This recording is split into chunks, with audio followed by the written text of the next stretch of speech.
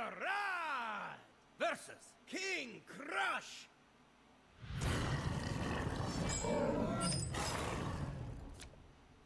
Time for a remix.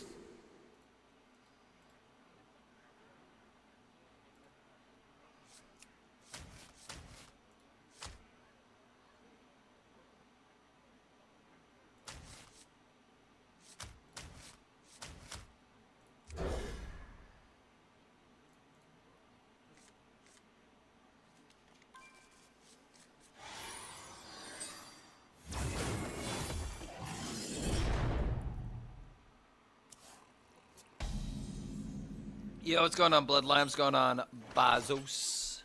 Good to have you guys here. Come closer, critters. Well, might as well just play the minion. We're gonna see if this deck's actually buffed or not. I respect you for actually trying Leyline. I mean, I want this deck to be good, is the thing. It saddens me when this deck's not good. Was the only thing I was really looking forward to with the class set was to see if this mage deck was gonna be good. This is my white crystalline Leyline is good. We'll see. It's too soon. We gotta try it. We gotta see how wide the gap is, so to speak. We'll see how much this is a real deck.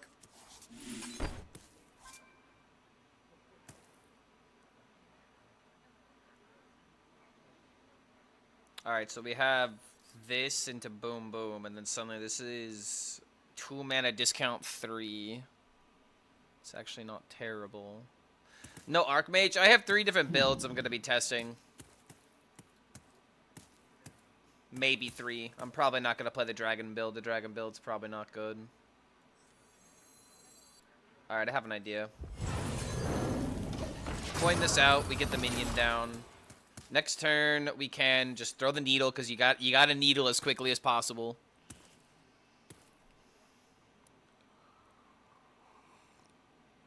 I'm gonna be honest, man. The bursting Leyline being in hand really sucks. However, now we have this into this, which actually might be the only way to win.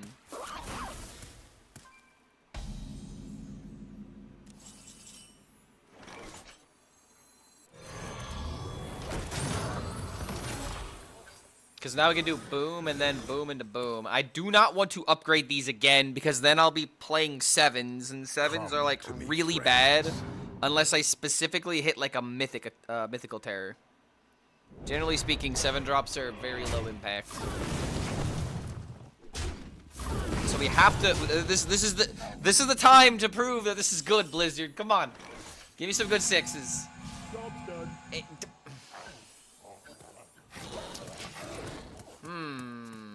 Okay. Okay. I don't know about that one. Sisters. I do not know about that one. Yep. Yeah. Yeah. I kind of blows just a bit.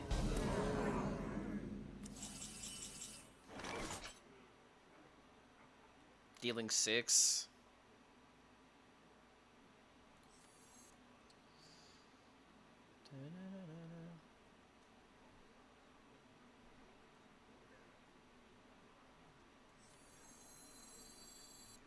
Let's think this through. Let's do this and see what happens. Okay, so that did get hit. Which means I could do something like this.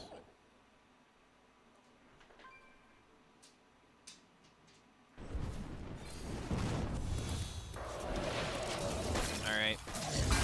So I have the choice on whether or not I need 6s or 7s. I might just try to risk the 7s depending on how many tokens he has. Is Companion Hunter the turbo nuts now? I don't think it's going to be the nuts, but I think it's just going to be better.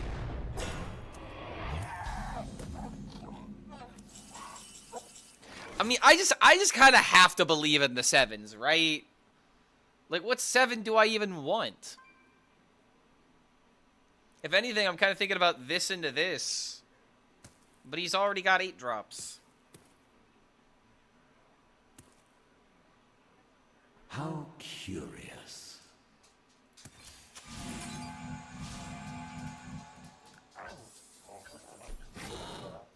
Really? Really? Come closer, Really? Really? critters. Really? Really, man? Really? Come on. I wanted to do this so that way I could survive a bit, because, like, if the 7s failed...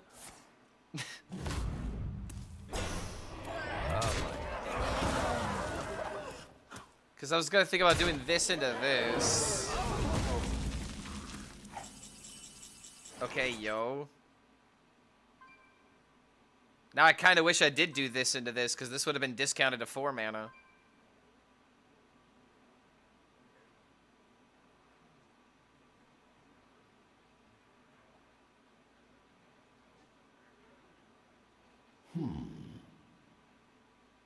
I mean, how the hell do I live? I don't.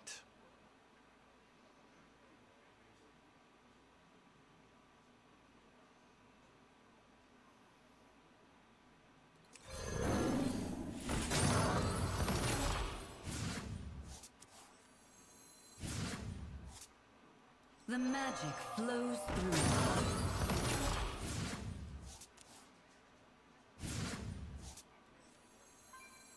Nice to meet you. It's almost up.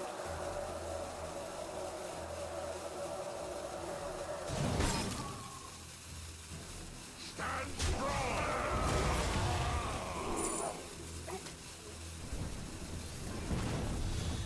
Alright, well, if I would have believed in the 7s, maybe things could have been different. I mean, okay.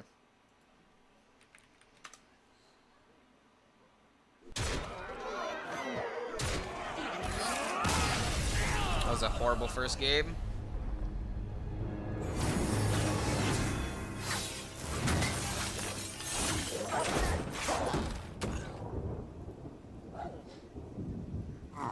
Alright, so we gotta exclude the Colossals, but worthless, worthless, kinda good, worthless, worthless, worthless, worthless, worthless, really bad. We hit this guy twice somehow.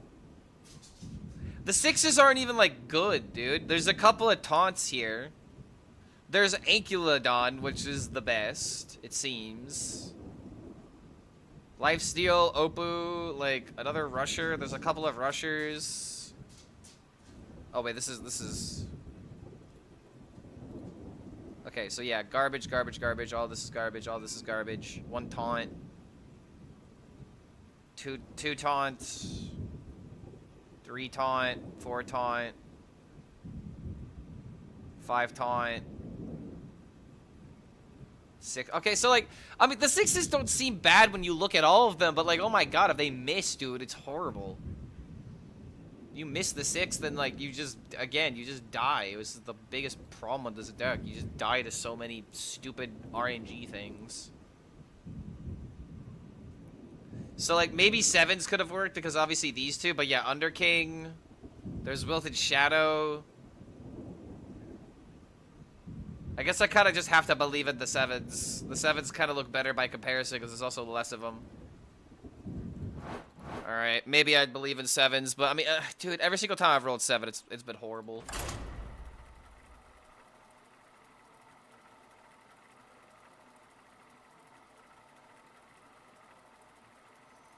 They're turbo scared of Mage being decent. I don't feel like this is an issue of quote-unquote Mage being decent. This is just more so an issue of, like, they have a cool idea, but they have no idea how to have it, like, strike a balance, you know? It's either going to be too good, or it's going to be, like, it's going to be too good, or it's going to be like it is right now, right?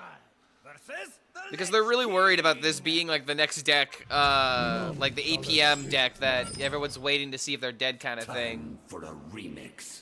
Even though I feel like that would be infinitely better than what the situation is now, but let's see.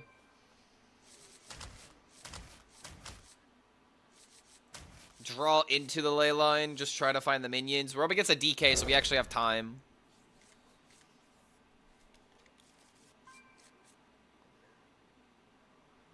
Miss Old Testament Blizzard. They made changes for real. They nerfed a card. It was poof. The game out. Yeah, it's out of the game. I feel like one of the biggest issues that we've had in modern Hearthstone is that we nerf not to kill. If we're nerfing not to kill, then why are we nerfing? You know what I mean?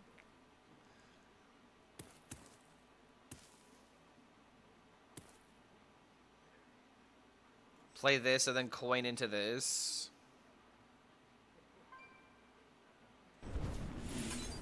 I really don't want to waste a first flame on a freaking 1/1. The burn version of Leyline Mage presented by Clark a while ago seems like the way to go. See, I do have that deck made, but this is another idea that I wanted to test. Because, like, I don't know how else to build the deck aside from just going full aggro.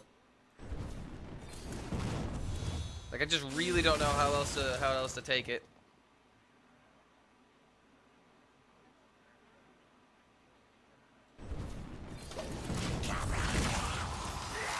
I'm gonna do this into this. Ooh, get down. This guy's playing nice and slow.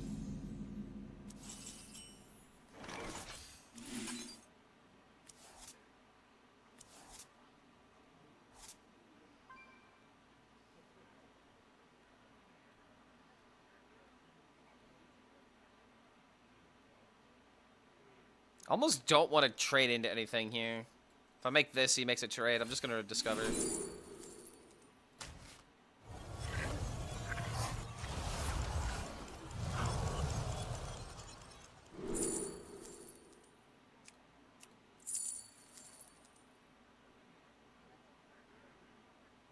Sheet mask into Sleet Storm. I wish they kept the Quest Mage interaction. Yeah, the interaction would have been nice. I get why they changed it, but still.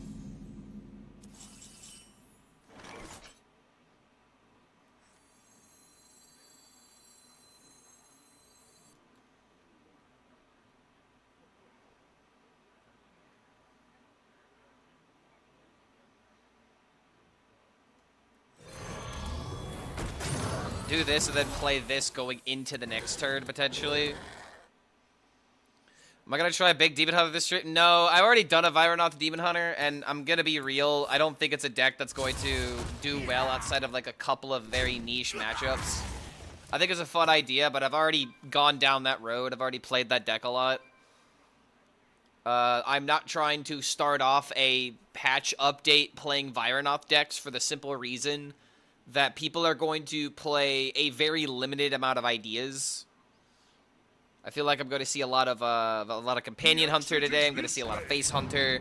I'm already seeing someone playing, you know, Token Demon Hunter, because at this time you're either playing the new stuff or you're trying to take advantage of people that are playing the new stuff. You know what I mean? So because of that, I'm just going to play the Mage deck. See how bad it goes into the general metagame. Just kind of take it from there. See what happens.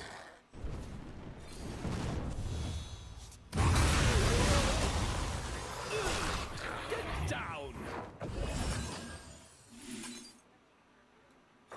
Do not hit the one to the left. You hit the one to the right. Good job.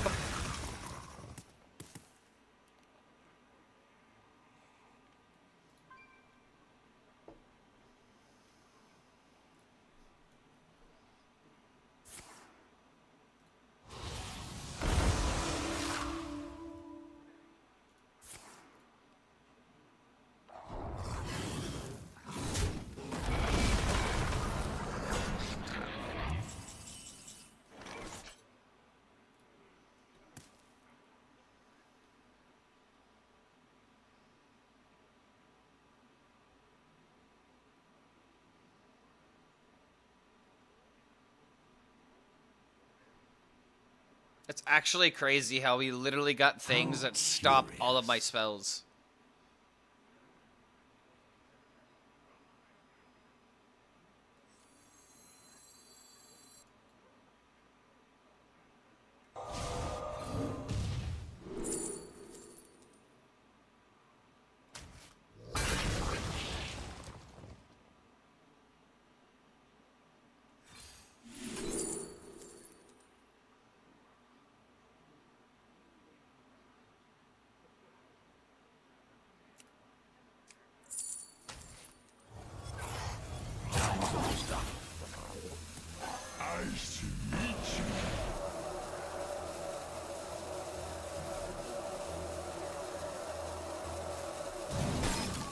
closer, critters. Dude, I'm not. I'm just. What can I do?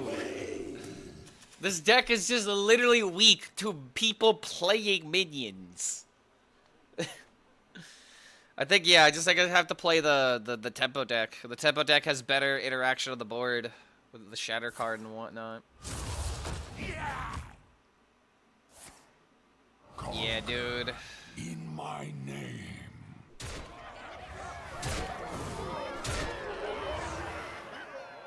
Oh, we miscounted.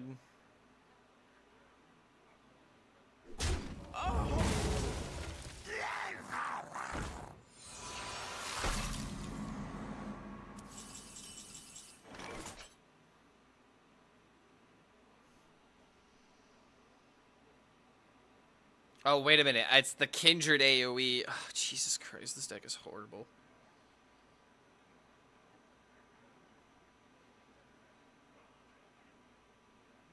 What 5-drops can even save me? These 5-drop, these cards do nothing. Ah! Okay, alright, we're moving on to the next deck. The next deck, we just gotta play for tempo. Like, what else can this deck do? Like, this list is already terrible because we are just trying to play the actual cards instead of just playing to win the game, which is the problem. This is what happens when you create a deck that's very dependent on curve, right? It's one thing to have a good curve that wins. It's another one. It's a completely other story when, like, the deck does not function without the curve. All right, we're just gonna have to play Archmage Kalik, and we're gonna have to just play for killing our opponent. Like, we can't screw around, man. All right, here we go. Here we go. This is where it starts. This is a pretty decent hand. Cause, like, we've got this into boom, into coin boom. If we draw into the bursting Leyline, suddenly bursting Leyline actually makes this playable. Yeah, I agree. Tempo should be better. Yo, Ranger coming in with a 10 months. I got a good feeling about this game, man. I don't know about you guys. Like, look at me. I got 2 into 4 into coin 6. I think we got something here. But yo, Ranger, thank you for being the first sub of the day. Welcome back to the Horde, my friend. We're going to break our back trying to lift this Mage deck into playability.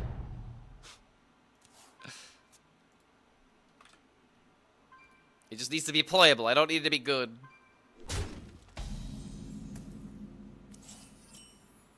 Okay, yo, bursting a Leyline.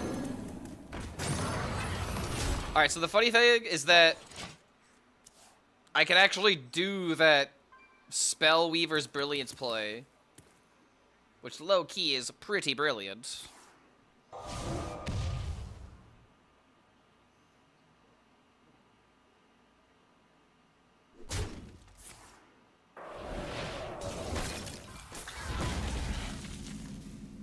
Question is, are we just doing it, or ooh, are we playing Runed Orb now? I kind of want to do it still, because it just gives me tempo. I have to do things that give me tempo. Things that do good things. I'm forcing my opponent already to an unfavorable position.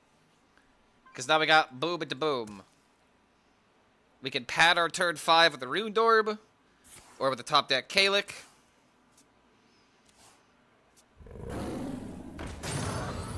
Arcanomicon can play a Leyline. I mean, it can. If you discount and then immediately play a Leyline Nexus, then yes, it literally, it does exactly that. Yeah, this is just the superior deck. This deck is actually functioning. I do not like the idea of putting in the 1 mana 2/2 that heals.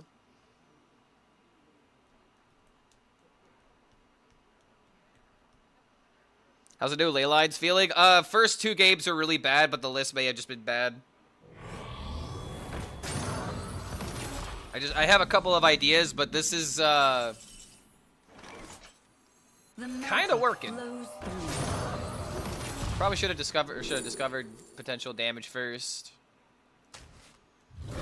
Luckily for me, my opponent's just sitting there. We could have found lethal with the other Runed Orb. Your fate is twisted with ruin. Yeah, 6-6 is kind of solo in the game right now.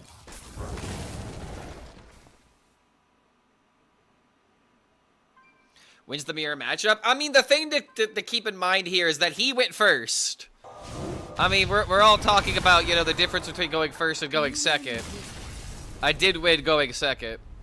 But the Arcanomicon, even at 6 mana... Alright, here we go. See, you gotta do things. If you do nothing, you die. You have to do things. Now, let's actually see what happens when we fight a real opponent. That isn't just the mirror.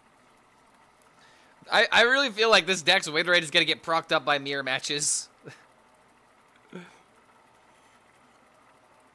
Would you look at that? Mage has a 50% against other mages.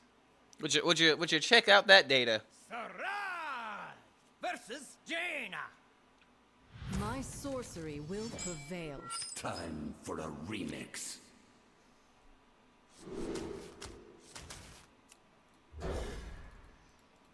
There's gonna be a lot of mirrors, and here's the thing.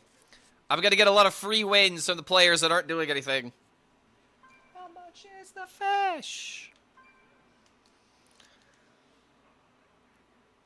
Data doesn't lie, but liars love data. Ooh, that's actually a hard line, man.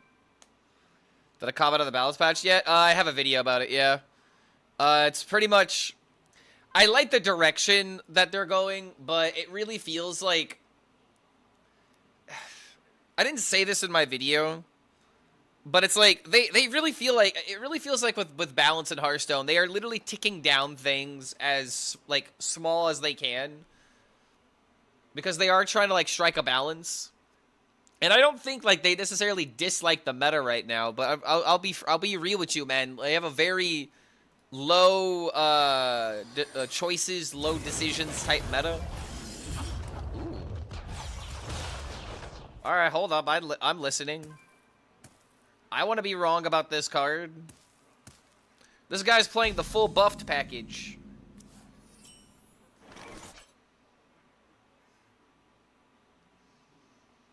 I wonder if tempoing this out is ever correct, but if I mean, because he's playing slow, right?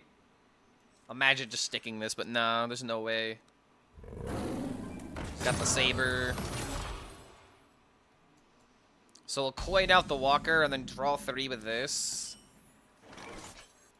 The magic flows through.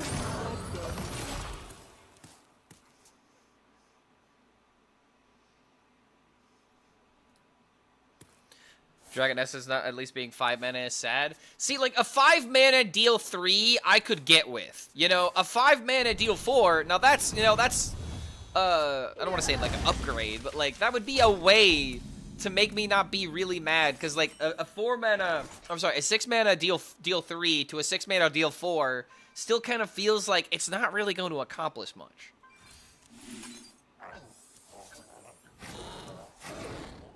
Oof. Okay, hold on a minute. I have this into boom boom now. More mana. Excuse me. Been very sneezy recently. I apologize. All right. Well, I can't do anything aside from playing these cards, so I'm not going to.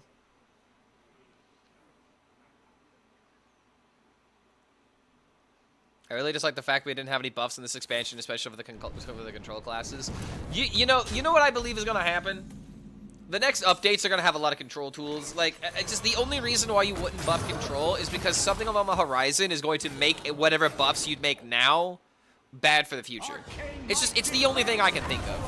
Oh, hey, yo, there's the Kalik. Alright, so keep this in mind. He added 6 cards to his deck and still had the Kalik on a pretty reasonable early turn. Pretty cray-cray.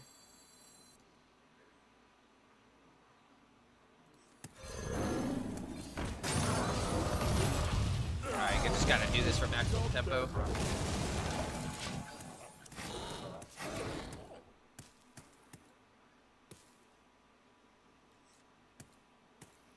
All right, not gonna lie.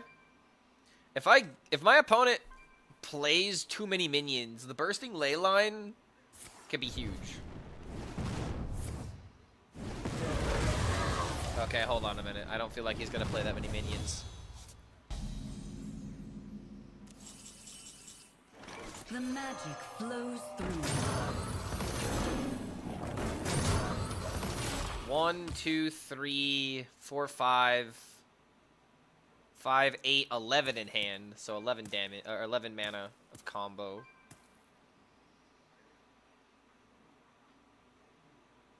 Turn 8, potentially kill him. Thoughts of the arcane dragons in this deck? Way too slow. I haven't played it yet. But it's just like every single time I put the dragon package in this deck, it's just like, ooh, wait a minute. It's so dependent on having the right mana cheats at the right time.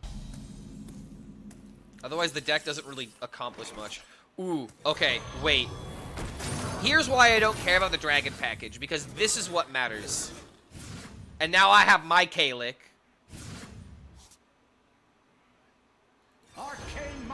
I should have done this first. I could have had one more spell get buffed, potentially. Yeah, like, imagine another Sleet Storm. That would actually is a huge mistake.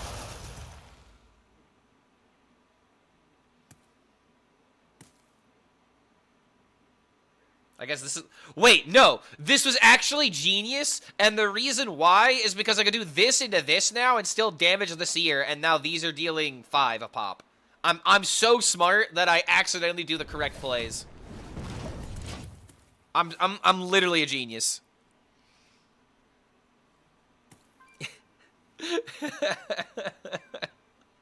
I'm so smart, chat.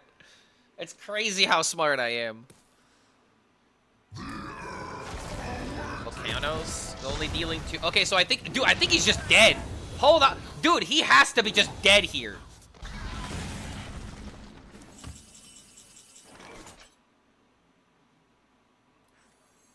Your fate is twisted with ruin.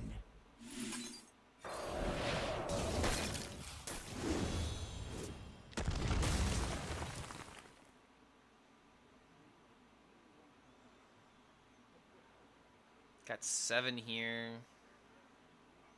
So yeah, we just kind of have to do this in order to deal the maximum amount.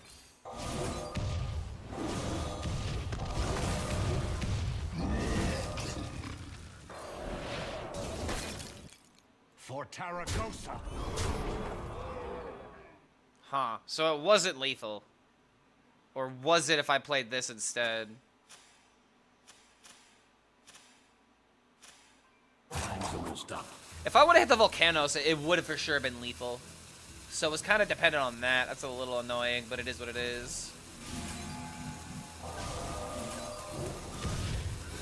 You know, okay, I guess I could have potentially found lethal from the Whelp, because this was dealing 5. If I got a spell from this, that could have been lethal. A lot of randomness here. But I'd rather just go for the guaranteed damage, because we know that he's got a lightning bolt. This is just another reason why I don't want to make this deck into a glorified control deck, you know? Like, this is just not going to work as a control archetype, I believe. The 6/6 is still living. If he heals for another 6... Okay, hold on a minute. This would be the time for armor gain to be the king. Oh my god, wait a minute. The mana cheat actually kind of fucking mattered. Wait, no, it doesn't matter because this is still gonna... Okay, so the secret is what matters right now. The secret no longer matters now.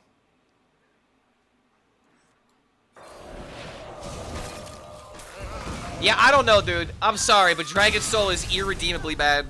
You cannot convince me this card is worth running. I don't know how else to put it. I really don't know how anyone can convince me on Dragon Soul.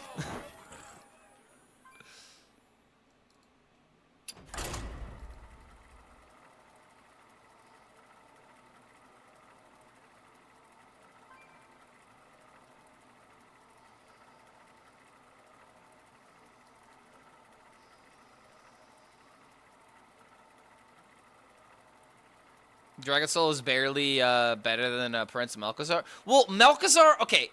The difference between Malchezaar and Dragon Soul is that you know what you're getting yourself into with Malchezaar. Malchezaar is random, and that's why you put him in the deck for the fun factor, right? Versus Anduin. You never know what you're gonna get kind of deal. I understand that, you know, being something that you add into the game. The Dragon Soul is supposed to be, like, the Dragon Soul is like a puzzle, you know? The Dragon Soul is a card that you deck build around because you have to. You want to know what it's like? It's like Cthulhu. Remember Cthulhu the Shattered? Shuffling cards into your deck, one card shuffling 4 or 5 pieces. It was 4 pieces, right? Yeah, 4 pieces, and then you got the card. That's a deck building restriction that makes sense, you know? In order to have this big payoff where you play a 10 mana deal 30 damage split. That's a payoff. That's a reason to run the card. The payoff for, like, what is the payoff for Dragon Soul? For adding 5, because it's 5 cards technically, because it's 1 split into 6. You add 5 additional cards into your deck. You have a starting deck of 35, and you're actively making the deck worse doing that. What's the payoff? There's no payoff. They're just cards that do something. You know? And it's just like, I really don't like this idea of, oh, you know, like, just wait. We'll support it. It's like, dude, if you're gonna drop a card like this, it needs at least a few applications. It just needs a few things to fit into. That's all I'm asking for. Because it's a cool card. And I don't want my early impression of the card to be like, oh, it's garbage, therefore it's not worth playing. Because that's kind of what I am right now. So the Dragon Soul was the 8 meta card from the shitty dragon. Yeah, that's the Azure Oathstone, which also I could rant about. You know, another card where it's like, I'd love to make use of this, but I never get a game where it works. So what can you do? What I can do is make the good deck of Leyline Mage, because I just really feel like this is the only way to build it.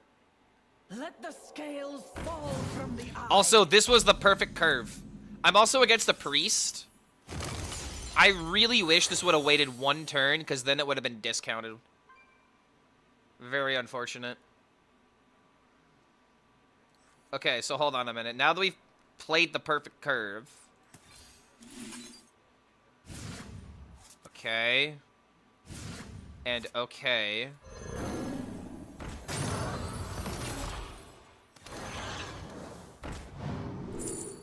Ooh. Now that's a card. Give him my Kalik. Oh, wait! Okay, alright, listen. Listen. The deck is speaking.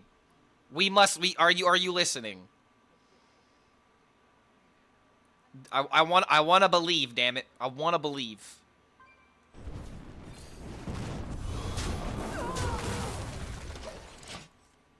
Alright, listen here. If anyone can make this work, it's me. Alright? Alright, here's the question, though. I think we just discount, right? If I increase the effectiveness of it, I could actually, like, discount my cards by 4 mana. Yeah, this matchup is unlosable. Yes, I agree. This is just building the OTK. And now I for sure just want to discount everything. Hold on. I can't do anything immediately if I do that, actually. Huh. See, this is the one thing that kind of sucks about this deck. Like, I want to play the Arcanomicon here. But if I do that, I'm going to mill a card. Do I just still have to do it anyway? Hold on a minute. This is dealing 6. We definitely don't have any kind of lethal. We could just play the Bursting Leyline just to get it out of hands.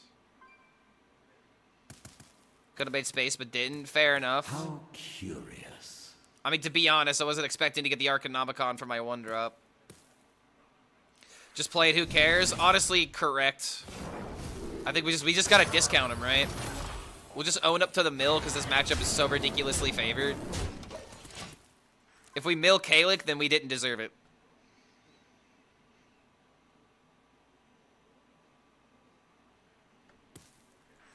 Step forth into the time waves.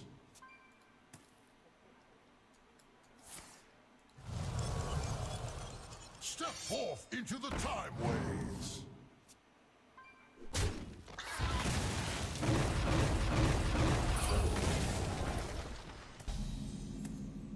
My hand is full. I don't need it. I don't need another bursting Leyline.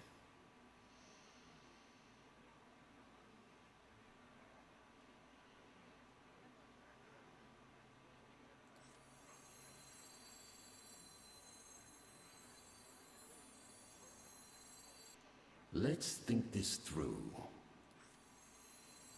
I think I'm just gonna do this and do this, see what happens.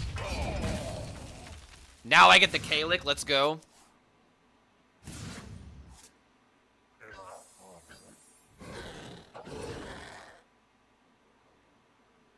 Arcane might defends Avalon. We are gonna have so much damage. Oh my... Okay, hold on a minute.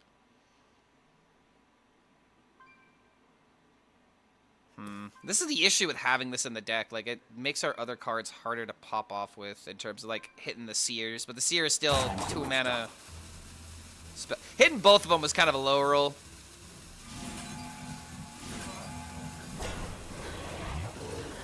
Hixa, can you stop? Can you stop nitpicking every single decision that I have? I'm choosing to play one of the bird cards because he's not gonna, like, spam the board with minions. I need to get rid of cards one way or another. Like, there's no way that he spams the board with more than 2-3 minions at a time. How's Leylining going? It's off to a decent start. I mean, okay, like, see what I mean, dude? Like, he just did so much nothing here. Okay, also, I'm misplaying. Lol. Don't pay any attention to me. I'm just misplaying here. As I have ridiculous amounts of damage. Yeah, this game was literally unlosable. Leyline Mage actually does have a favorite matchup if Priest is popular. Why do they buff Companion Hunter? Because it's fine. It's fine to be buffed. I don't care about Companion Hunter having a 2-mana 2/3 with taunt. It's not what's gonna make the deck better. It just gives it a curve. The only benefit to that card being 2 mana is the fact you can 1-2-3 curve with it. That's it. I really don't think that it's going to matter all too much. And this is just like a problem with like saying that these are buffs. These are just how the card should have came out originally. Time for a remix. Like, Surge Needle should have started out as a 3/5. It's not a buff. They're correcting a mistake.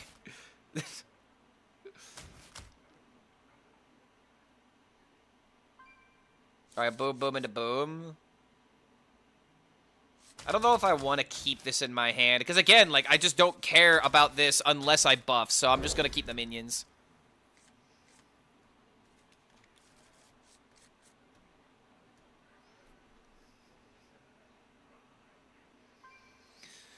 I got a Warlock Dragon Rush deck off Japanese Twitter. It's quite the tits. Ooh. I mean, lay 'em on me then, bro. Like, yo, hit me up with a. If you have a post that I could refer to, like send me the Twitter link.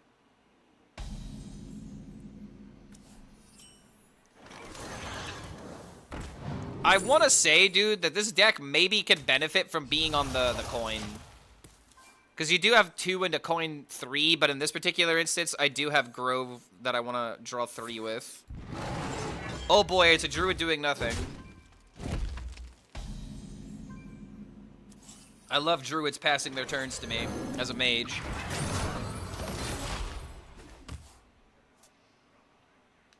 If you were on the coin, you're dead. I mean, not with this deck. With this deck, you could potentially win by being on the coin. But generally speaking, yeah, if you're on the coin, it is just kind of a death sentence.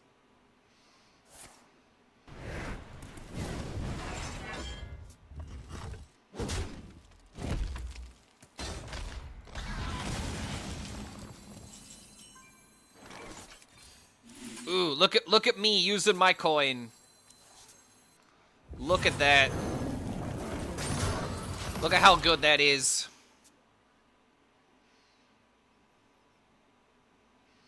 Yo, what's going on, Birch? Good to see you, dude. Being on the coin makes you insta-lose 15% win rate. Oof. Pretty bad. Send it to my DMs. Wait, so you sent what to my DMs? The Japanese Twitter post? You can feel free to put it in chat. I'd rather you put it in chat so other people can reference it. But thank you for being considerate to, you know, not putting links in chat, but it's fine in this particular instance.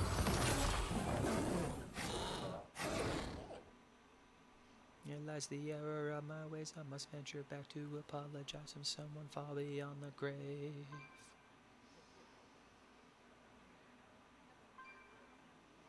Why even trade, man? Like, there's just no point. HS Ron Weasley? And you say he's from Japan? Bloody hell. Oh my god, it runs the Duke. Huh. This actually looks very based.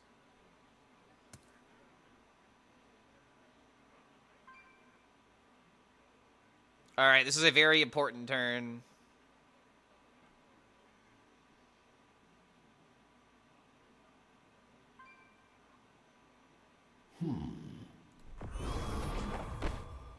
Do I just have to rip this and hope that it hits the Wicker Fang? I also could just trade it to the Wicker Fang and then play my first flame and it still dies. So I guess we could start with this, hope that it hits here so I could have easier trades that actually keep my board alive. Regardless, I'm gonna have a 6-6, so that's good. Hope and pray, hope and pray, hope and pray!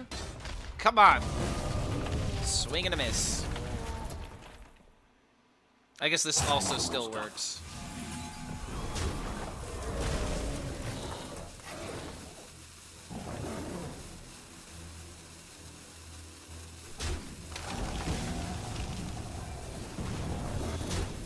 Alright, we'll just gimp him. No legs for you. You're too big of a boy. We cannot allow you to get any larger. Feels like Herald Demon Hunter is kind of struggling with Marithra Druid. Druid controls the board kind of a lot of taunts and plenty of armor. Well, Wicker Fang needs to be nerfed somehow for real. I will say, no one's been complaining about Demon Hunter Herald at all. I hear no one talking about how they want to play it. I hear no one talking about how it's like, you know, too weak. Like, I just feel like it's the forgotten archetype of this expansion, and it's kind of funny. Demon Hunter being the outcast once again. They don't complain because it's bad. Well, that's my point. Like, no one cares about this Herald Demon Hunter, even though I kind of like it.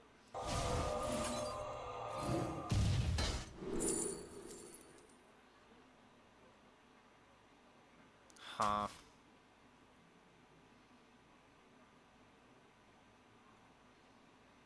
I want to save this for, like, a better turn. But I just don't have a better turn for it right now. Time's almost up.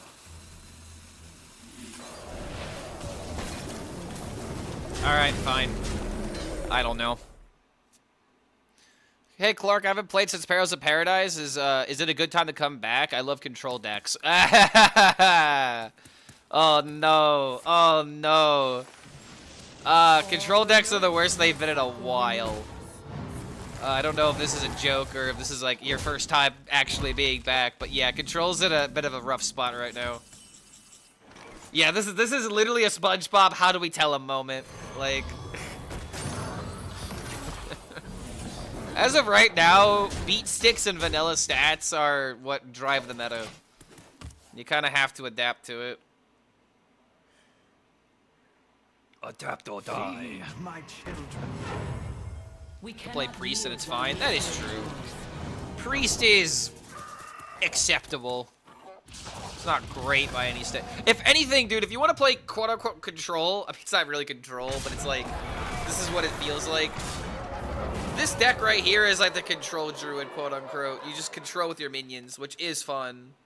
Find me. So, like, if you like to be the defender or to respond to what your opponent is doing instead of just always being the aggressor and then being torn down, then yeah, I would say that you could easily play like Ramp Druid and have a lot of fun with it. What pretty petals! Yeah, I have to control with minions. But there are only so many decks that actually do that well.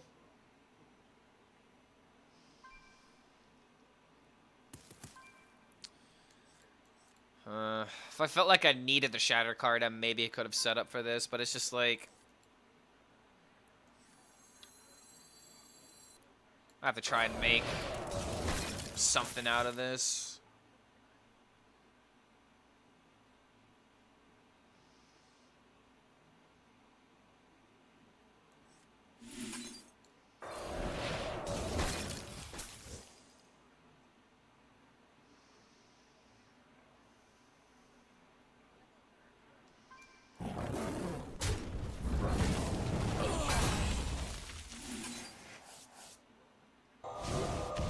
Alright, nice. Is that gonna be enough, though?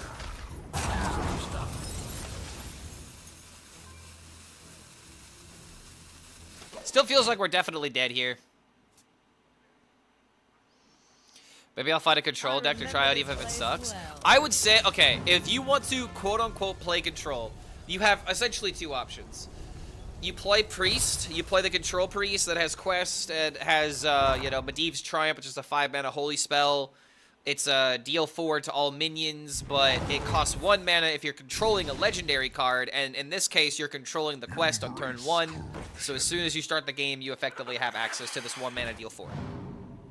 Or, if you want to take, like, another approach to playing control, you can play Herald DK potentially, and it's like another deck that you have to like control with the board, control with your minions. But that's pretty much it. That with the Druid, like that's what control is right now.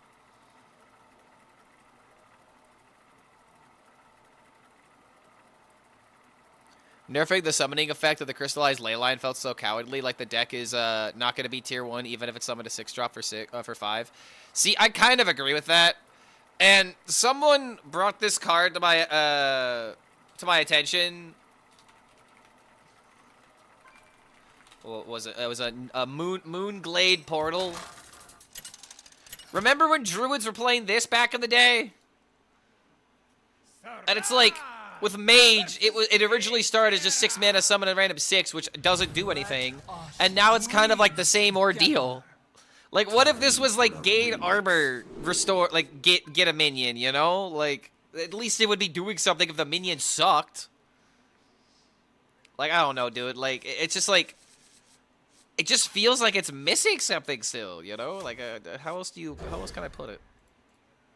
Just feels like there's a hole. Is Egg... Oh, wait, Egg Warrior. Wait a minute. Yeah. YouTube's right. Egg Warrior would actually be a decent control deck to play. And it actually plays more like a control deck.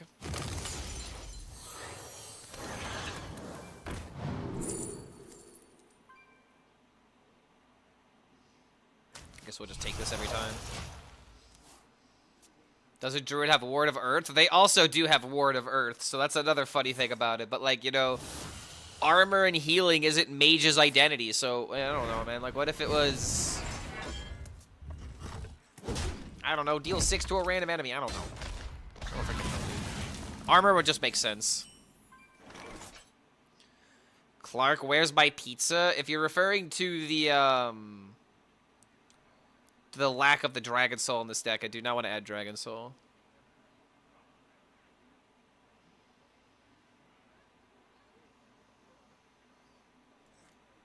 Let's think this through. So I could do this, draw 2. I'm only thinking about that for like hand space. I don't know, man. I want all the draws. Because I'm also gonna have this happen. So yeah, let's just do it this way. I could survive without the Leyline Walker.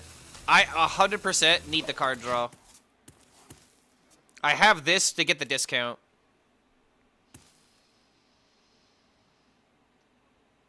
My Herald Warlock feels more like a combo deck than a control one. Why bother with Mage? Devs hate the class? Because this is the only deck that I really wanted to play for the class set. I really want this deck to work. I love the idea in theory. It's just a matter of execution. What if I played this? What is this? Token Broxagar Demon Hunter? Oh, wait a minute, this is wild. Animated Broomstick. Not gonna lie, man, this looks like a Hearthstone deck. This actually looks kind of fun.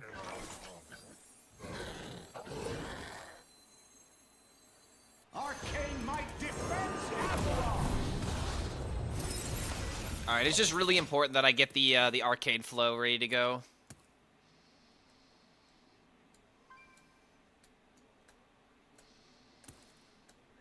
You know, crazy idea, but what if this also discounted the minions?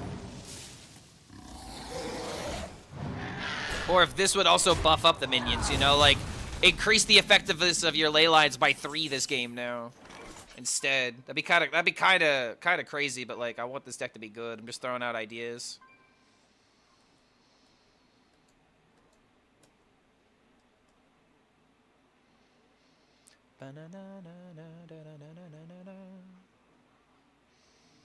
I could play the arcade flow and essentially wipe out the board, but do I need to respond that aggressively?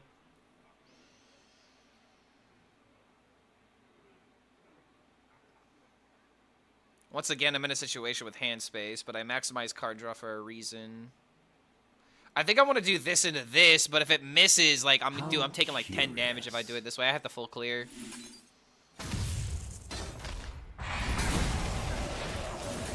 Yeah, this is just way too important right now. And now I actually do have the hand space to play this and to maybe draw some cards. Probably what's actually going to be the play here. Do this discount. Play Surge into this and then maybe do this. Oh, that's kind of bad.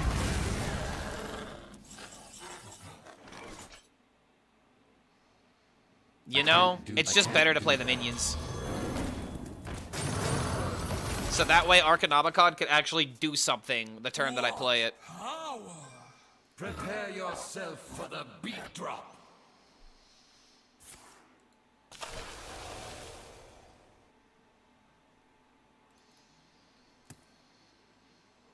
Do I think Sidragosa is still not worth it in Leyline package? Nope. There's way too much. There's way too much building up. The Sidragosa package has an 8 mana card that literally you never want to draw and never will have the opportunity to play.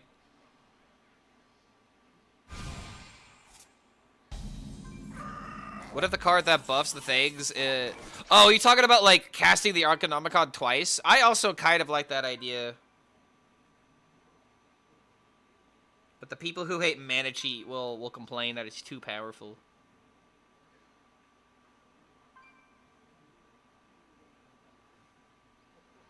How curious.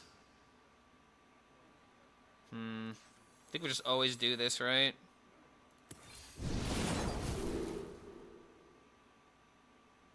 What power? Triggering an additional time? The mana sheet is just way too important right now.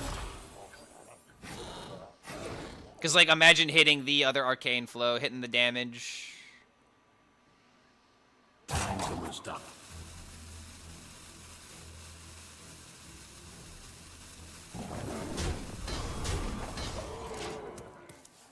Which card triggers Arcanomicon twice? They don't. We were talking about, like, imagine if the needle were to trigger the Arcanomicon twice.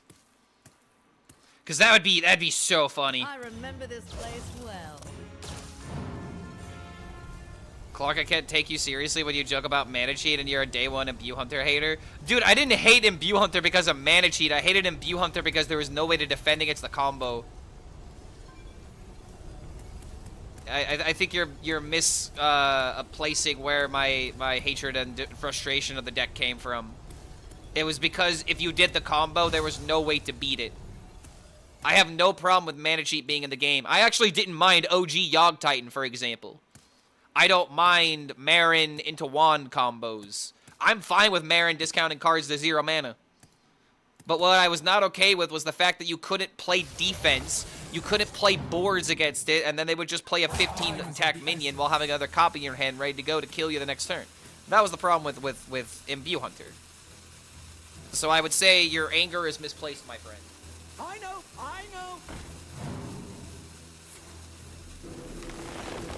What's the verdict? Leyline Mage worth it now? I mean, the deck definitely feels better.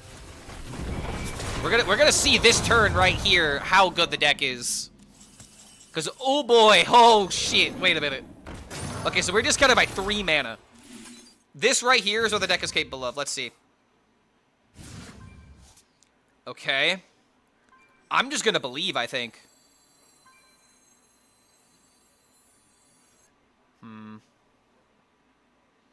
I'm just gonna believe. I'm gonna blindly believe my deck. I believe in my cards. Oh no. I might be regretting this decision. Then again, wait a minute.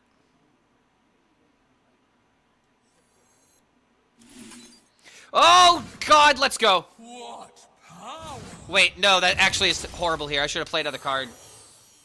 And then those would have been playable. However, wait a minute. Almost up.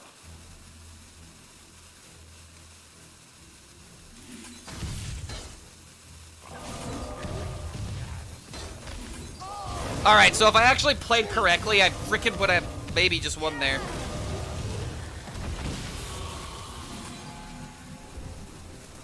Yeah, dude, if I actually would have done that correctly, I would have been able to play the Shatter card, right? Instead of playing another Bursting Leyline. I don't know, like, that maybe could have been better. That maybe could have been better, but this was still good. A Runed Orb, a Sleet Storm.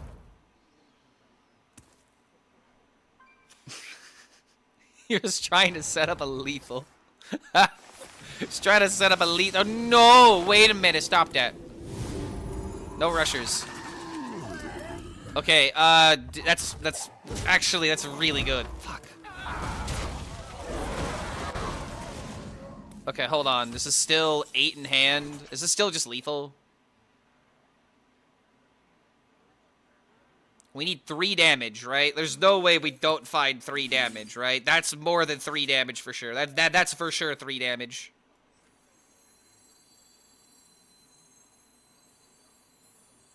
So I'm just trying to make sure I don't throw this game. I'm just gonna take the safe line. I just want him dead, damn it. I just want to get my victories with this deck. Because this deck is so hard to win with, right? Oh, jeez.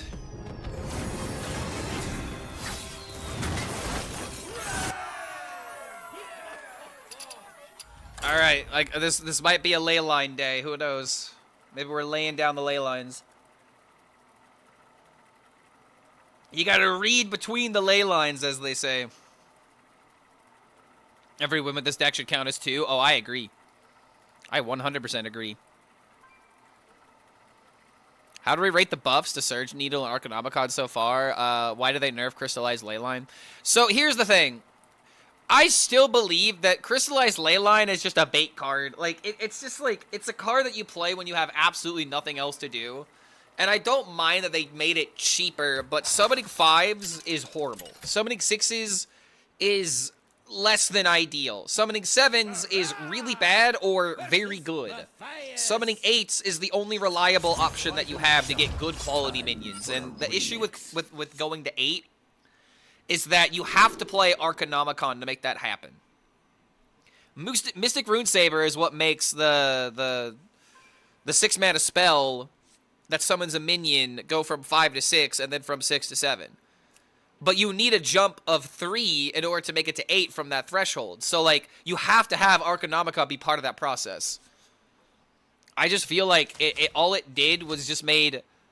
It made it better to play sooner, but playing it sooner isn't the issue.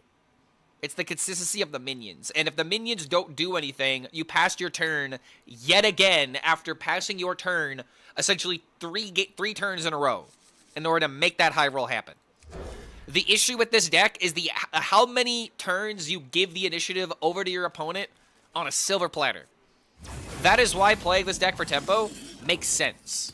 Because look at this. Like, look at that. I have things I can do on a decent turn that will actually get things done. And I'm not just like, I'm still handing over the initiative still. But it's like, imagine you do this, and then suddenly, you know, okay, here's a great example. Imagine I did this, I play my Kalik, and then Arcane Flow just decides to, you know, oh, we're going to deal 4 damage to a random enemy. Like, what do you mean random? Like, I should be able to choose the outcome. Like, if anything, I feel like what needs to happen to Crystallized Leyline is that you discover the options. And for each time that you, you know, improve it, you get to discover another option. Or if you really wanted to make it, like, balanced, I guess, you could just make it to where it summons additional copies of that same minion. Actually, no, I think the first option would be a lot more balanced. So that way, you don't just high roll a bunch of, you know, really good options. And you have to high roll multiple times. But I don't know, dude. Like, those are the changes that I feel like needed to happen for Crystallized Leyline to see play. And I find it quite sad that it's a card that got buffed, and I'm still not running it in the deck. I'm still not even running that card in my deck.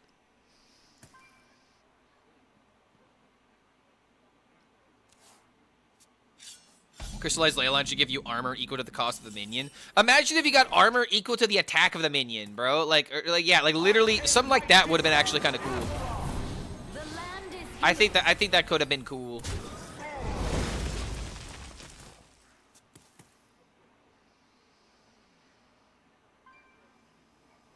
Am I having fun with the deck? So far, yeah. I'm 4-1 with it. It's doing the thing I designed it to do. And that's the best part about it.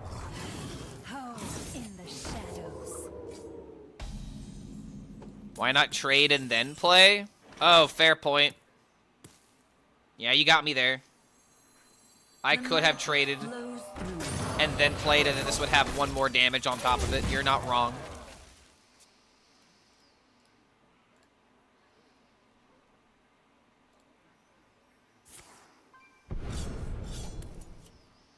They just could have made it 5 mana and still summon a 6-drop. I also agree with that. Death itself draws near. Alright, top deck Arcanomicon would be the best thing right now. With myself.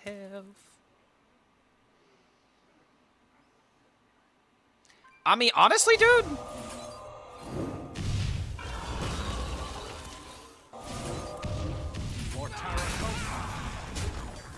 Save this because we don't need to play it.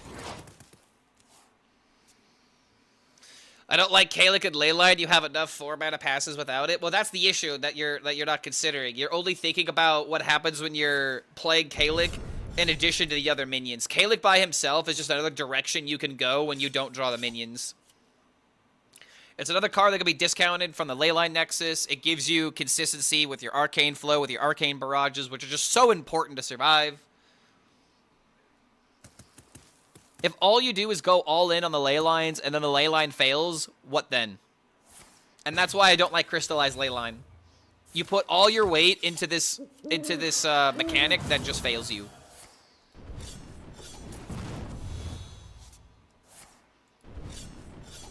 Not killing the 6/6. Do we not have a way to kill the 6/6? Oh boy, do I smell a lethal? I think I smell a lethal. Alright, come on. Smell me a lethal. Draws 2 cards. Alright, come on. Keep the chain going. And that's a lethal! My deck is good!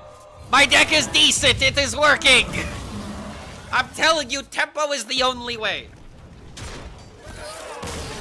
Tempo is the only way, man. I don't care about summoning random minions. I care about bursting my opponent to the ground. This is as good as it's getting. I just don't see it. I just don't see this deck getting any better. If there is a reason to play slower, then maybe we can get away with it. But even against the slower decks, they play bigger boards than we do.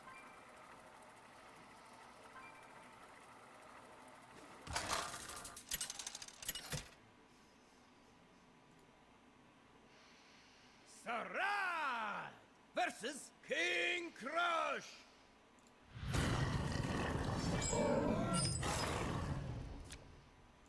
Time for a Oh my god.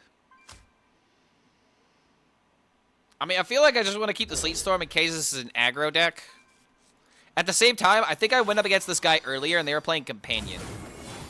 So technically speaking, we may not care about this. Welcome to the world.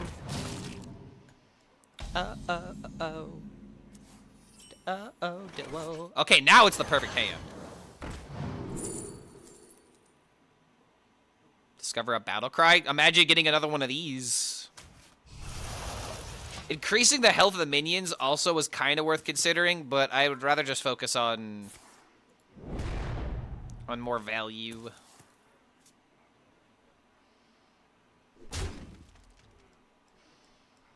Nice to meet you.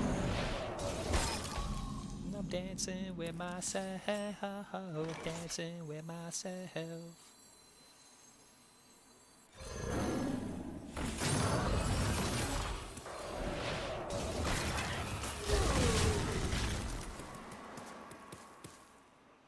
Why did he freeze face? I have no idea. I do not know. All right. When I go up against a hunter, the first thing I do not think of is how smart my opponent is. Welcome to the world.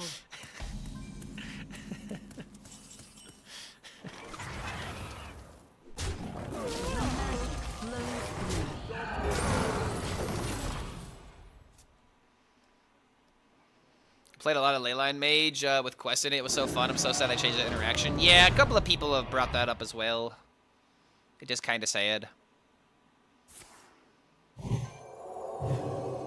Surely not worth it to use the coin there. I mean, it protects the minions. I think it was fine.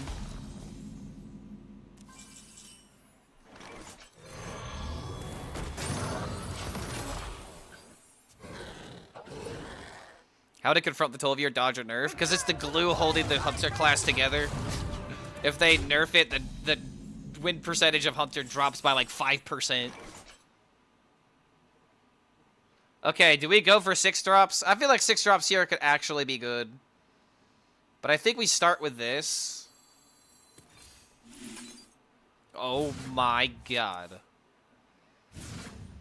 Dareth I say the deck be working? Can I even make a claim so bold?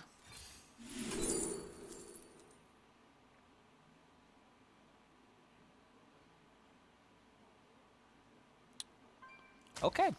I don't even know if I'm gonna have the time to play that.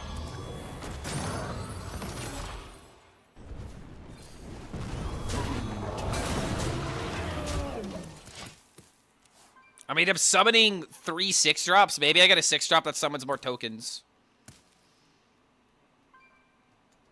The only way this can get better is if I top deck Arcanomicon, and then these are already ready to go as 8-drops.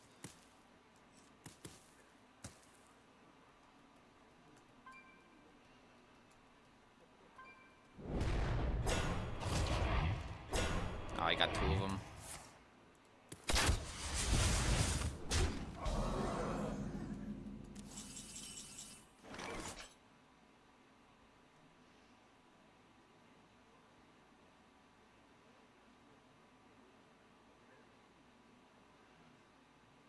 You know?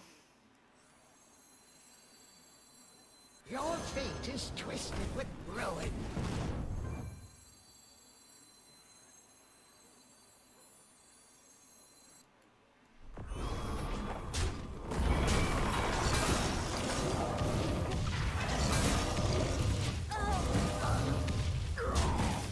Tempo.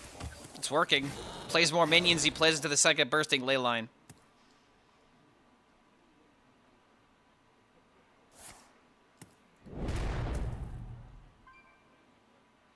Eights are pretty good. Oh, fucking Christ. Wait a minute.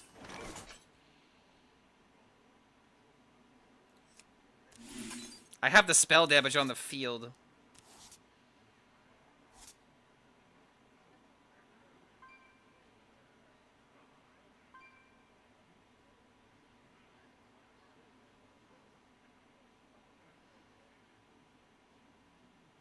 8, and then 10. Let's Wait a think minute. this through.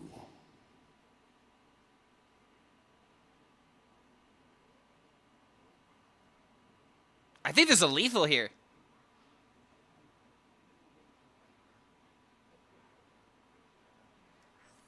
Your fate is twisted with ruin.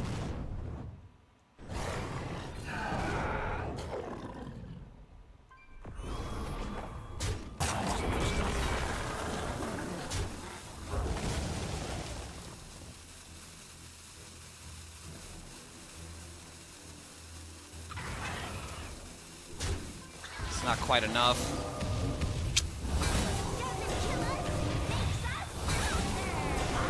No! Wait, you're telling me that if it would have summoned another minion that was... Oh, come on! If I act... Dude, that could have been lethal! That, like, actually could have been lethal, but he gets a Tortola! I've been robbed! Come to me, friends. 5 mana or more? Oh, come on! This deck already has enough ways to summon a Tortola, but he still might be dead! Oh my god, wait a minute!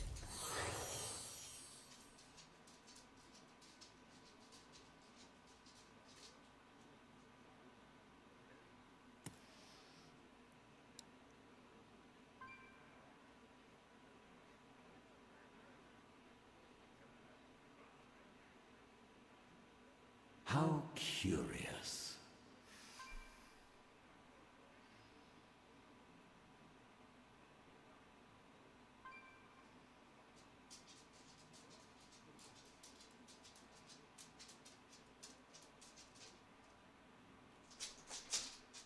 I think I have to believe in the How deck. curious.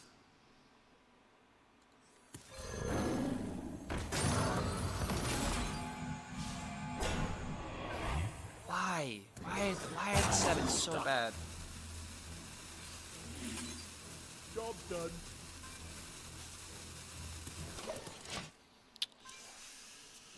I'm never getting value from this Asita.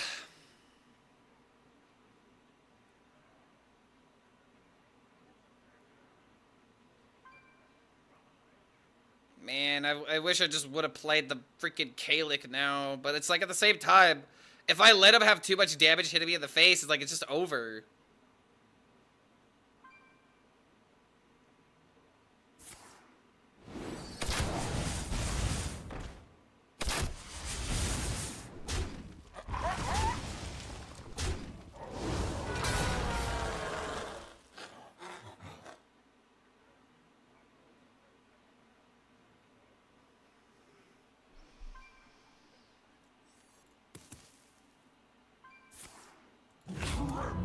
Before the might of the pride. Because of Torta said it was a bad idea. Yeah, generally speaking, you got a point there. No quarter for traitors. I have 7 damage.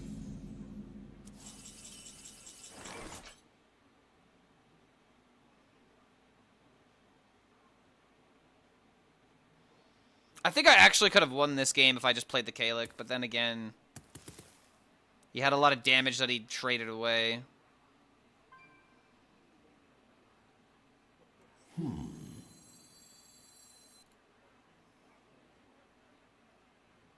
Yeah, the moment I picked this, I think I sowed my seed of destruction. I mean, I don't know. I think I had to do something with Whelp here.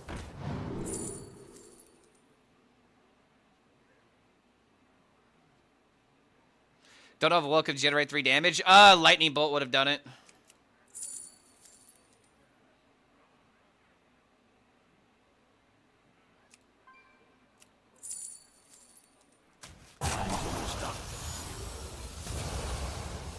Yeah.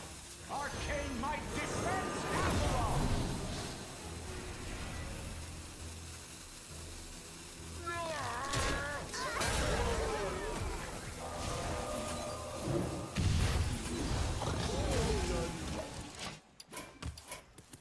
This one's yours.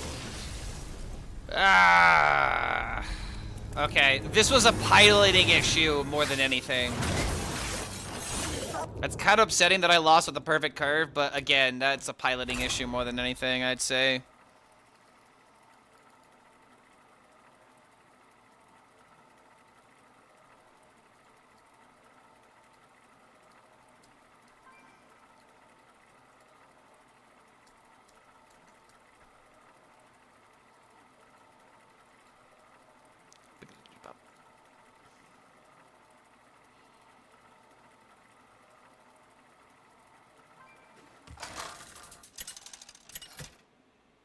Yeah, dude, like if I picked Voodoo Doctor like I should have, it would have just been a GG. That unironically was a piloting issue, not a deck issue. So we were winning that game if we played correctly. Me. What an honor.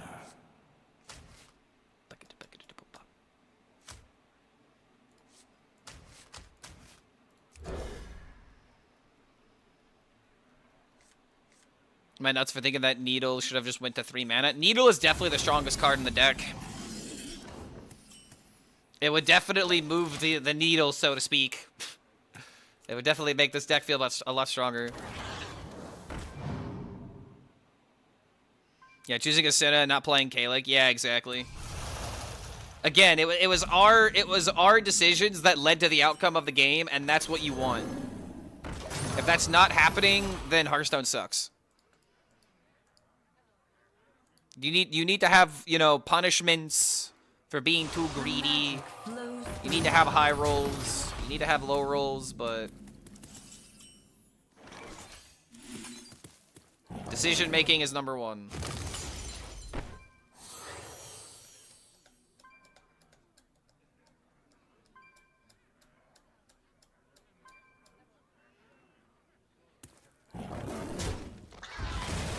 Just do this.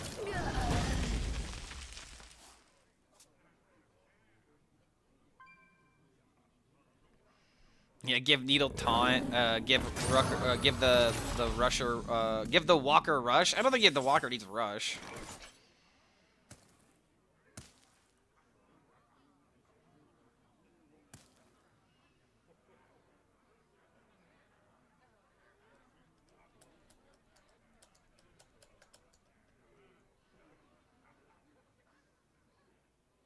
Let's think this through.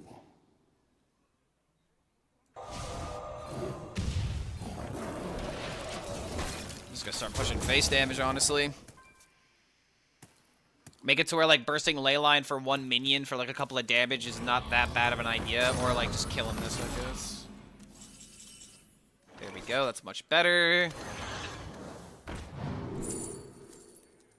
Ooh, life cycle on my own minion?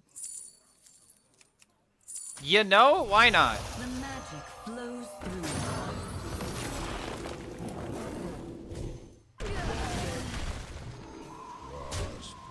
Pirate's code.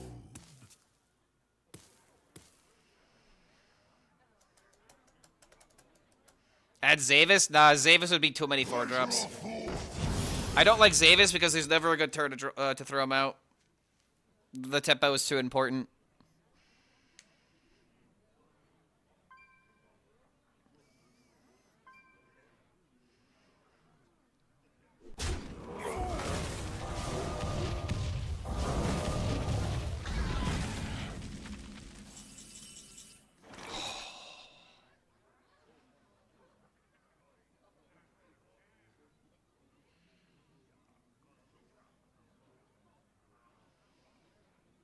I think it's actually better to do this first.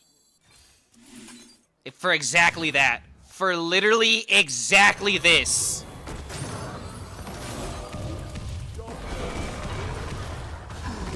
So fucking smart. Because now we've got our deal 6 and he plays enough minions we can just kill him without even playing the Arcanomicon. And now, if I do need to play the Arcanomicon, I can immediately play a Leyline Nexus, draw some cards, discount, and then if he does have minions, we can play Bursting Leyline. This is how you have to use the Arcanomicon. I do not like the idea of playing 6 and then passing initiative. What the hell? Well, I guess now we are doing this.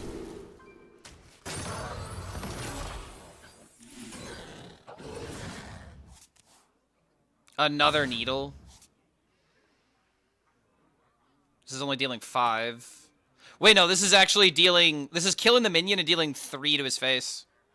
It's worth it. Sure, more damage. We're just killing him next turn. This to deal 6, 8. Yeah, dude, he's just dead. If he plays a minion, he's dead. If he doesn't play a minion, I think he's still dead. 8, 10, 11, 12 with hero power.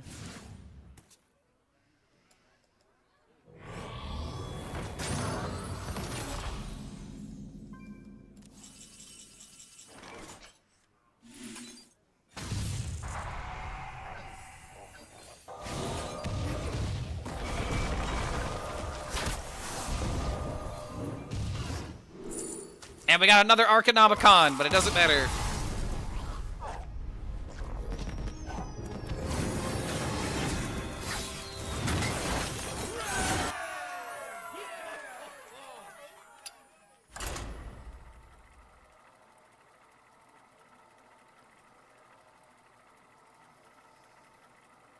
I just defended a 25 people raid with 4 people in RimWorld just wanted to share. I don't know how impressive or how how basic that is. I'm assuming it's impressive because, you know, with 4 people you did what 25 people couldn't. So that's hell yeah, dude. I'm glad you shared that with us. Clark, you are beating up mages. No way it's 50-50. Brother, you're trying to draw conclusions before we've even completed the run. That's why we gotta play more games. If we're trying to draw conclusions with only 8 games, we're never gonna be satisfied. This is the problem with most Hearthstone players. They look at a 10-game sample size and immediately think it's law. Brother, we gotta play things out. We're also at a very low MMR bracket. Our quality of opponent's not that high. I've been memeing around playing Dragon Soul and Quest Warlock. So yeah, like there's gonna be some things we need to iron out. That's why we need to see if this is a fluke or not. We gotta play games, man. We gotta play the game before we say the game is bad. That's what Hearthstone players don't do. They don't actually play the game. They just want to talk shit. They just want to be like, my deck don't work, streamer. Your fate is twisted Fix it. I don't want to fix it. Did you say Quest Warlock? Oh my god, Clark, you were so damn base. This is why we love you. Hey, I tried it, man. I tried it, and now I can be more mad at it. Reporting for duty. Reporting for duty. It has failed me more times than it has not. That's why I dislike it. It is a big poo-poo head of an archetype. Big doo-doo head. Don't like it. Quest Warlock is fun until you actually play the deck. The light dim. I really wish the Arcanomicon was not sandwiched in between my Arcane Flow right now against Dude Paladin of all things. I feel like no matter what I do, I'm just gonna get rolled in this matchup, sadly. Literally because of this. If this was any other card, it would be better.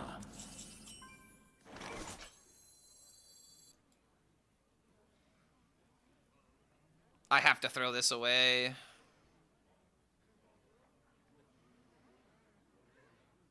It's not gonna win the game, though.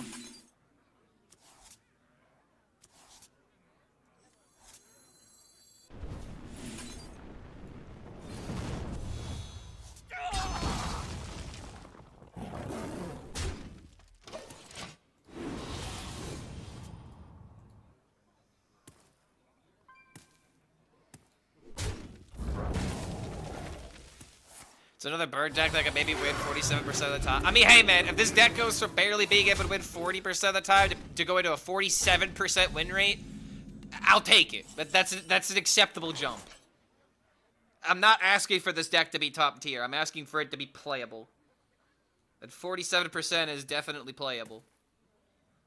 However, again, if I just didn't have this, then again, nah, I'd still be dead. Divine Shields, man. It's literally impossible to deal with it. I'm just gonna go next. So there's no winning here. This one's yours. 47% isn't playable though. Yes, it is. It's 100% playable. I would say unplayable is less than 40%.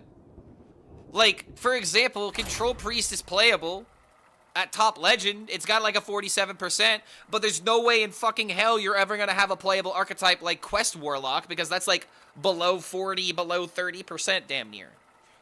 47% is totally winnable, dude. It's totally playable. And we're talking about globally. We're not talking about, you know, your win rate. I'm talking about global win rate. If global win rate is 47%, where most people are failing with an archetype, but there's one dude that's climbing in legend. For a remix.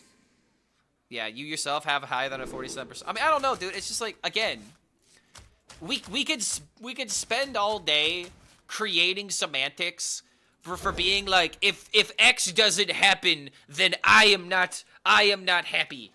And I totally get to have, you know, those kind of expectations. But I don't know, man. It's just like a deck that is functional is all I'm asking for. I don't need every archetype I want to play to be top tier. It just needs to be possible. And this is what I'm talking about with like Vironoth and like Dragon Soul.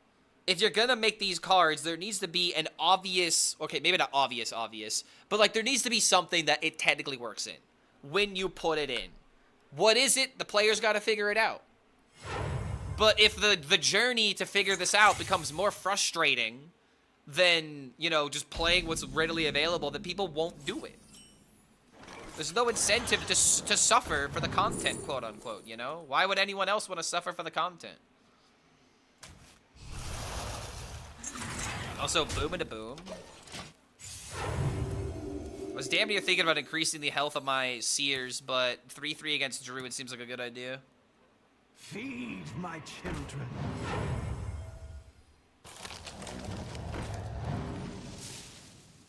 Is this guy playing Hostage Druid? Dark Scale Broodmother usually means they're not playing Hostage.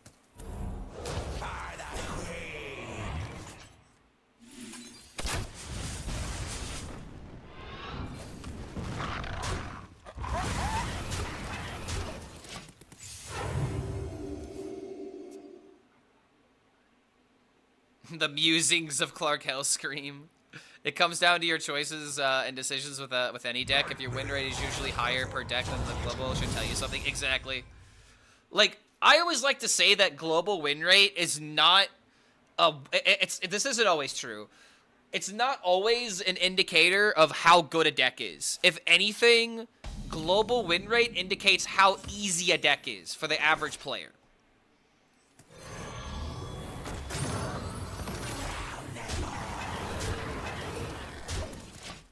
And that's why even when times of like, you know, when Paladin is like the best class in the game, but at top legend it doesn't see any play, it's because global win rate, it's really high and it performs at all the other legend brackets. It's easier to play. It's easier to win with. The Earth Mother cradles us. Oh man, we Bashaniing up in here?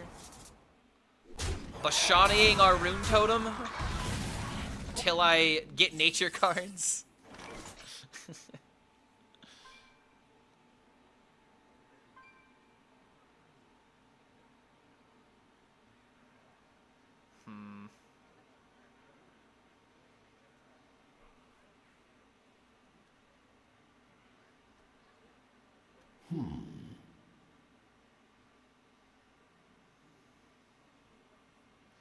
This actually might be a game where Arcanomicon might need to trigger an additional time.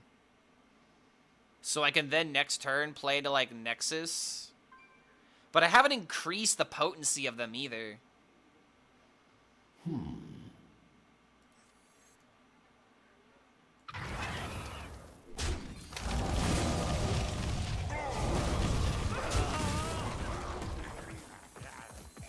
Your fate is twisted. This might be a bit unnecessary, but I have an idea with this.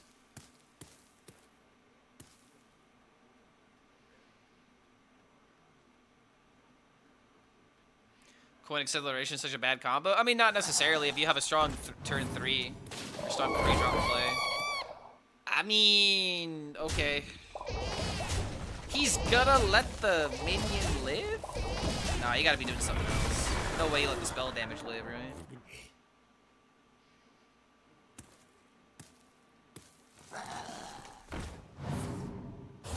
That's not good. That's even worse.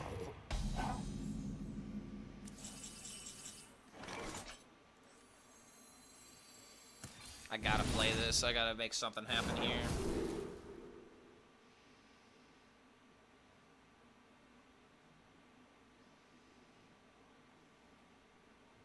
I think I have to empower them.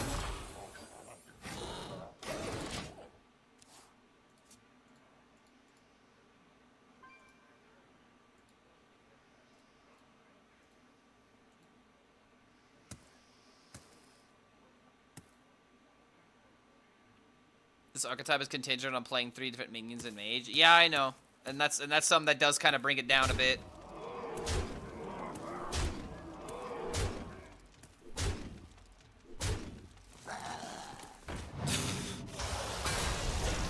Okay. Oh my god.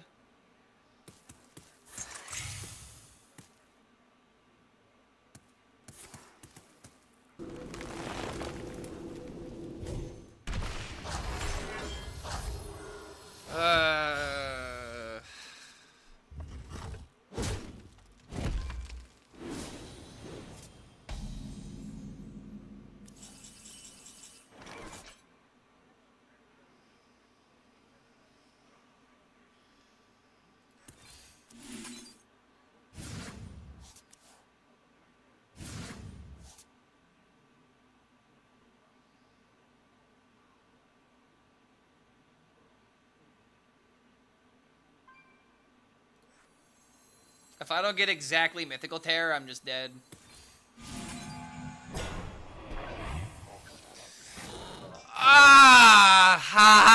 How many times do you guys want to guess that I've been given this damn 6-1 or 7-1? Fuck! God, gee, boy howdy. This is why we should be able to discover this. Fuck, man. I mean, is the AoE even gonna be enough? Do I have a dragon in it? I actually do have a dragon in it. Okay, hold on, chill, Ma. Alright, hold on. Am I actually alive? Because he could just potentially kill the 0-2.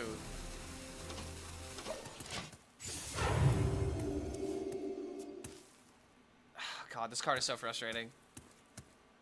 If he actually kills the 0-2, a lot of the stuff is still hitting me in the face.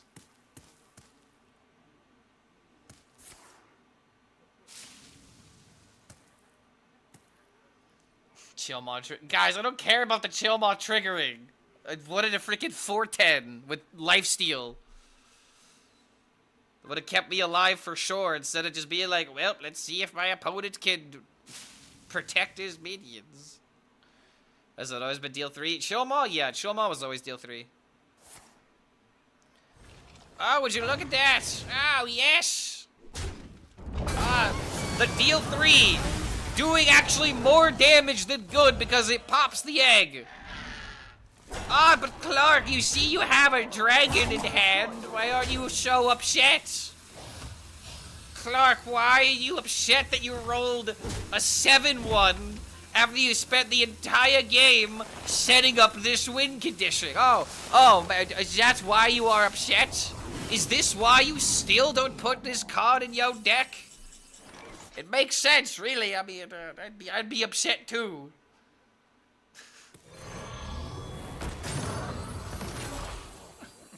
Your fate is twisted with ruin.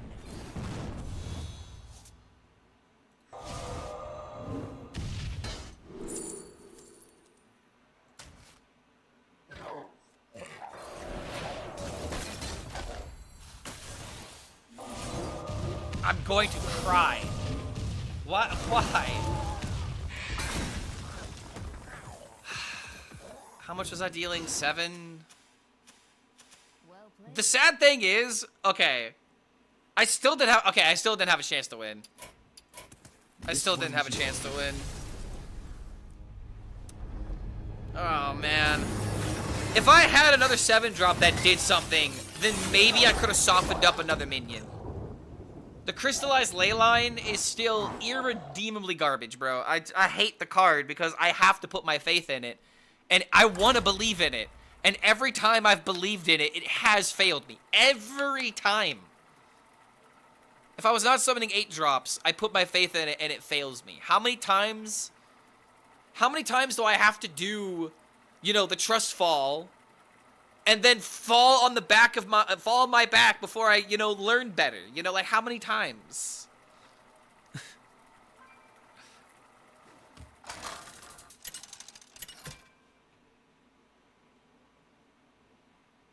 Sarai versus Uther. Forged in crystal, tempered in light. Time for a remix.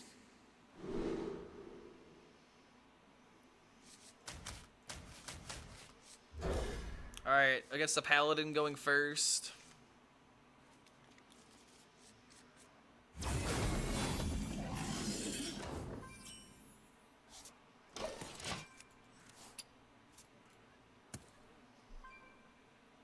Did Leyline go from 40 to 41? It's really not too terrible.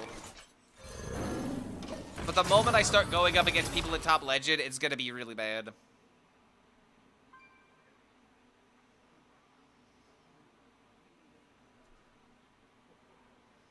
Can I review a deck that is a modified Leyline Mage? I mean, bro, you can feel free to send it to me, but the biggest thing about sending me deck codes that you always gotta remember is that I'm harsh on decks, not because I derive entertainment from telling people their decks are dumb, but because I have to be truthful, and I have to be like, hey man, this is what this deck is, you know, it's probably not as good as you think it is. And I don't mind reviewing that, but just be aware that I'm brutally honest because I'm thinking about the deck in terms of its best potential. You know, like, this is the perfect 30 kind of deal. So if you have a fun idea for Leyline Mage, I'll look at it. But just be aware that I'm trying to find the good deck. I'm not trying to just put in Dragon Soul and just be like, ooh, look at that, it's good.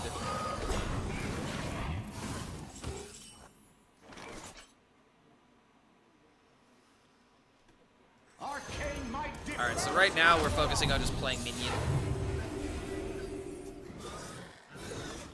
Is Leyline even fun? Seems so repetitive. I hate the fact that this is the only way to make it work, and it is a very repetitive thing.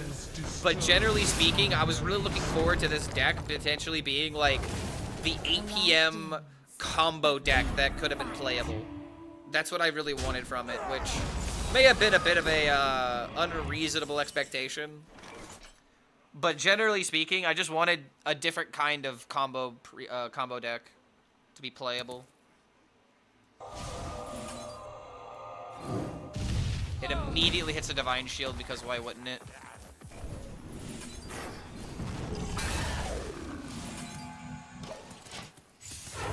Just hoping it would hit the dragon or the 3-1. I think it also hit face, didn't it? Yeah, that was literally the worst outcome. Holy crap.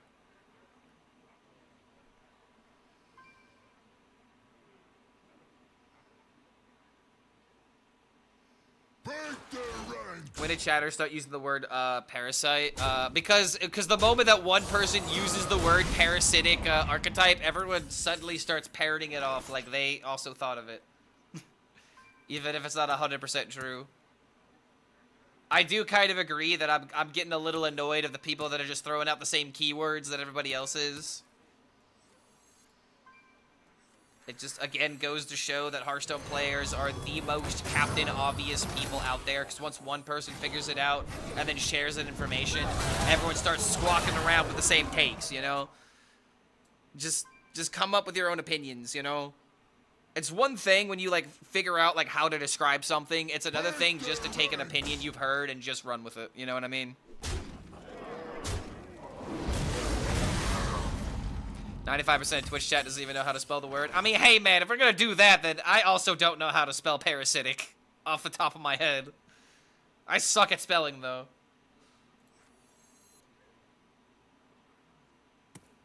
Your fate is twisted with ruin.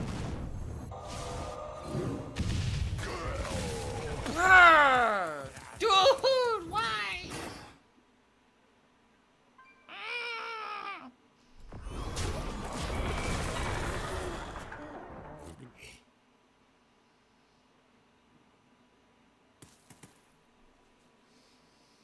I mean, parasite itself is not that hard of a word now that I'm, like, actually thinking about it.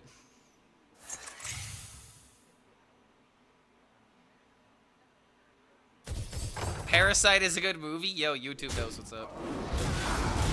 Oh, I died because of the RNG.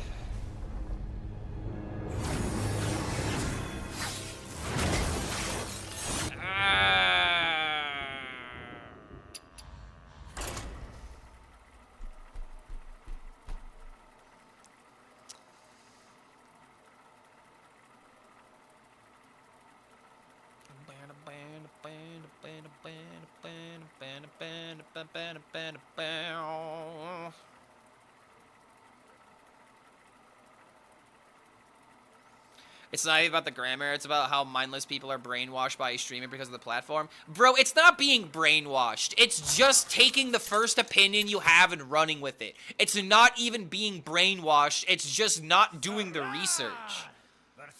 Like, this is one thing I always have to feel like I have to talk about as like a creator, because like I always tell people, do not take my opinion and run with it. My opinion is mine, and my take on Hunter is never going to be correct. Because I despise the class. I hate Hunter, and I hate everything that it does, and I'm not going to sit here and be like, oh, yes, a balanced Hunter deck. No, I'm going to tell you that it's broken, and I want it nerfed, because I don't like it. But you should not run with my opinions as a fact of this game, as if it's not happening exactly the way that I'm telling it, then that means the game is bad. And that is something that I feel like a lot of Hearthstone players do, is that they pick a streamer, they pick a competitive player, they just roll with their opinion, and they don't think for themselves, and they don't try archetypes out, and they don't explore to find these answers themselves. And because they don't find these answers themselves, they become incapable of finding these answers themselves. So now they're dependent on just being given a first, like, you know, just one opinion, a couple of opinions, and then that's it. They don't test things for themselves.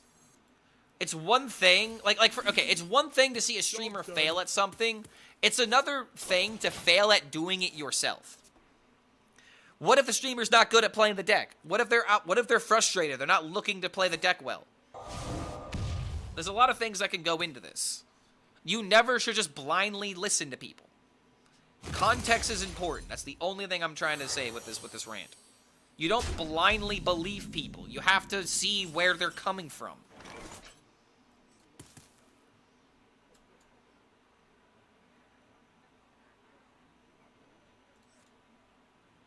Okay, I will note this though. Holy shit, dude. We only have like 3 expensive cards in our deck, and of course, yet again, Arcane Flow is sandwiched. Don't worry, Clark, I'll never listen to you. That's the spirit. You think you're spiting me? You're doing exactly what I'm asking you to. How Checkmate, atheist. Checkmate, Reddit. What will you do now? All right, I'm not gonna lie. I think I'm already dead. I'm like not even kidding. I just don't even. Like, what am I supposed to do here? Like, I don't even want to play these cards out of my hand, but I have to draw and I have to get rid of hand space. We don't want this deck to be good. Spell OTK is often to play against. Completely disagree. We need a spell OTK deck in the meta. If we're just gonna, if we're gonna be scared of what can be, instead of just embracing what is, we're never gonna be satisfied. I completely dislike the idea that, oh, we can't allow an OTK deck to exist. What will the opponents think? I don't give a damn what my opponent thinks. I don't give a flying fuck. I want this deck to be good because I enjoy what it takes in order for a combo deck to be assembled. It's the journey, not the destination. And if there's a bunch of people that are upset about losing to this deck, good. That means that people are talking about the game. That means that people are having a conversation. They're learning what's good instead of just being, you know, like, told what to believe. I don't know, man. Like, it's just... The biggest issue that I've had with Hearthstone players is that, oh, we can't have this, then what should we have? I don't know. Wow, thanks, buddy. Again, it's another Captain Hindsight moment. Everybody has the ridiculous amount of hindsight with this game. The magic flows through. And I'm just trying to have fun with my OTKs. This is just literally the classic, if you spend all day shuffling words around, Morty, you can make anything sound bad. And this is what we do with Hearthstone archetypes. And now the devs have heard this comment so much that they've actually... excuse me. And now the devs have heard this so many times that they've actually had to act on this, you know?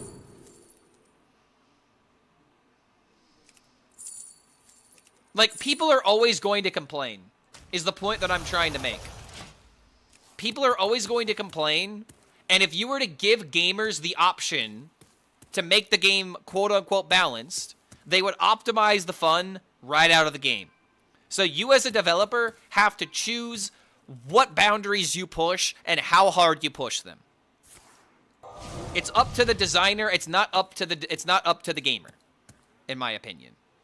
The gamer can have input, but the designer's got to be like, you know, this line is not being crossed. This needs to be in the game whether you like it or not. And if you don't like it, I don't know what to tell you. You know what I mean? Like Archmage Kalik buffing all the cards in your deck. This card shouldn't be changed. And if someone's really complaining about Kalik, it's like, I'm sorry, you have to deal with that. That's what card games are. There is, I want to do something. Oh no, the thing I want to do isn't as good as whatever. And you have to accept it. Vironoth is another great example of this. I just have to accept that Vironoth isn't a good card. For now, at least. So yeah, I don't know, man. Like, it's just, a lot of people have ridiculous, ooh, these are very good. People have ridiculous ideas of what this game should and shouldn't be, and when it doesn't meet those ridiculous expectations, people want to call the game trash. I personally feel like that's unfair. Ooh, okay, more damage. So yeah, dude, like this idea of, oh, combo can't exist because who likes playing against it? Disruption can't exist because who likes playing against it? You can literally make that argument for every fucking card in this game. I don't like aggro because I die against it. You know, it makes the game too quick. I don't like control because now my board doesn't matter. It's all contextual on the metagame that we have in front of us. And that is why you have to have a balance of all of these ideas. They have to exist in the same ecosystem. Combo decks will feed the aggro decks that feed the control decks that feed the combo decks. We don't have that balance. That's why things aren't good. It's not about, oh, but this archetype exists, therefore game bad. It's never been like that. It's not that black and white. Thank you for coming to my TED Talk.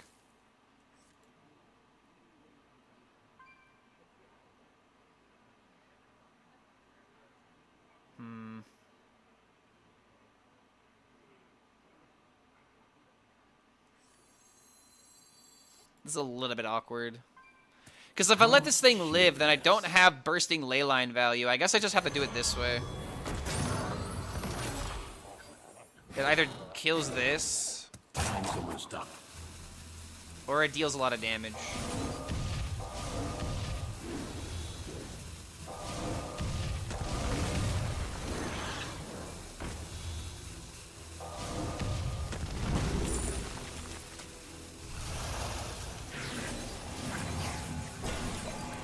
My hand is full. Alright, not bad.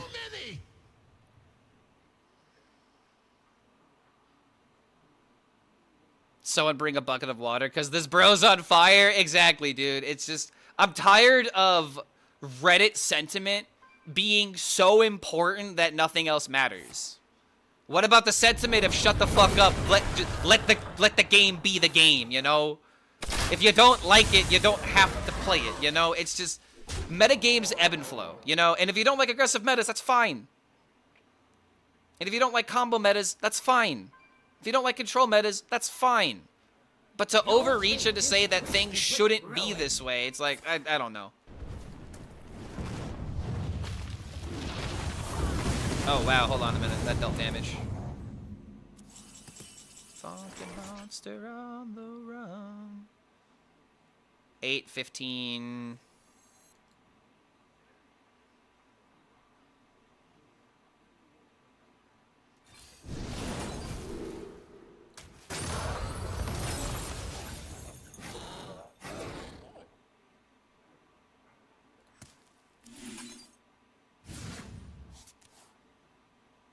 Wait. Dude. Oh, wait, that's not enough. I thought they were just gonna have 3.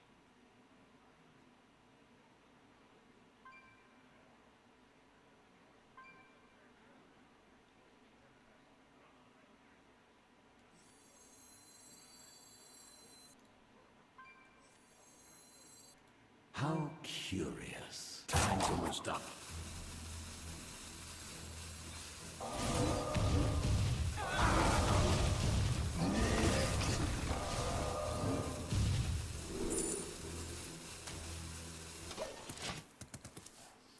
Why do we assume Reddit has much impact on what the devs do? They don't even have hat anymore to tell them what the Reddit is saying. Well, that's funny.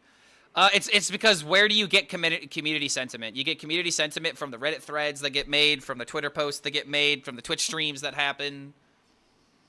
But the Reddit is where you go to find, you know, what frustrates players the most. Yeah, don't summon. Nah, we summon. We are playing into Leylines. Like, it's fine to listen to the Reddit and take feedback, but you don't make their opinions law. You can get good feedback. You could get good criticism from bad feedback, if that makes sense.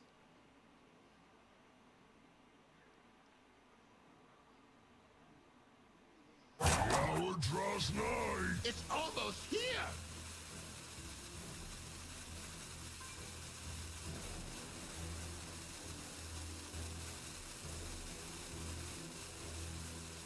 Well, it looks like this guy gave up. Wait, what? Dude, hold on a minute. You just had lethal this entire fucking time?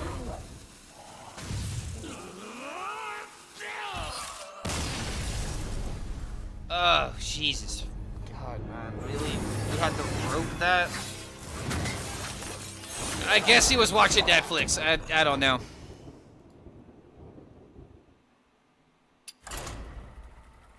I assumed I was alive because he actually had to think, but he wasn't thinking. He just wasn't there. I don't know, dude. Promising start, but it's fucking every time, man.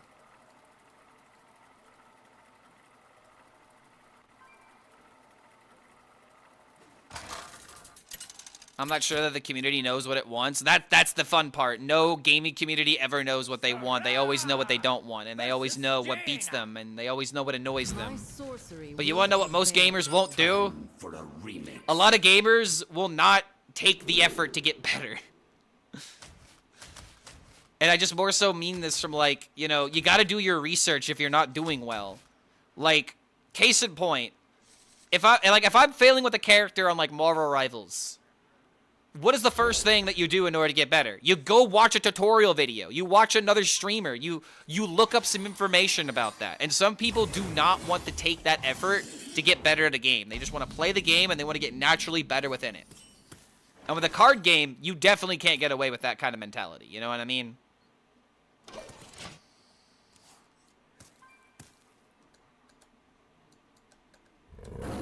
To be frank, more people look at flats. Well, that's the point that I'm talking about, though. Like, if you get bad, you look at other streamers to figure out their opinion to see if this is a you problem or to figure out if this is a, you know, a meta problem. Because if more people are saying similar things, then you could come to the conclusion, oh, wait, maybe I am just bad. Like, if everyone is saying this character is busted and you're not performing with it, that's information, you know?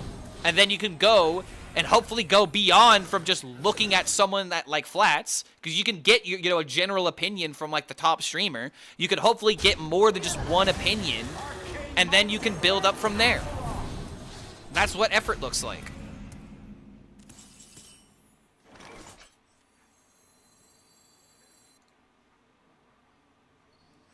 It's fine to use, like, you know, the top streamers or the most popular streamers as you know, information, but treating their word as law is not how you go about that.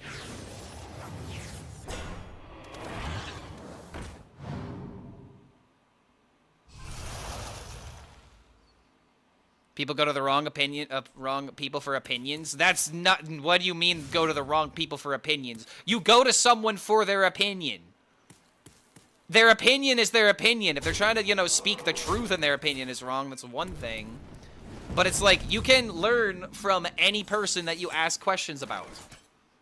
About, like, their elo, you know, like, at this elo, for, like, me, I'm, like, a gold player, I'm gonna tell you what my experience is, versus someone who's celestial, or, you know, one of all, whatever it's called, they're gonna give you their opinion. It's all valid. This is why context is everything.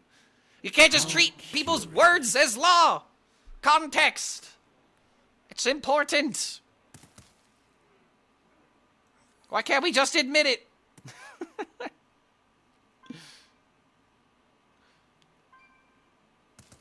It's like, these are literally the points I'm trying to convey.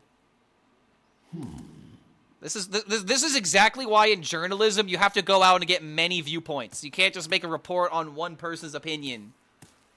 If you have multiple people saying X is X and Y is Y, then boom. That's called data correlation. I did get some stuff. Oh, I know. I have to look over. Sorry, I'm yapping because I don't know what to do with this fucking turn.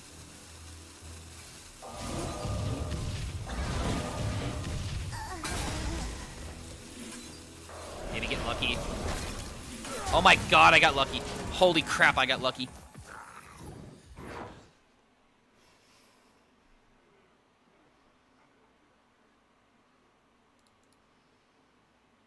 Oh, yo, but Feeder coming in with 5 gifted, so I have no idea how I missed that. I must have been ranting so long that, like, I didn't...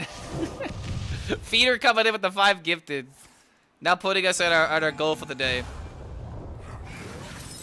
Thank you very much for that support, man. Welcome back, everyone who got re-invited to the Horde against your will.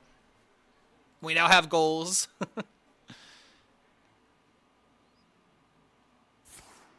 Flats usually gives takes that are completely wrong about the metagame, and then people use it as gospel and parrot it on the Reddit. Okay, so here's something really funny that he put out recently, because I actually watch Flats. So this is very funny that I can actually speak on this. Flats is literally not making a tier list this season.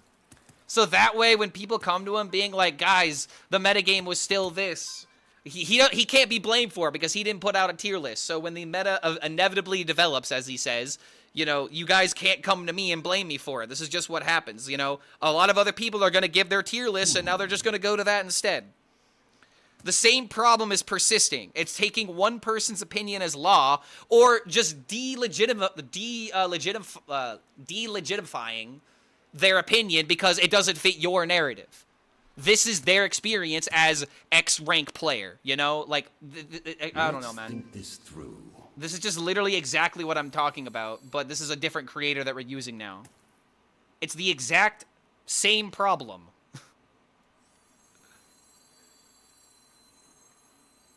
Time's almost up. Also, I'm just not winning this game, am I?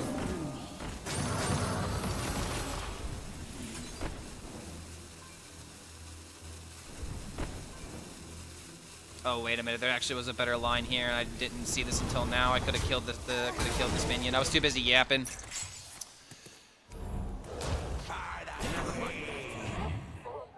Yeah, all that tier list stuff is amazing for engagement. And that's the other part of this, dude. It's like, if you really disliked this guy's opinion, if you really didn't think he had anything worthwhile to say, you would just ignore the video and go on to whatever next bullshit thing that you have on your list.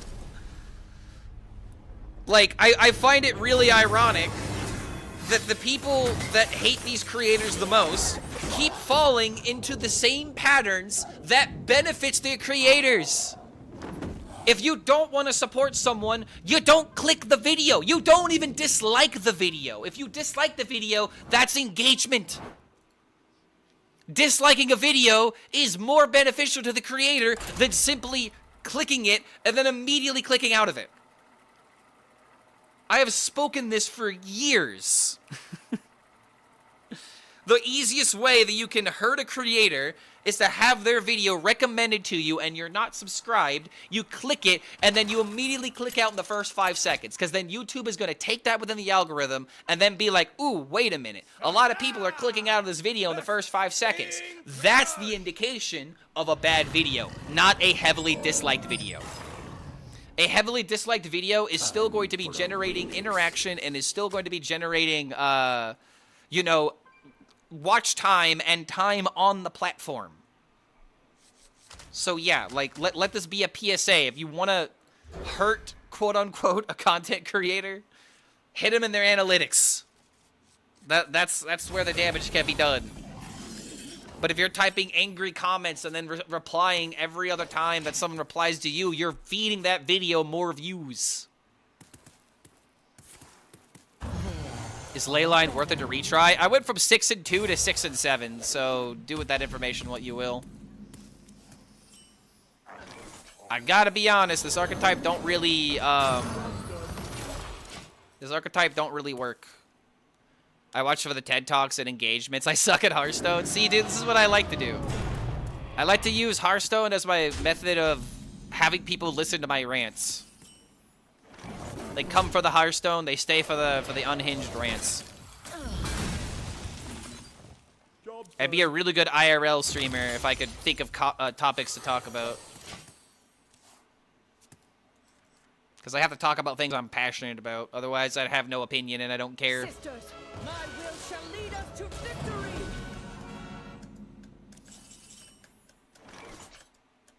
Arcane might defends Azeroth. I'm here for the misplays? Yeah. You're here to feel superior to the streamer. Closer, critters.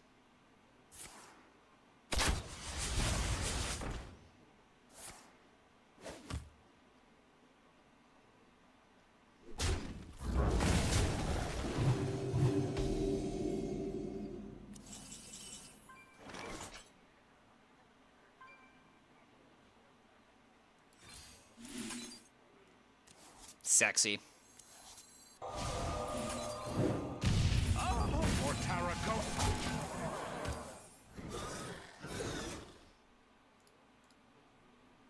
Clark, that seems reasonable, no, but no people would have complained if people walked away from stuff they would not play Hearthstone. I don't know, dude. It's just like, this is gonna be my final opinion on this topic. You're not allowed to complain if you haven't done the research. You're allowed to be frustrated. And you're allowed to, you know, dislike things, but you're not allowed to complain as if you know what's better. When you haven't dove into the metagame, or when you haven't like actually tried a character. And what ends up happening, especially nowadays, is that we live in a society. But no, dude, we live in a society that functions off rage bait right now, and functions off of first impression opinions being law. Things aren't allowed to develop nowadays, and I think that's tragic.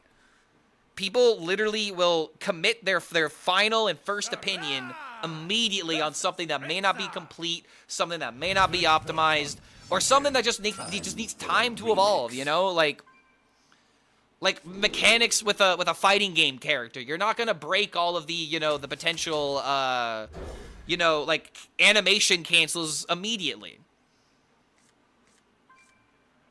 It takes time for things to develop. And nowadays, and even like investors are also like the same way, dude. Like people that invest in video games, they're like, ooh, it didn't make money in the first week? Garbage. We're getting rid of your game studio. And this mentality is literally plaguing the entire fucking world. All right? I will just say it. It's a completely toxic and unrealistic mentality that a lot of people have based their self-worth around, and have essentially based economies around now too. So yeah, dude, it's just like, it's all this, and it all connects to the same issue. It all connects to instant gratification is worth more than late-term stabilization. I would rather be gratified now than be gratified in 20 years feel stable and feel stabilization, feel stabilized, you know? It really feels like everyone is focused on instant gratification more than anything else in today's society. It's literally a if you ain't first, you're last mentality. And it's literally become toxic, I would argue. People don't realize that things like good characters are a very tangible concept. For example, Squirrel Girl, great in the metal ranks, Dog Walker for GM too. And see, that's another thing. Like, you're gonna have every single competitive player who's at the top of the ladder tell you that Squirrel Girl is nonsense. But then when you, as, you know, the glue eater that are, the glue eaters that are Squirrel Girl players, they'll play it and they'll have success with it. So it's just, context is everything. Disagree heavily on the gaming stuff. It's public company vows more or less for gaming example. I don't think I know exactly what you're disagreeing with, to be honest, but the point that I'm trying to make is that gaming companies are so fixated on how the game is perceived in the first 2 weeks that nothing else matters.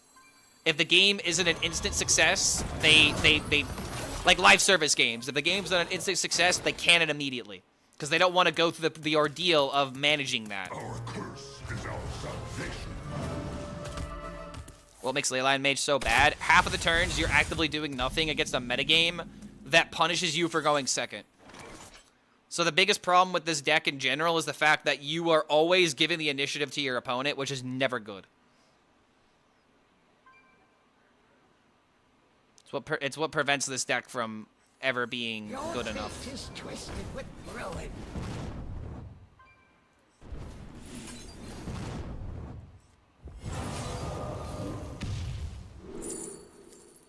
Find a healing card, maybe.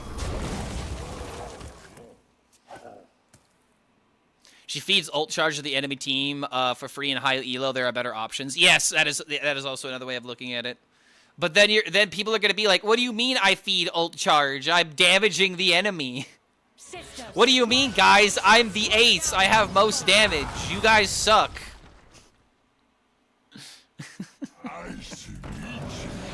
This is another thing, like with Marvel Rivals, like data doesn't show the whole picture.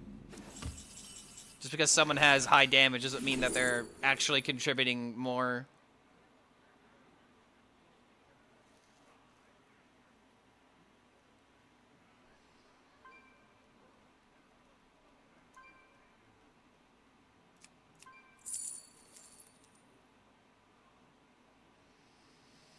Did the buffs change anything? This deck feels better, but it's going to get immediately taken over by all the hunters.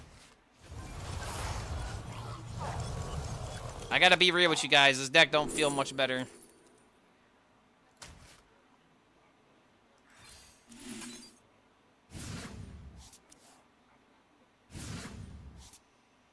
Do I condone flaming the devs, Clark? You already know the answer to that, therefore, that was a very stupid question to ask. No, I do not condone flaming the devs. Why would I condone you guys flaming my literal employer? You could be mad at Hearthstone as a concept, sure. This one's yours. But the moment you start attacking or harassing the people behind it, like, you're fighting a losing battle.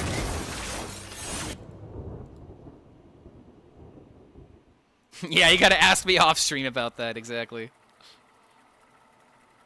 I'll tell you my real opinion on those devs. That Leo guy's pretty fucking cool. Except he's no longer a Hearthstone dev anymore, he's an Overwatch dev, so I guess we could flame the Overwatch devs then. But only if you're flaming Leo. He can handle it. I miss Leo, man. I really hope that if I ever have an opportunity to go out to California again, that I can see Leo.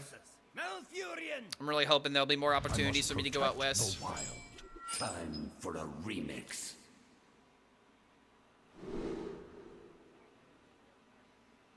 Overwatch devs really need a shit ton of flame. No, dude, no, they don't. No, they do not. All right, I'm gonna be real with you for a second, bro. The more you flame the devs, the less likely they are to actually communicate with you. the more that you make communicating result in potentially getting flamed, communication dies. So if you actually want communication, and if you want to have a conversation with devs, you don't fucking flame them. Yeah, constructive criticism is what you need. Flaming is not ideal. 0 times 0. Oh, wait a minute. Is that where you were going with that?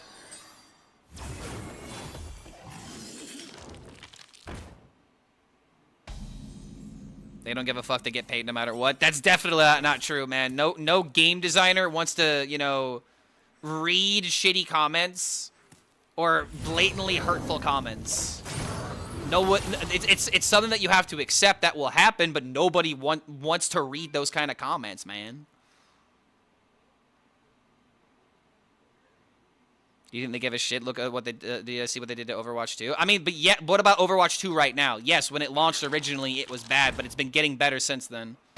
I would argue that everyone that I know that plays Overwatch 2 right now is generally very happy with how the game is right now, because it has been a massive improvement to what it used to be. So yeah, when the game first came out, yeah, completely understandable why people weren't happy with it. But again, that's not a justification to go and flame the devs. You're not going to accomplish anything doing this. This is why competition is good. Yeah, without rivals, I know what would have happened. Exactly, dude. That's the point that I'm trying to make. But here's my argument. Did flaming the devs work when Overwatch 2 was bad? No. A healthy competitor is what motivated them to work. Like, again, whatever approach you think, you know, benefits from having like flame the devs of this, like, it doesn't work. What worked is having honest to God competition. I'll make my own Chinese company and make a competitor. Thanks, bro. Okay, I know what you're trying to do, but like, there are people that actually think this way, and that's why I'm responding to this seriously. You want to know how you can get a game to wake up? You don't play it. Again, if a game is bad, you just don't play it. If you do not like the update, you do not play it, and the less people that play a game, the more that they're going to hopefully wake up to be like, oh, wait a minute, we got to do something different. We're not connecting with our audience. Why aren't we connecting with our audience? Again, this is all tied into the exact conversation we were having earlier about instant gratification over long-term stabilization. Because people would rather get mad at the developers and call them stupid and call them, you know what, I was about to say it, but like, dude, it's just, it is so easy to make these kind of comments, you know? It's really easy to make these kind of comments, which is why everyone does it. And there's a certain point where, like, oh, you think you can handle it, and then suddenly you can't, and now you're like, well, I guess I don't want to do this anymore. And that's why that's another reason why people quit the gaming industry. They think they can handle the toxic parts of it, and then they can't, and then boom, they're gone. So it's just like, I don't want this to actually like dismiss bad games or being lied to, but there are certain expectations that need to be delivered, and when they're not delivered, people have to be able to not be, you know, doom and gloom to the point where it's like, oh, this game is trash because X, Y, and Z didn't happen, you know? That's all I'm really trying to say, is that, like, it doesn't benefit anybody. And I find it awkward that I feel like I have to have this conversation. I have to condone, I have to dismiss this kind of behavior.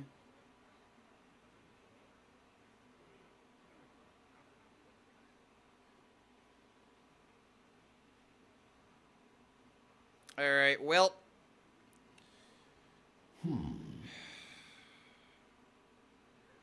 The hell am I supposed to do about this? I'm really happy that Arcanomicon is 6 mana, by the way. As I'm dead before I can even play it on turn 6.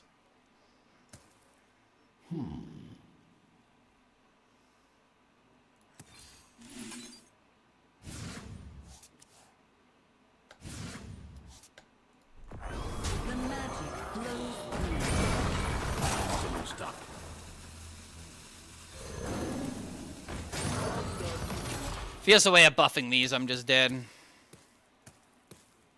Spectacular. Tucked in nice and warm. Yep. This one's yours.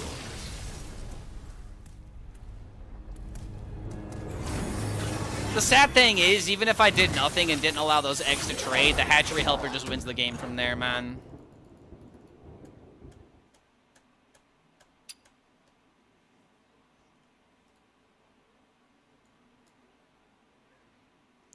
Clark, is Leyline Mage worth playing? I'm sorry, dear gamer. I don't think it is. I don't want to try this next version of the deck, but I'm still going to, so that way I can at least say that I fucking tried. But I legitimately don't know how you fix this deck, man. It's just... It dies to decks that survive later than turn 6, because they play better minion pressure, and you don't have answers.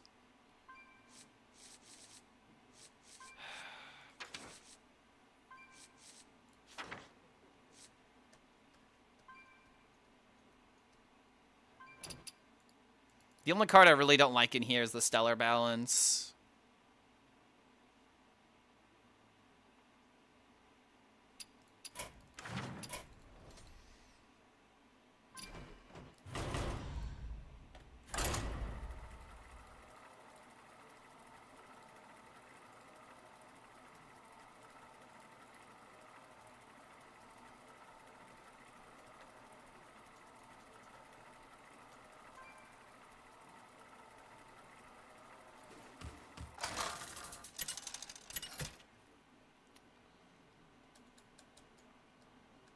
Sarai versus Queen Ashara. Still have my attention. Time for a remix. Trying to see if I can find any other lists, but they just all look the same, and they all just are, oh my god, man. Up against another mage.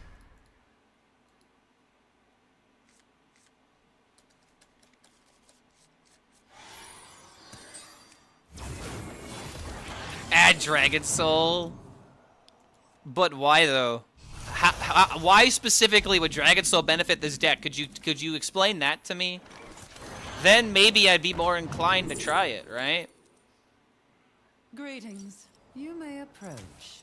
Prepare yourself for the beat drop.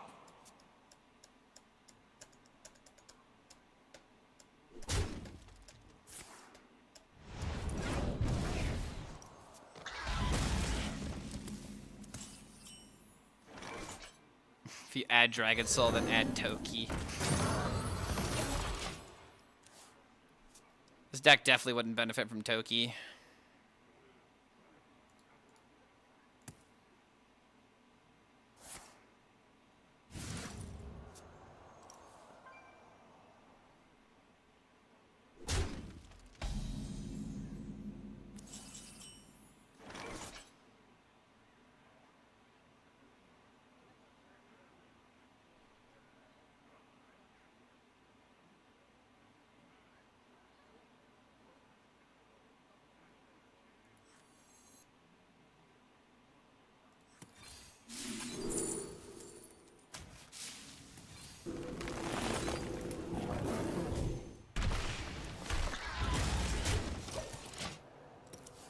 Would love to coin this out, but I don't have a dragon. Arcane Might defends Azeroth.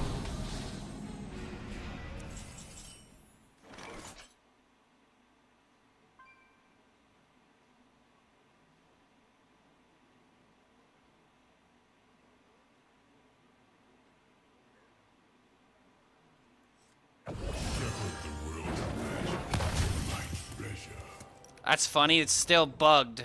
This card is still having a bug that happened when I was playing this deck a few months ago, but no one's played it, so probably no one's reported it.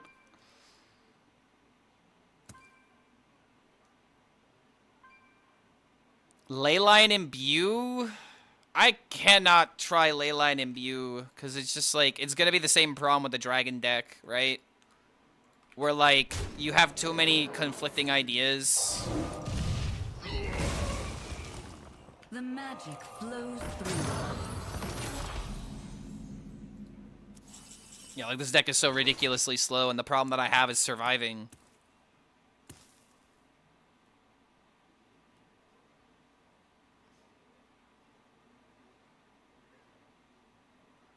The magic flows through.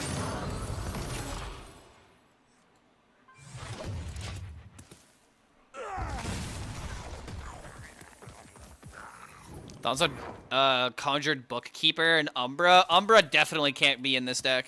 Umbra way too expensive.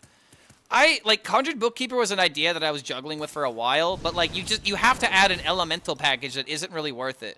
Like, Surge Needle isn't even an elemental, for example, right? So it's just like, what are you gonna add? Like, Glacial Shard? Like, there's not a lot of good elementals. Step forth into the time ways. Good enough, I guess. Because now this is discounted by 3. The land is healed.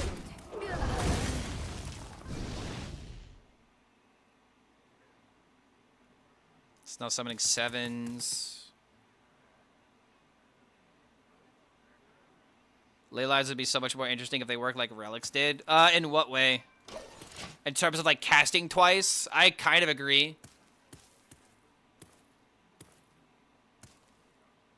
Surge Needle isn't an elemental? No, it's not. It's I don't know what it is. It might just be energy. Don't feel that way, but I'm copper 25. It feels much better. Don't hate it. Just looking. I've looked at the deck. I'm looking at it now. I'm just saying that like at my rank, I legitimately cannot play this deck because it will be bad and it will not work. I'm glad that it's working for you at your rank, though, which is what's important. If you're being successful with the deck, then keep playing it. But unfortunately, at my rank, I know for a fact if I play Imbue Mage, I'm making my deck worse.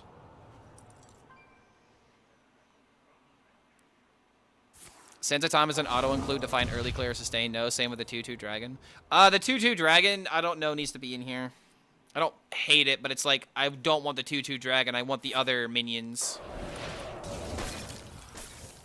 Leah Walker should be a 4/3 with lifesteal. I've been saying that Surge Needle needs taunt. I said that in my video talking about the patch.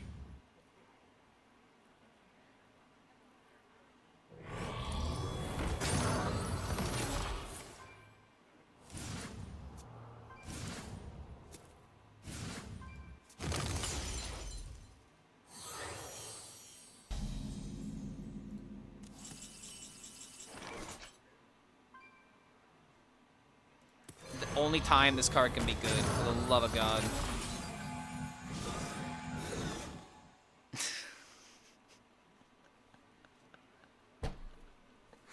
Oh my God, I'm so tired of this being so bad. I shit you not, man. I do not say this lightly. Every time, no exaggeration. Every time I've played this card, it has failed me. Every time. It's the worst part of the deck, and it's still the worst part of the deck, it seems. Just cut it. I literally was just playing a deck that cut it. It's so rare for anyone to meet. It's just, I mean, there was nothing I could have done. But you wanna know what I need? I needed the 410. Not even getting a taunt. Like, again, this is just, I mean, there's so much nothing in this deck, man.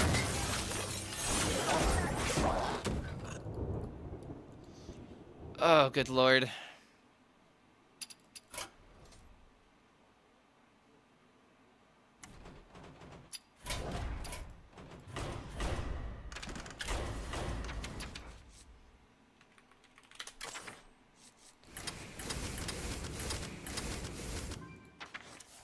Not even worth running this fucking card.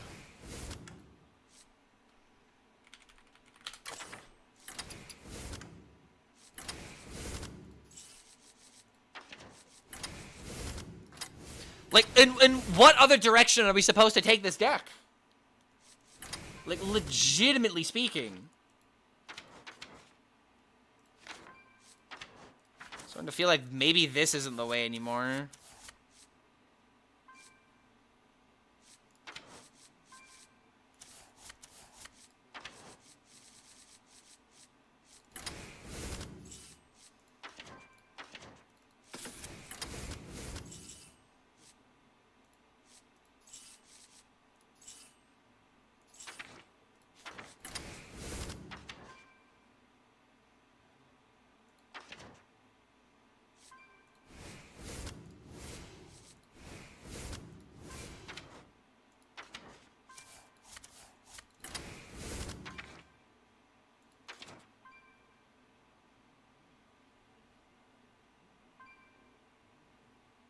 I mean this in the nicest way possible. Yeah, I know, baby rage. I don't know, dude. I feel gaslit more than anything. I want this deck to be good. I said this from the very beginning that this is the deck I was looking forward to the most. And so to not have this deck work even after they buffed 3 cards, I mean, it's just frustrating, right? How else can you describe it? It's just nothing but frustrating.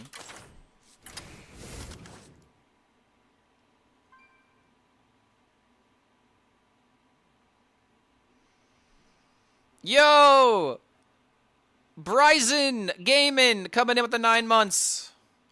Think of that support, man. Congrats on the Twitch, baby. Welcome back to the Horde. And just like that, everyone who hates the 6-7 meme is rejoicing.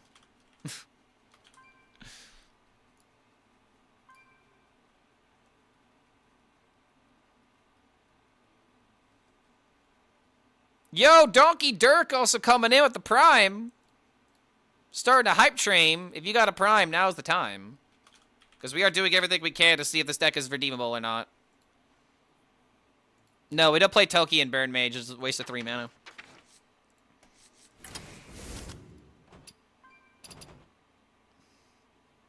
So it's pretty much the same deck.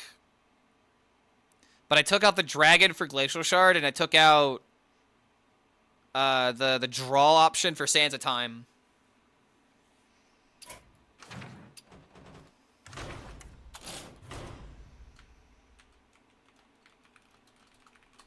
Nah. Please, please, Leyline. I need something good. Cinders are good? Yeah, no, Cinders are really bad. I would say Cinders don't benefit this deck.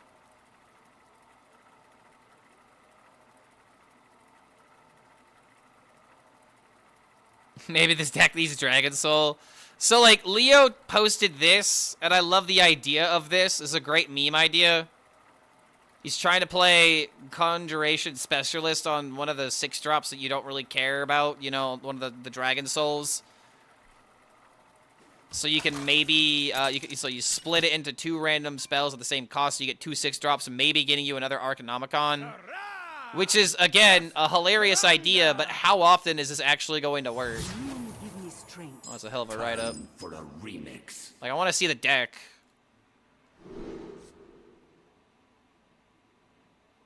Oh my god. Bro, why is this so expensive? Why are we playing the Titanographer Osk? Umbra? Alright, hold on. So we have Titanographer Osk, we have Umbra, we have Ysera, and we have the Dragon package? How are we surviving? How does this deck survive? This is such a cool idea, but how does this deck survive?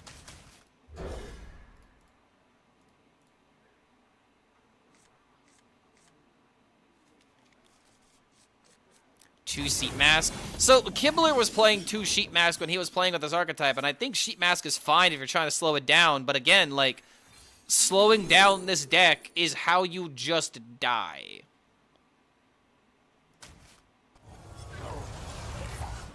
This could have been decent to play on 2, but it's better that I get card draw or something that clears.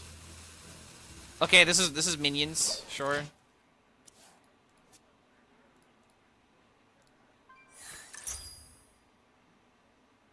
Fifth deck for Dragon Soul series. This time Mage right after the Leyline got buffed. The buffs were okay, but we need to see if it's good enough for this meta. It's not good enough for this meta. The special idea in this deck is to transform Shattered Soul with Conjure Specialist into more Arcanomicons. It has a 16.7% chance to hit. Okay, now that's actually a decent percentage. List of the 6-drop spells you can get. The Death Knight card that deals 4. Shadow Yesterday, Best in Shell, Blizzard, Initiation, Resuscitate, Glaciate, Instant Multiverse, Sizzling Swarm, Tentacles, Decimation, and Arcanomicon. So that's where the AoE is for Mage. It's all in these random 6-drops, apparently.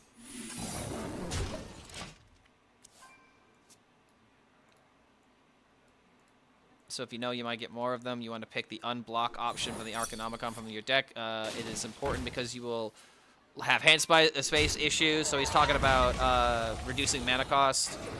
Mana Sheet is more effective than Leylines at first. The second pick most of the time will be Empowered to enable the damage with Time, Twisted Seer, and Hero Power ping with Bursting Leylines. Your Death Rattle for Umbra or Leywalker, Fey Trickster, Sheet Mask. Sheet Mask? Sheet Mask doesn't work like that. What? Sheet Mask does not work like this. Even if you add it to your own minion.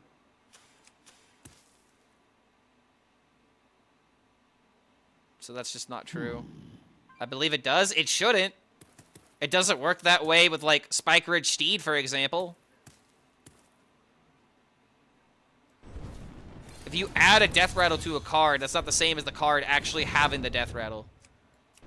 Wait, hold on. Sheet Mask is bugged with Umbra? Really?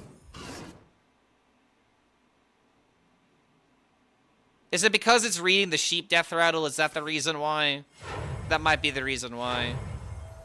I mean, it's not supposed to work that way, but if it does, then I guess bonus points for figuring it out. Time Knocker for Os might be a volatile card. You can swap him for Zavis, but he helped in a lot of my games. Full heal, +3 spell damage, take control of an enemy minion. Notice how he's not listing the statistics on that. It's not very likely. Hand space is going to be kind of an issue.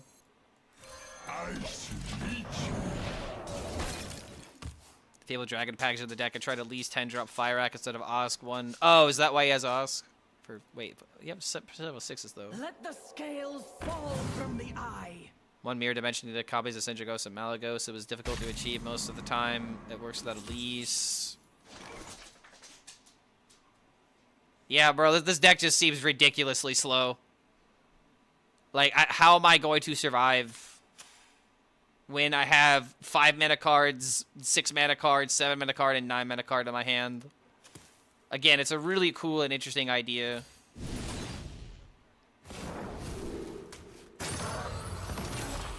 I just don't foresee it working.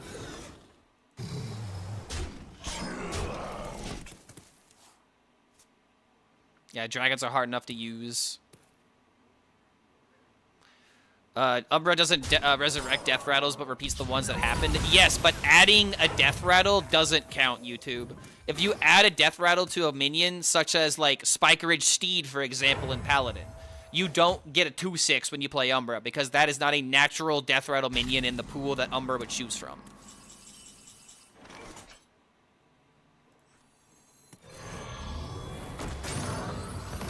The magic flows through.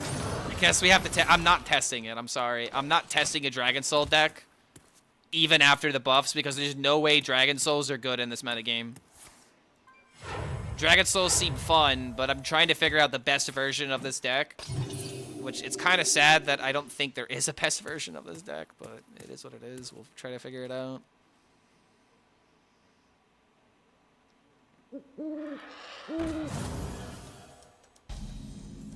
Kind of just waiting for my Kalik. There you are. Arcane might defends Azeroth. We leave the minion on the field so that way we can take advantage of it. The land is healed. Might as well. Look at how useless they are. Look at how much that helped me. If anything, this 6/6 adding a card to my hand is going to be not so good. Then again, this is a priest. Got to deal with this somehow, right?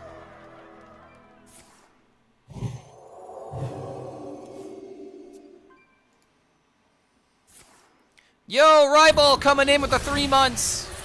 Welcome back to the Horde, my friend. Good to have you here. We're doing the best we can to stay positive while playing Leyline Mage.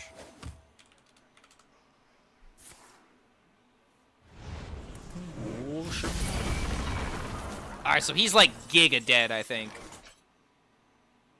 Yeah, he's like turbo dunzo giga dead.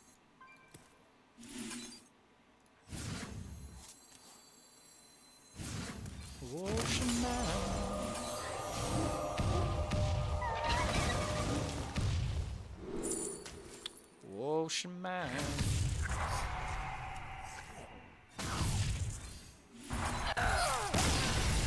I just don't know how else to make this deck work, man. The Kalik is just key. You have to play the, you know, this kind of like spell damage burst combo. Yeah, it's funny. This is really a burn deck. It pretty much is, man.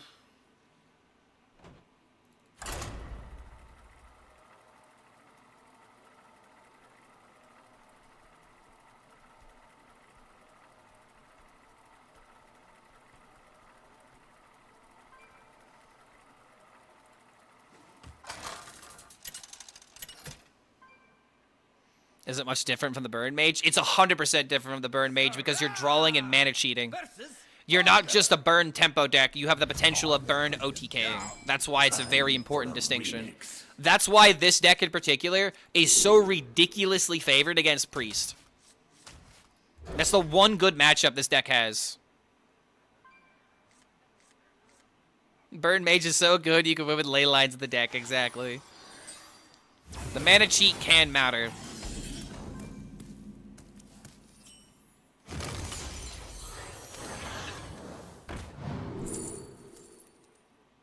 More removal.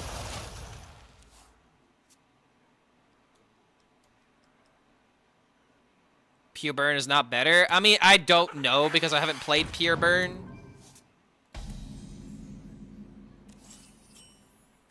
But this deck does have, like, tempo cards. I require more mana.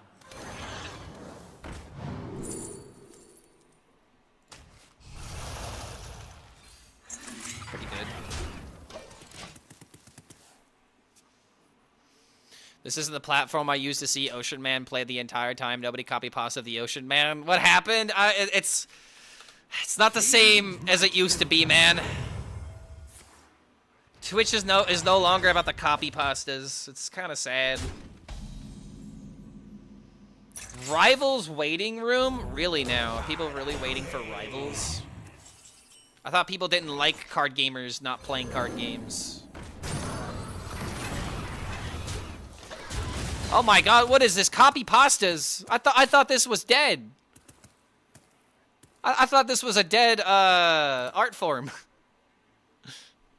They should have made Surge Needle have Rush or Death Rattle dealing AoE across the board to be more impactful, flavorful at the same time. I think Surge Needle just really needed like just taunt or something. This deck has so many turns where, you know, you're handing over the initiative to your opponent. And after 4, 5, 6 turns of handing over the initiative, like, you just don't get to do anything. Does Hearthstoner mean that you are a Hearthstone player or a Hearthstone player who gets stoned? Yes. Yes, you'd be correct.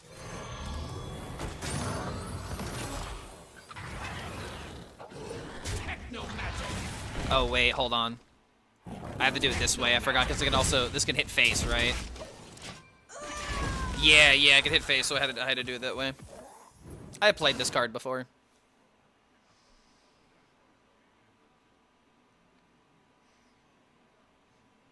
Here's the great thing about Hearthstoners. Hearthstoners will know you're referring to Hearthstoners, and Hearthstoners will know you're referring to Hearthstoners. You know what I mean? It's like a secret code, like a secret language. All right, am I really about to pass over my turn to do this? The answer is yes, because I have Arcane Flow.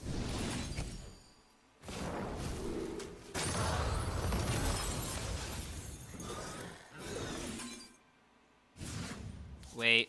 Playable card, please. No, now my hand is full. Oh, no.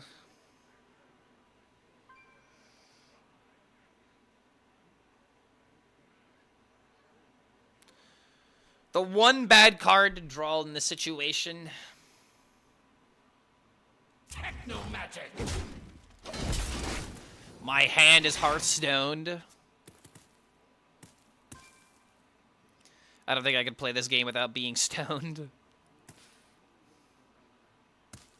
All right, you guys heard him. Next time he launches Hearthstone, we're gonna throw some rocks at him. He wants to be stoned while playing Hearthstone, then we'll stone him.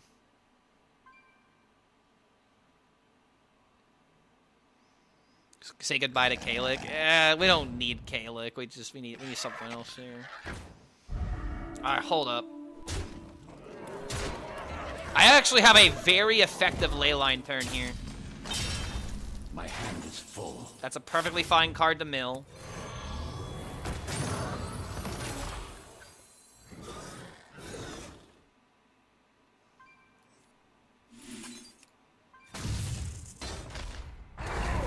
Oh, I'm so stupid I can't fucking count.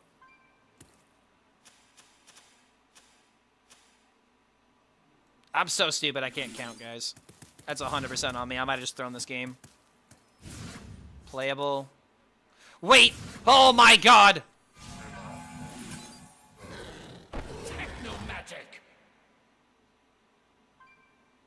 Get lucky, hit the 6-2. Never lucky. Alright, we're fine, we're fine. I thought I just Giga through the game, and honestly, it should have Giga thrown the game, but it didn't. For some reason, I was thinking... Okay, so I have the Arcane Flow in my hand that's 2 mana. I was thinking 2/2/2, but it's 2/4.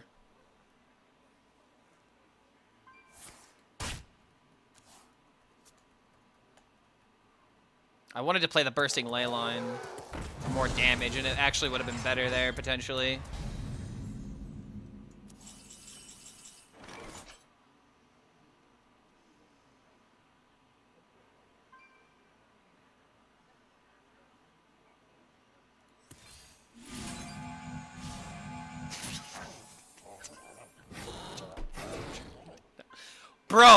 Bro, you have got to be kidding me. Again, this card has not one time been effective. Back to the drawing board. Arcane might defends Azeroth. Holy hell, dude.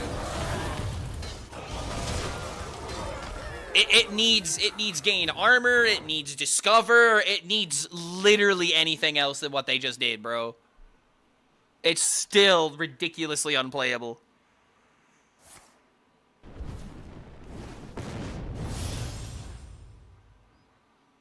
Go ahead, trade. I just lose the 3/5. It really doesn't matter because this dude. It doesn't matter. It doesn't matter. It doesn't matter. Like let's not pretend. Let's not pretend that, you know, the trading away that minion would have led to a different outcome, as my opponent still finds Shadowflame Suffusion, 3rd Wind Peak Worm.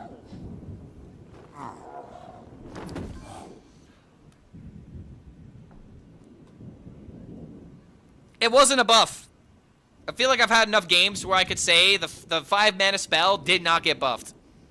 It didn't get buffed. It didn't. It did not. It got worse. It got astronomically worse.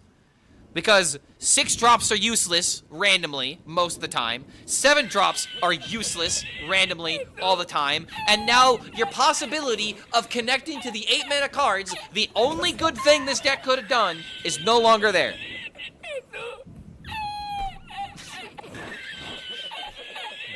Like, dude, you can't do anything with this deck. You just have to play bad Tempo Mage and accept when it works. Like, it's... God damn it, man. I'm really trying not to, like, be, you know, Miss Debbie Downer right now. But it doesn't feel better. This deck does not feel better.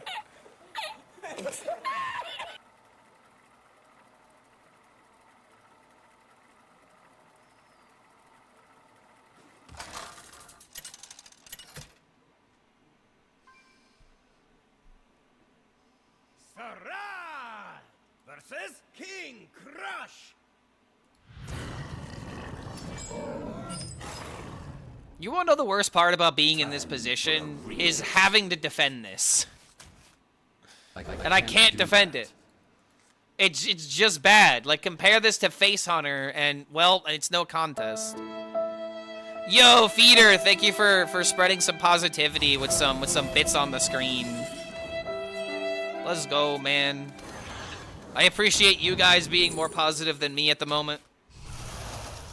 My screen is full of birds. They're actually snakes. So if you are afraid of snakes, I got some bad news for you. We snaking it up right now. No quarter for traitor. Yo, Feeder, seriously, man. Thank you for spreading some cheer.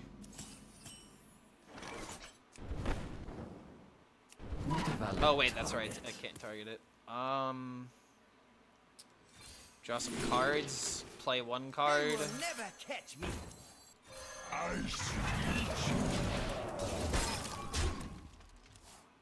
Weird looking snake closer to a Komodo dragon. Wait, is it actually a Komodo dragon? Or I thought it was always a snake.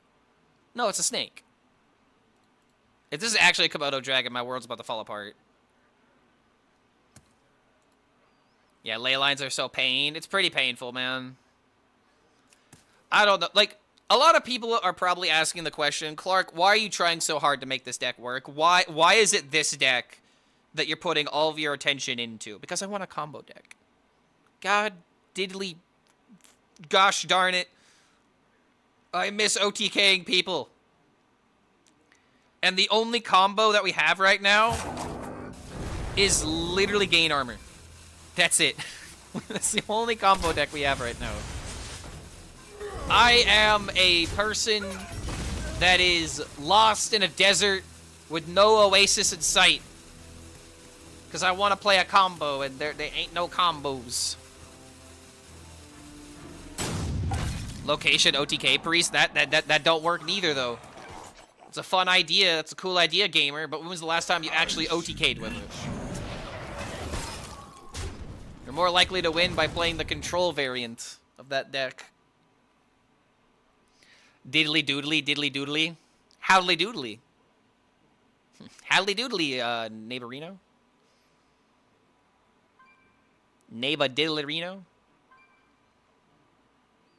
Clark did lose one game because of Leyline Mage today. They seem to be part elemental, part burn. The early game I saw was Cinders, Violet Spellwings, Living Flames to activate the Bookkeepers.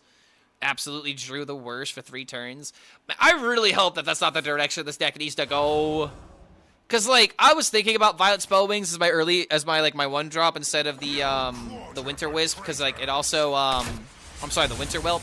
Because like it's also more value for Kalik to a degree, and it's also something else to do in the early game.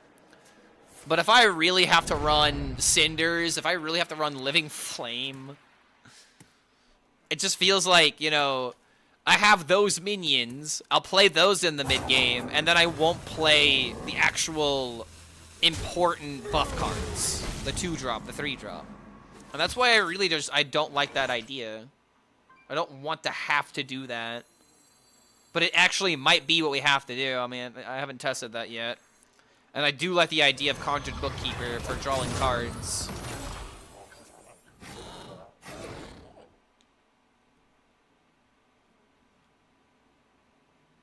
Dr. Professor died today? Who is Dr. Professor?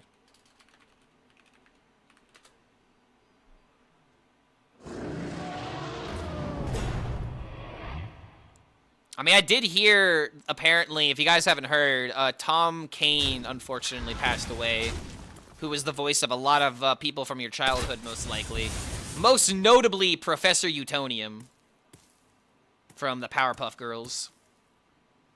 So R.I.P. to Tom Kane. Some other roles you might remember him from were Yoda from the Clone Wars animated Star Wars world. As well as, okay, I learned this the other day, but apparently he was also Mr. Harriman from Foster's Home for Imaginary Friends. That was another game of my, show from my childhood. Also, hold on a minute, bro. All right, I gotta be for real. It is turn 5, and this hunter could summon 8 drops. Why can't I have a 5-mana spell that summons 8 drops?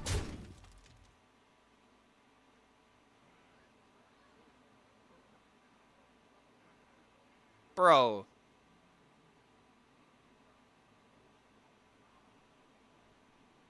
Yeah, no, too scary. too scary, man. Too brisk. Too much in our metagame, right?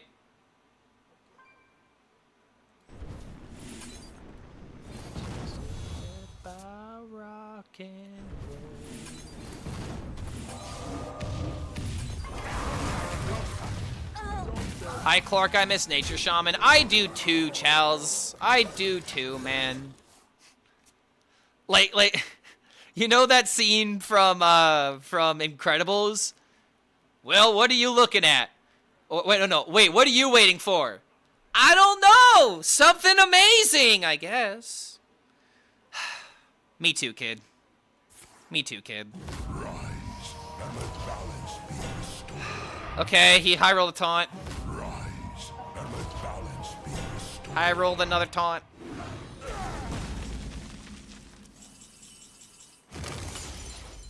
Oh, wait a minute. Oh my god. I actually won. Could you believe it? I literally can't.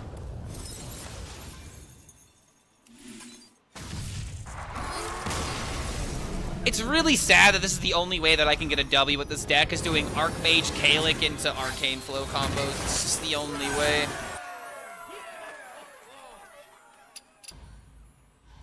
Yeah, Leyline Mage OP, guys. Hearthstone now playable.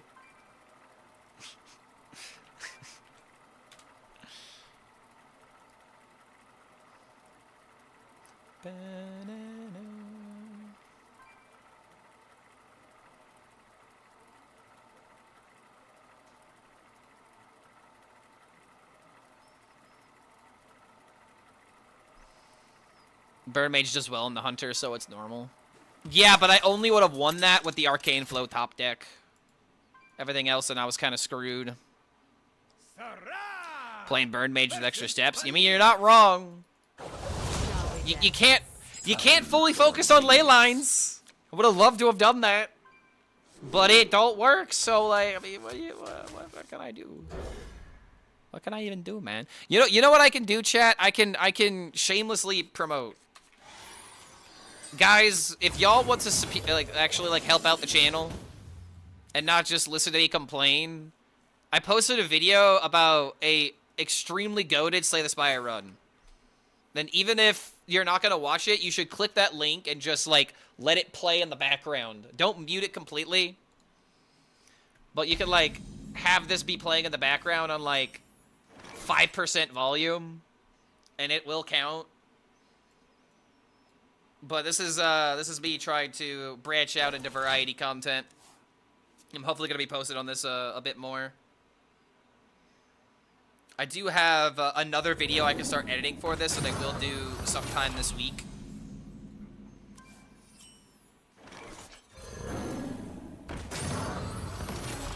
So if you guys want Variety Clark, or Variety Tony Gabagool in this instance, check out that channel. Check out that link. Just discover multiple Arcanomicods with your spells to trigger each effect. Easy win strat. Oh yeah, wait a minute. Let me post this on YouTube as well. Sorry. I only had the Twitch chat enabled for that, so here you guys go. Yes, this is a new channel. This is my variety content channel that I will actually be committing time to.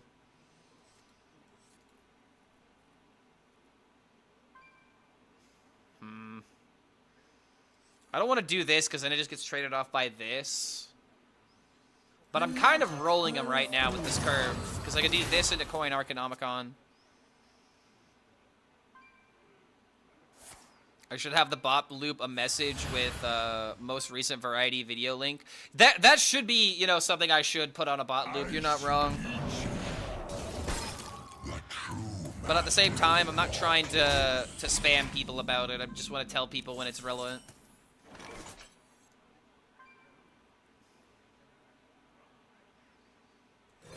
So we just have to keep doing this. Focus on the good part of the deck. We don't care about 6 damage. Since when can you rewind Twitch online? It's a very recent feature. Came out a couple of months ago. What? Hey, okay, no, what the? No. Nude, if he actually plays this better than me. No. No. No. No way, bro. No. Please. Do not tell me he is going to do this better than me. I will literally not be able to handle this if that's the case. Alright, you know what I think it actually is time to do? I think I trigger an additional time.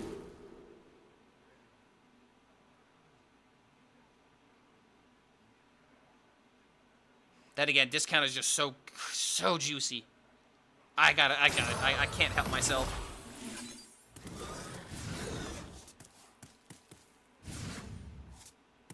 The land is healed. This was so much better. This was infinitely better.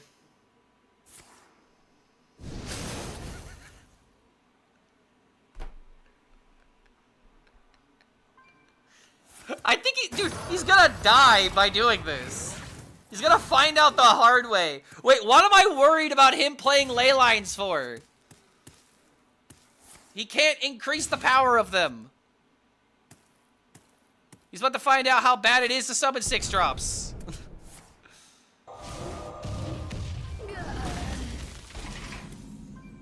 My hand is full. Arcane might defends Azeroth! Oh my god, I actually got good minions here. Unbelievable. This is the first time I'm not disappointed with the outcome.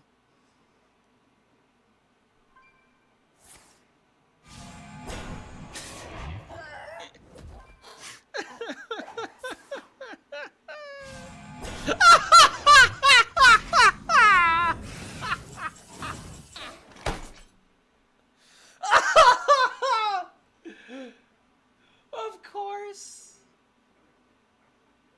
I still think this is lethal.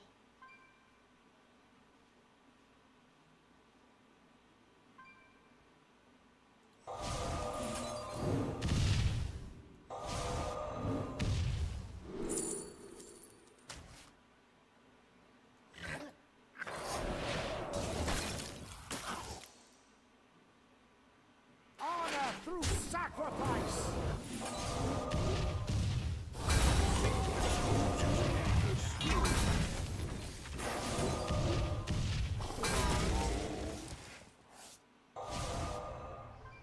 Honor through sacrifice!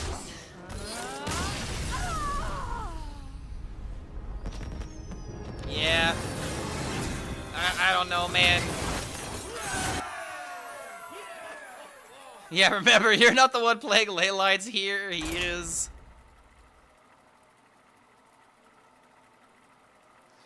I just find it really funny that Rogue was able to generate better minions than me.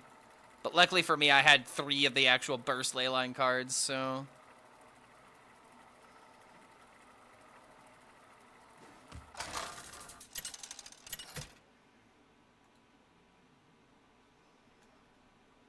Sarah versus Gul'dan. My plans are coming to fruition. Time for a remix.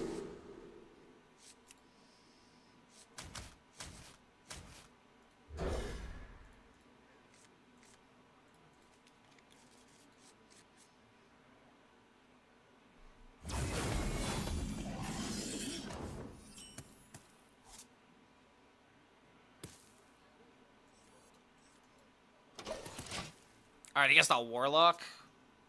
What is he even doing?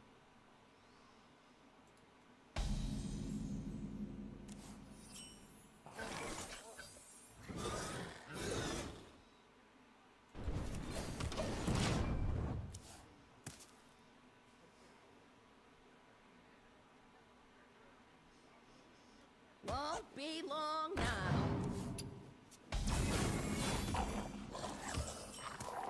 The magic flows through. I don't think I should be worried about eggs, because if anything, the eggs will summon eggs that I can then, you know, use for damage.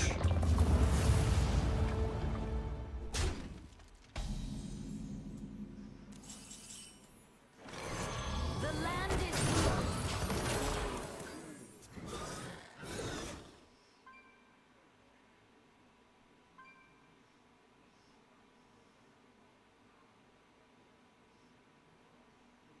Get in there and fight, maggot. Oh my god, he's playing abusive.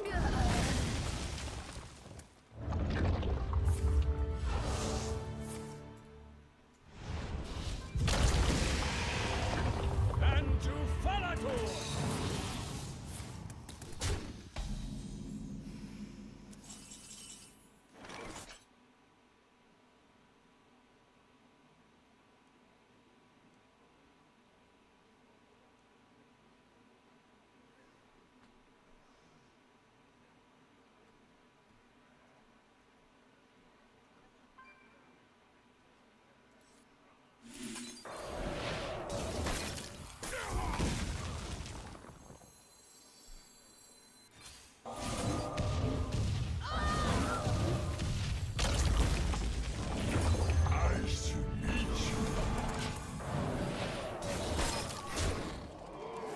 Cracking these turn 6. No, he's cracking them next turn.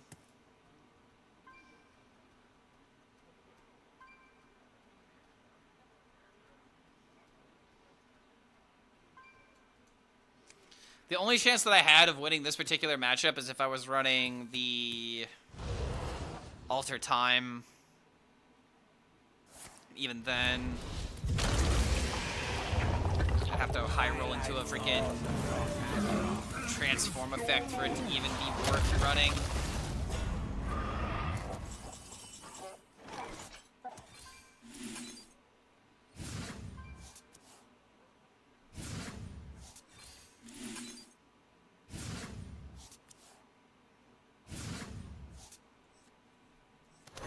Is deck buffed? Do you want me to be real with you, or do you want me to tell you what you want to hear?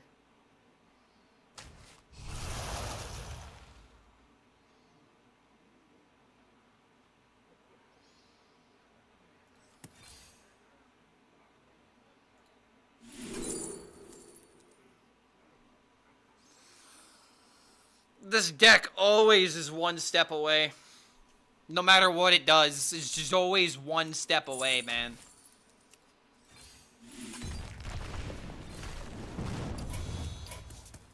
This one's yours. It's always one step away from being maybe good.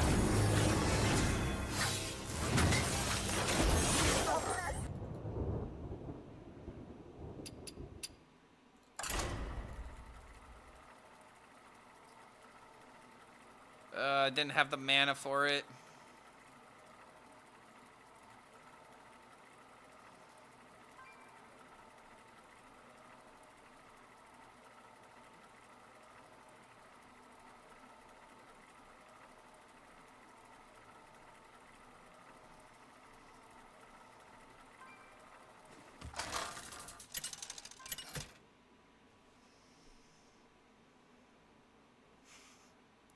Sarah versus Gul'dan.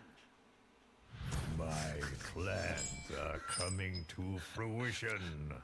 Hearthstone community asking Leyline Mage, what's wrong? I feel worthless. You're not worthless. You're a great example of what not to be. That's Leyline Mage for you.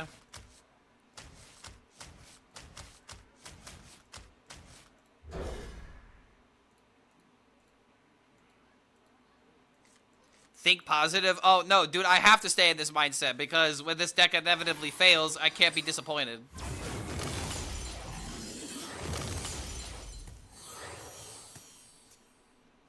What's my favorite Death Clock song? Mine's Coffee and Scream for the Kareem. Legitimately? Oh, man. It's really hard. I really like Thunder Horse. Thunder Horse is one of my favorites, but I would have to say that, like, one of the best songs just because of the arrangement more than anything is I Ejaculate Fire. That is a very good song, all things considered.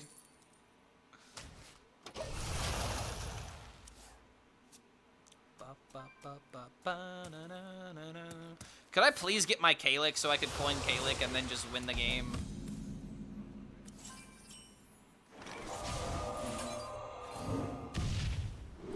Jesus. The definition of burn 'em and turn 'em.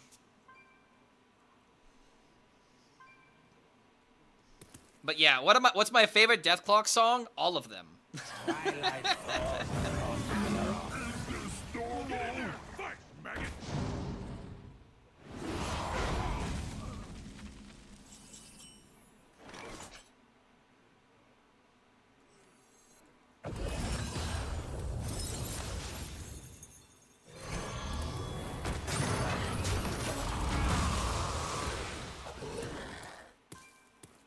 I don't really want to use this unless there's like a good reason.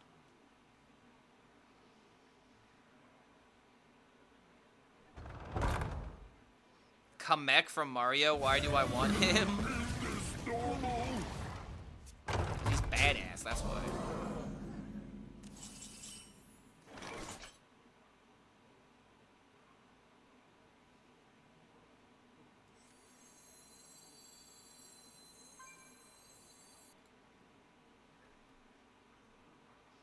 Six, 12, 18.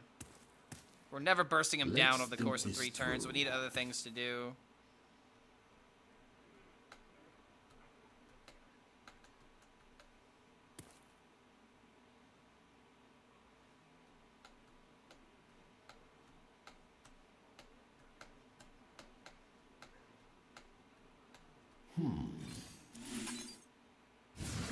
Okay, hold on. I need to play that somehow. Time's almost up.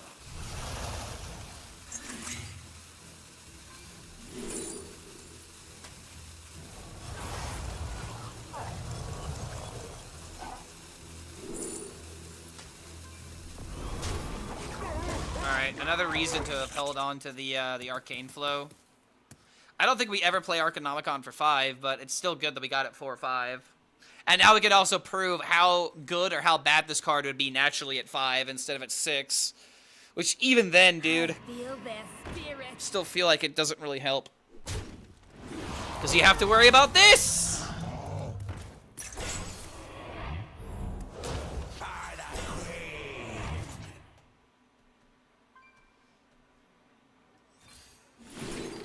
Didn't hit the flash flood.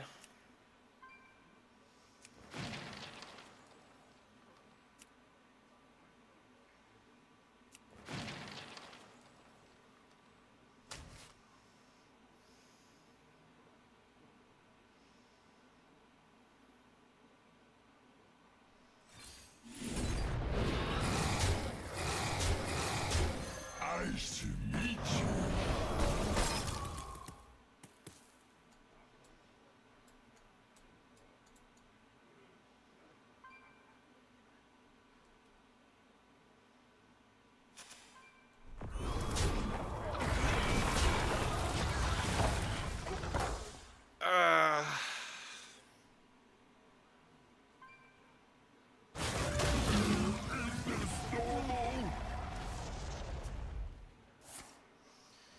You want to know the sad thing that we can deduce with these buffs? This deck's not getting any better than it is now. It's not gonna get support in the future.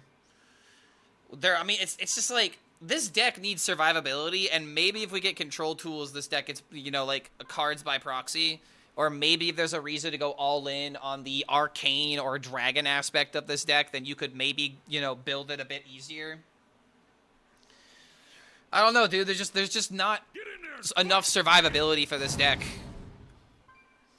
But I think of the patch notes, I personally feel so disappointed. I'm probably taking a break to the next expansion. I would not be surprised if a lot of people end up doing that. And I'm gonna be real with you, man. Like, I wanted to have hope. I wanted to have hope, and my hope is going down. It's dwindling.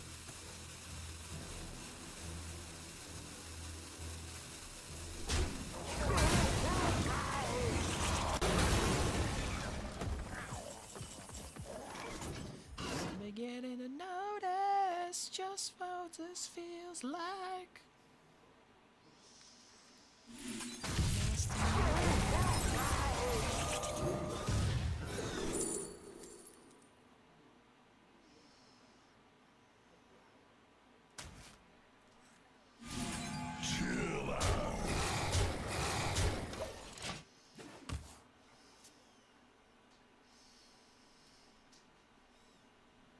Howdy, Warshak.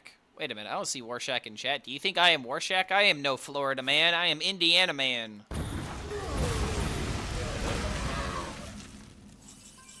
Alright, finally I can do something.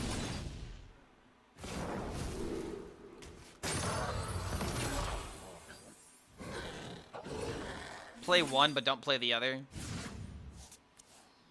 The magic flows through.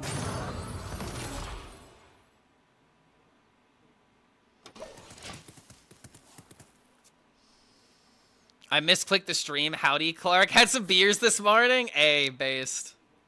Glad you're having a good time, man. I'm trying to make Leyline Mage work, and it's been rather frustrating. I just don't know how else to take the deck.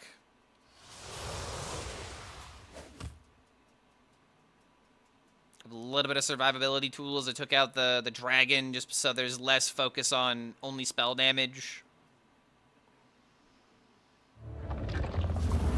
There's his egg. Well, that's rude.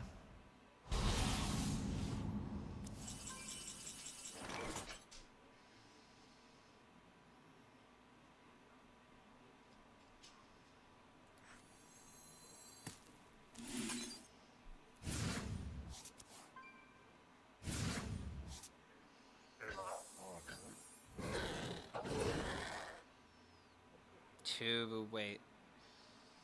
3, 6, 6.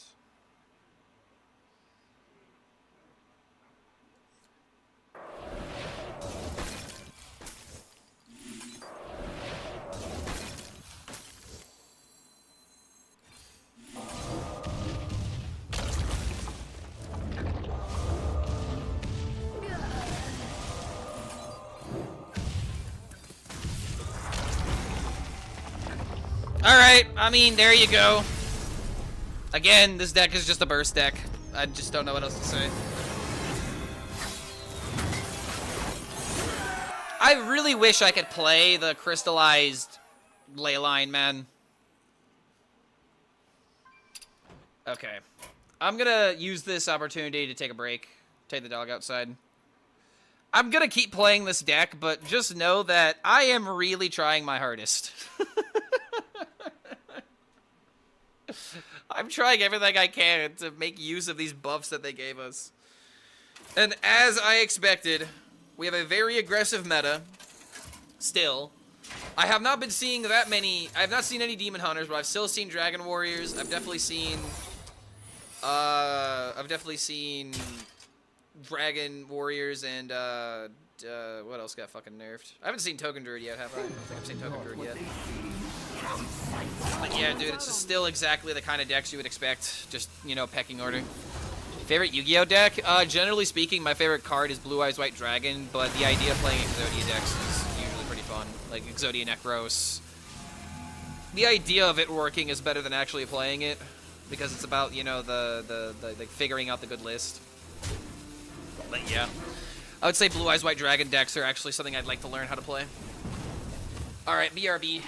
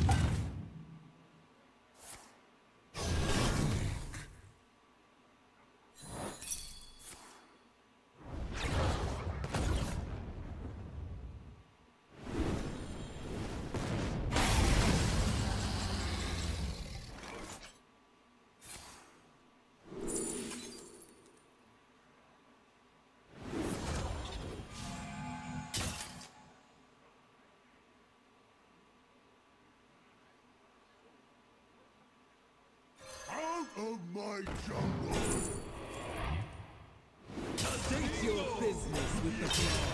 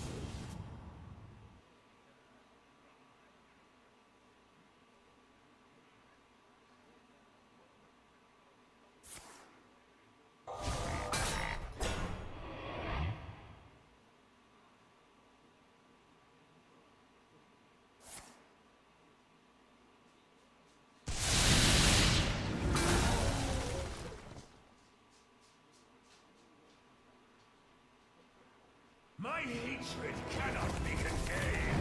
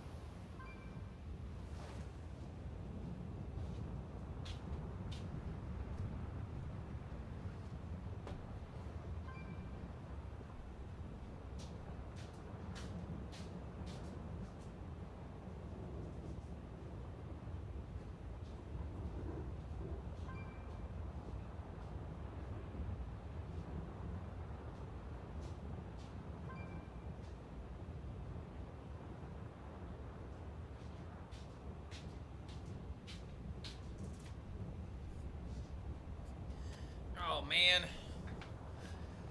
Every time I spectate someone.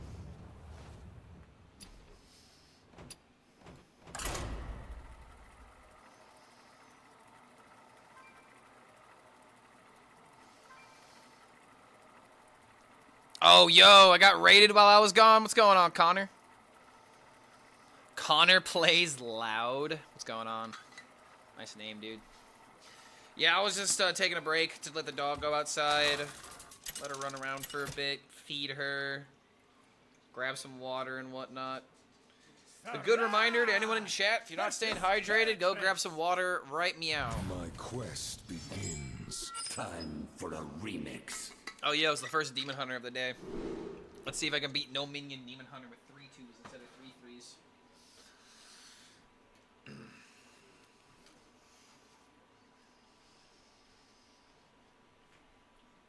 Played the song on stage. It was a fun one just to jam along to. Are you talking about Comedy by Bo Burnham? This would be a very fun song to perform live, I agree. World with comedy. I'm a very spun white guy. I'm gonna be an agent of change, so I'm gonna use my privilege for the good. Die with it! Very good, way to go. American white guy. I've had the floor for at least 400 years, so maybe I should just shut the fuck up.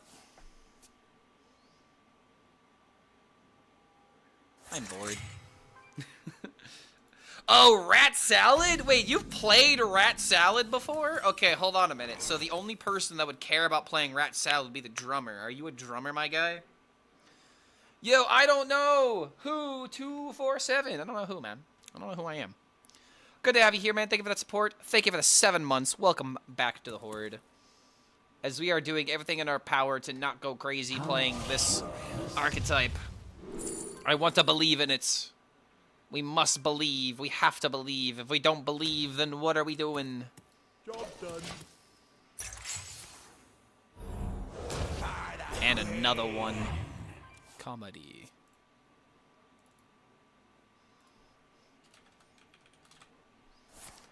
Call me and I'll tell you a joke.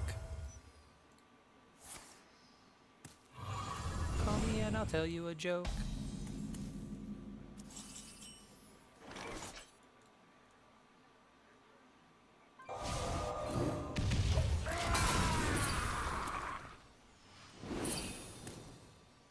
Well, I do not have my minions. I'm everything, guitar, drums, keyboard, and bass, but you main guitar, though. Bro is talking about music instruments like most people pick up fighting games. Hell yeah, dude. I always find it extremely impressive when people can play more than one instrument. Especially as someone that can barely play the one instrument that I play. I play drums. Should I give away my money? I gotta believe in it. I don't want to believe in it, but I got. I require more mana. Why is this my hand against this matchup? Hell yeah, man. Yeah, I want to do more stuff with drumming, and it's probably not going to happen until I move. I'm really hoping that I can move here in the next couple of, well, it'd be a couple of months, but I am hoping to find a better location. I'm not going to go too much into detail, but I'll just say that this ain't a good neighborhood, man. This neighborhood kind of blows. Kind of sucks. Alright, as long as it hits minions.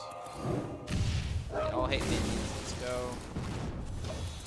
Alright, not gonna lie, them being threes, the difference between 2 and 3 actually did matter there. If they were threes, they would have survived that, and I would have taken even more damage.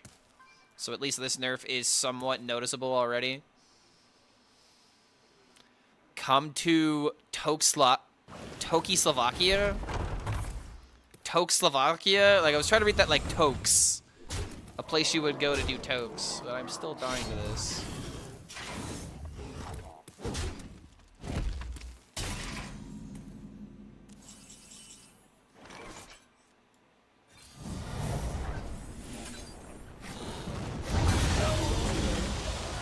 Should have pinged it.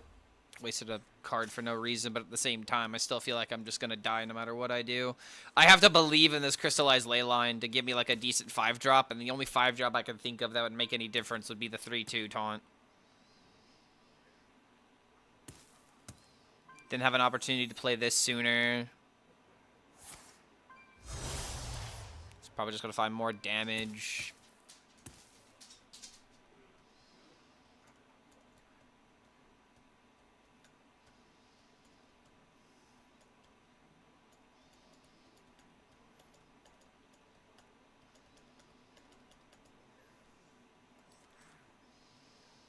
Come on, man. Cannot be this complicated.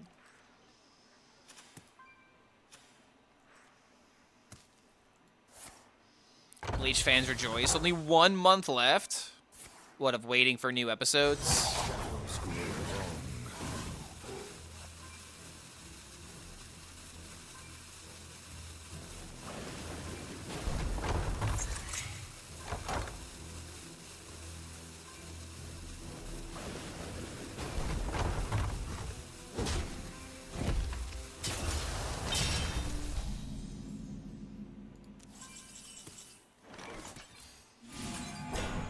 Holy crap, it actually did something somewhat meaningful.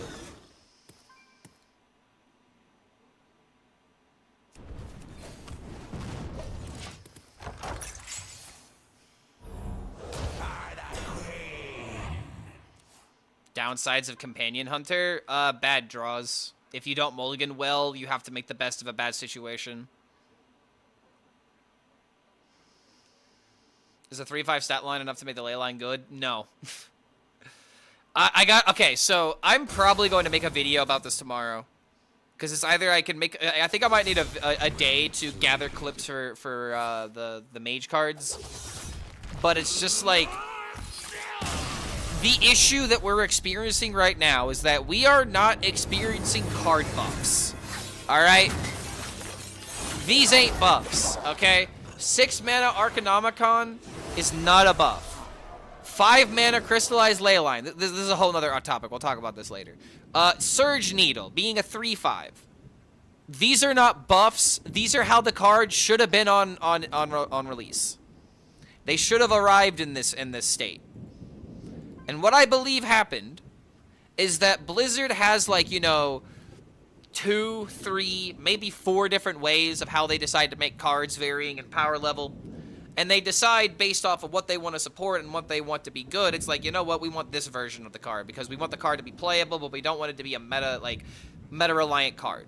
Because there's a very easy way you could turn this kind of stuff into, like, you know, the best cards in the meta. Like, if you reduce the mana cost, if you give them, like, other keywords, if they all, like, maybe, like, drew into each other. There's several different ways that you could develop these cards to make these synergies a lot more consistent.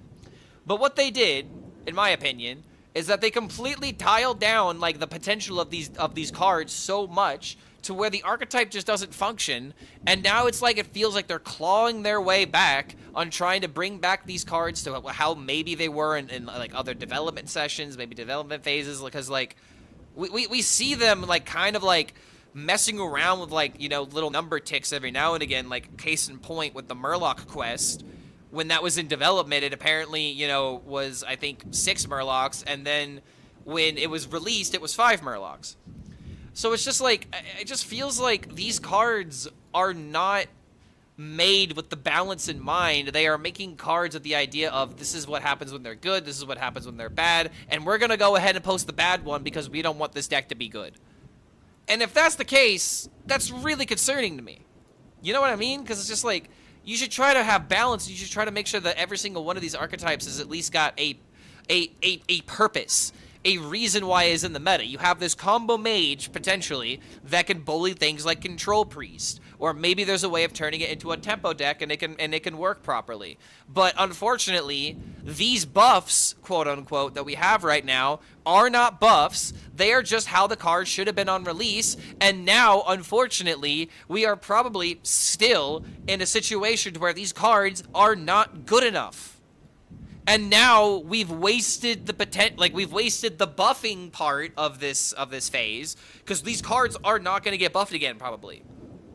Like, I don't know what the content schedule is looking like for Blizzard, but they're going to move on from the class set now. It's going to be whatever the next thing is going to be, right? They're going to focus on that. And now this is just going to be another archetype that gets left in the dust for people like me, for example, that really wanted to do something like this, and it's not getting any better. It's not getting any better unless they add more arcane support that, you know, patches the holes of the survivability of this deck. It's not getting better unless there's like a really good 1-drop, like a 1/3 that gains armor, like the Artificer, for example. That'd be pretty decent. So yeah, dude, it's just like, and like with these cards, for example, these cards should have came out these strong, and then they would have had the data to realize that this is probably not going to be good enough. I think this should be a deal 6, by the way. Hot take. I think this should be a deal 6. A 6-mana deal 4 does not do anything in today's society, let's be honest. And this card just doesn't feel like it does anything either, and is one of the low rolls of the Dragon Soul. Like, these ideas look so great, but when you can't make them work, and when you can't play with them, they just become dust.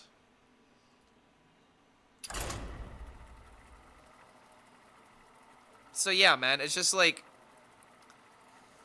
it really sucks when on the first day of like a buff patch, the big question is, oh man, is it broken? And like right now I'm asking myself, man, is this archetype even playable? We used to worry about like over buffing and like over nerfing, and now it feels like we don't nerf hard enough and we don't buff hard enough because we're not trying to create new metagames. We're just trying to make these decks passable, apparently. Like, I don't know, man. Sarai versus Sylvanas.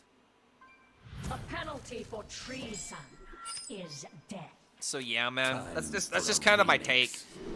These aren't even buffs; they're just how the cards should have been released on arrival. It does have strength. It does have strengths, but its weaknesses outweigh its strengths, it seems. And I just like I can't possibly, I cannot make this deck slower. You know what I mean? You cannot make Leyline Mage slower, because then against decks like this, I'm not gonna have the survivability to actually keep myself, you know, from dying. I can't put in like Ancient of Yore. There's no way that I could put in the Dragon Soul package, even though gain 12 is kind of appealing. It's like, if I can't get this tempo deck to work, what else is this archetype going to accomplish? Can't play dragons, you can't play Imbue.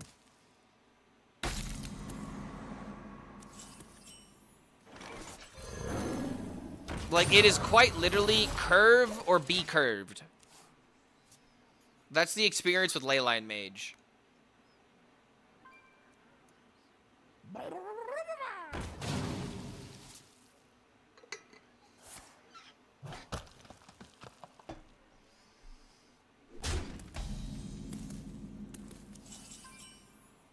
The magic flows through.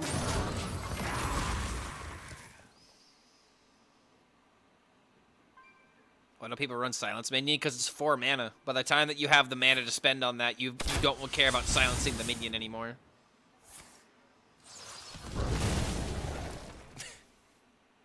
Dude, there ain't no way. There ain't no way, man. There ain't no way. Arcane might defense Avalon.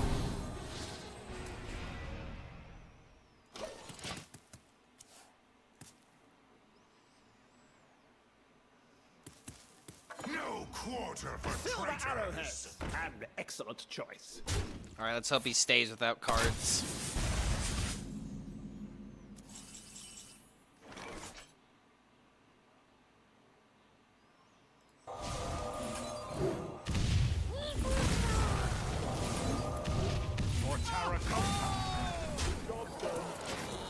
Alright, maybe coming back.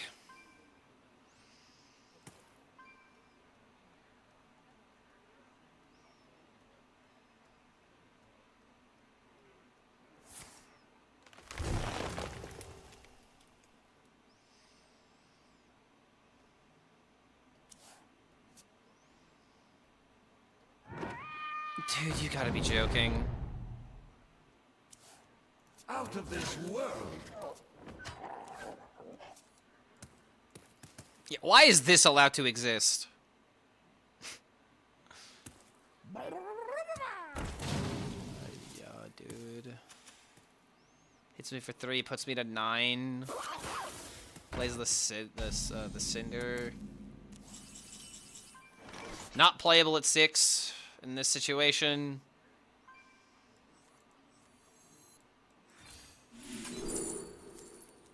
Okay, it's health. And that's even more health. Oh my god, eat it. What it takes for me to even have a chance against this deck.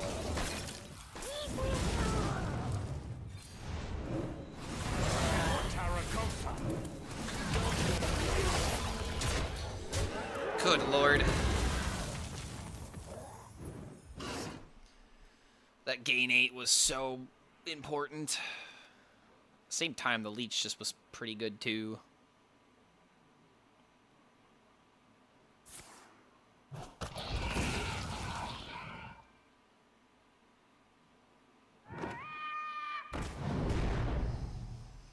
So, like, this game right here is exactly why I feel like you have to play for tempo. Because, like, imagine if I didn't have these minions on the field right now. If I am playing a, you know, like a slower deck, if I have Dragon Souls in my deck, for example, I'm never getting to this point in the game. And, like, even then, my opponent is still pressuring me. No quarter for traitors. He could still potentially win this game. You just literally cannot entertain the idea of Dragon Souls, man. It's so sad. No time for games. Alright, come on. 3 damage. No way I don't get 3 damage, right? For Taragosa. My torment. I'm not killing all the minions. The minions did nothing wrong. It's the hunter's problem. The hunter's fault. Although I have to admit, I do hate that 1-3.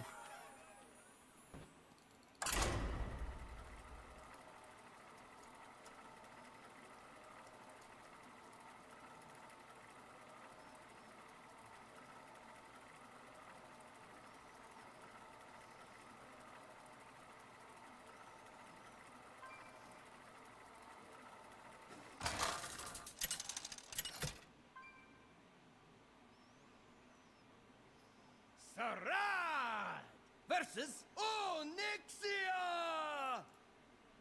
My enemies will kneel. Time for a remix.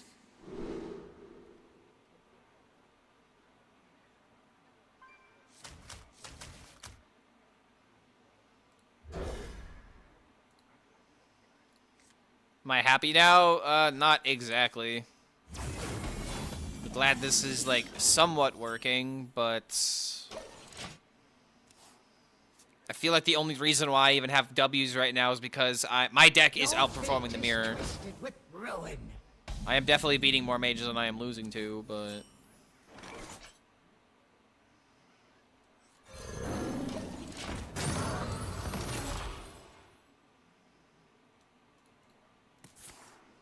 The magic flows through.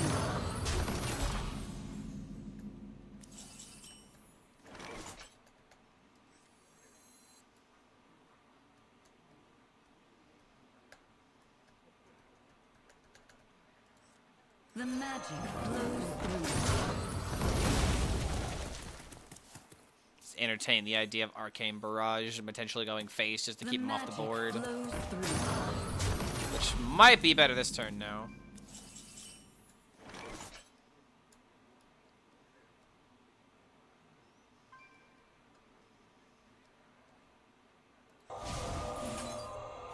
The land is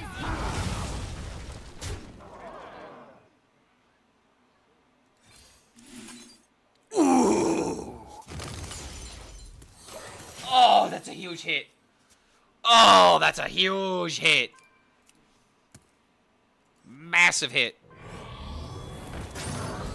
I think the game's over now. Arcane might defend. the land is healed.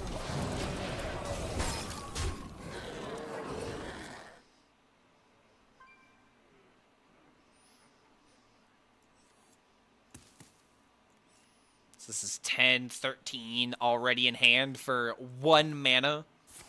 1 mana, deal 13. I told you this deck could do disgusting things, but only if it's going up against decks as slow as itself.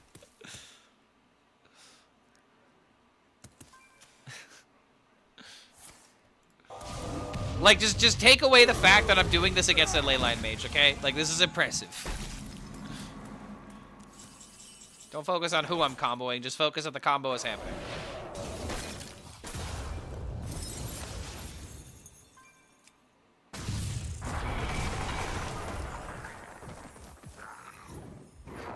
Oh, it's not enough to kill him unless I get lucky. Oh! I got lucky! Oh my god, turn 6 OTK. Turn 6 combo! Woo! Yeah! Woo! Telling you, man, it beats the mirror.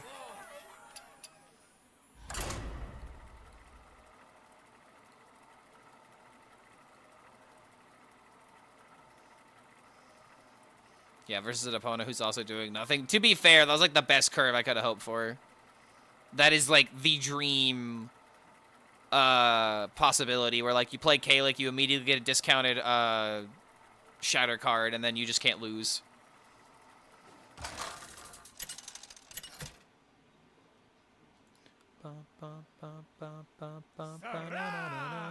Versus Uther. Like if I look at my win rate today with Mage, Time for a remix. I'm 13 and 16 with the archetype, so I have a 45% win rate. And I'm 4 and 3 against Mage. So if I take out the mages, if I just take out the mirrors, we are 9 and 13, which really is not that good of a win rate.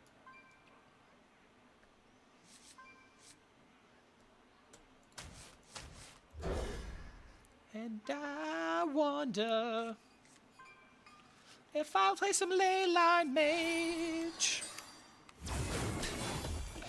The light dims, but we fight.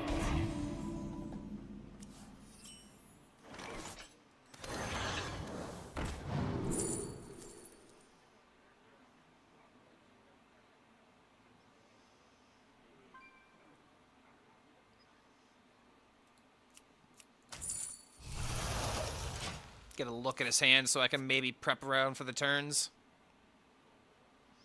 Could this deck be built with Quest? I do not think that you can attach this archetype to any other established deck. Like, you cannot make this work with Imbue. You cannot make this work with the Dragon package. You cannot make this work with the Quest. It is too dependent on specific turns in order to literally function. State your case. Well, this isn't good for me.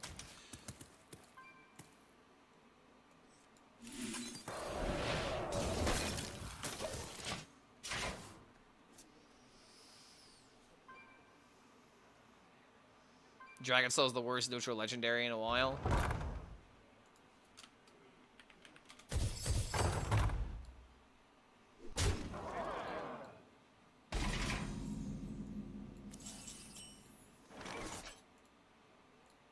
Let's go deck win rate. Wow. Well, that's not very, oh my god. Oh my, home, no, you can't make this, you cannot make this up. No, come on, why? What, mulligan win, no, why? Let's think this through. It needs some data to get better, but like at the same time, why?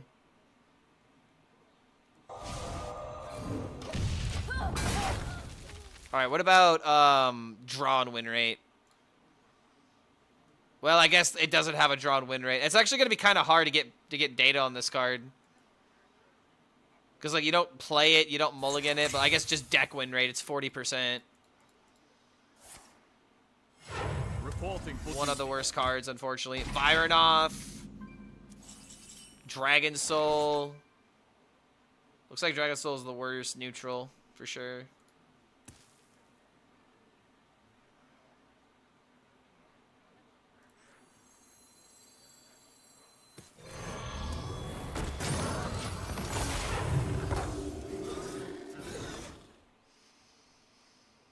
Yeah, worst card. Zeddy's worst win rate cards of the mini set. Every Leyline card was in it, pretty much. What else do you expect, man? Chromie is worse? I would say Chromie at least has a function, which is to draw cards. Dragon Soul literally makes your deck worse. So maybe Chromie isn't much better by comparison, but at the same time, Chromie doesn't actively hurt your deck as much as Dragon Soul does.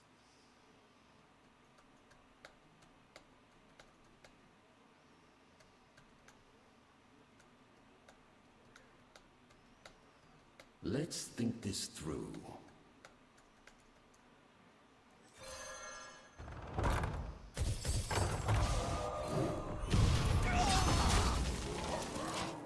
All right, well.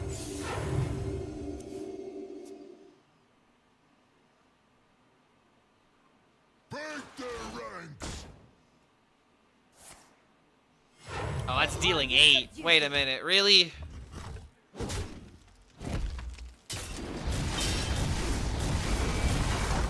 Good lord.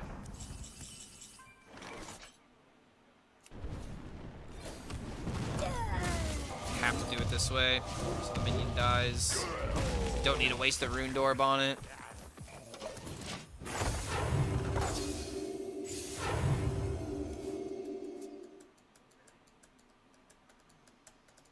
Calling for reinforcements! My blood to save the dream.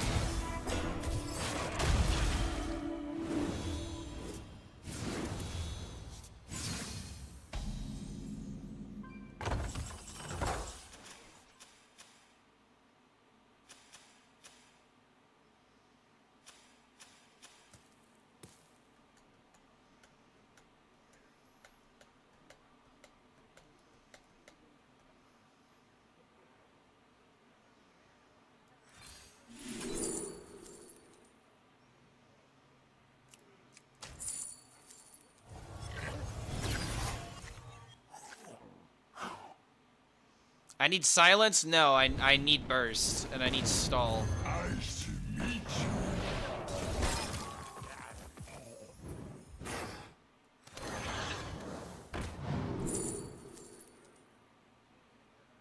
Life cycle.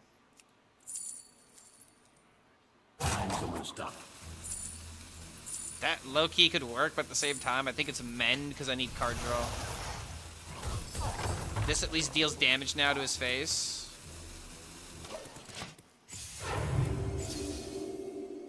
This is why Glacial Shard kind of feels like it should be in the deck for exact moments like this.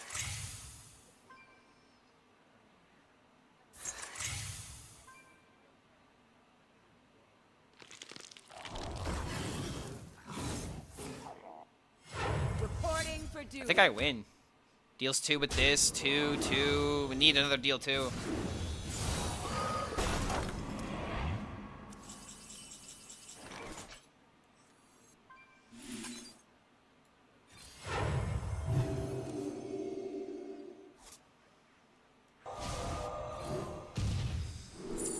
Oh, you gotta be joking. Wait.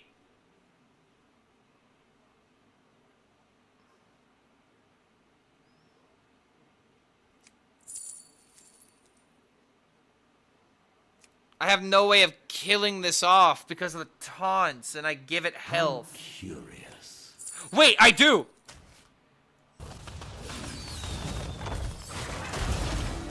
Oh, it has Divine Shield!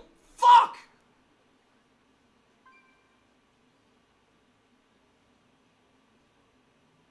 I loathe mist. Time's almost up. Why didn't it just let me have it? I drew, I discovered... Mistakes.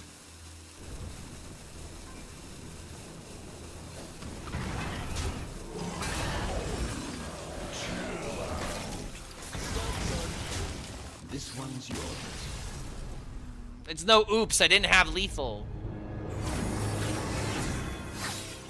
Cause I missed the discovery and I missed the card draw. Damn it, dude.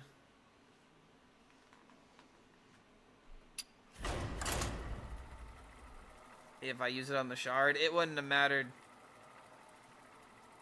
It wouldn't have mattered. Because it would have gotten Divine Shield. Like, that's the issue, is that I needed the double Death Rattle stack.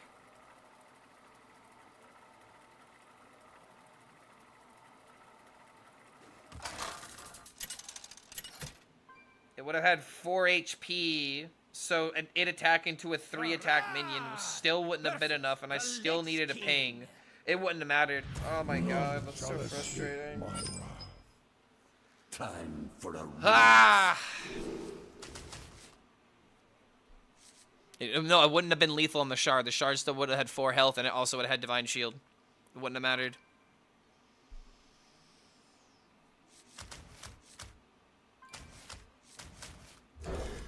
Ah, that's so frustrating.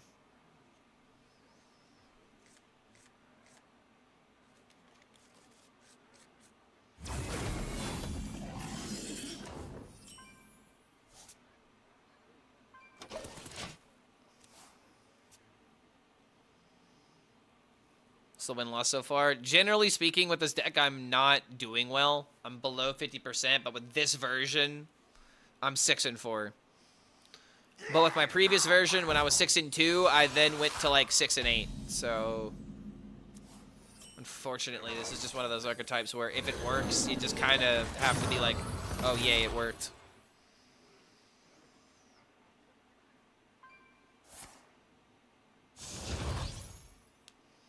A Druid opponent just played Lorthamar into Barnes, into Barnabas. Stole his deck. I got to play the big guy this game instead of him. Game is awesome. Sounds like you're playing wild. It's not something that you can do in standard.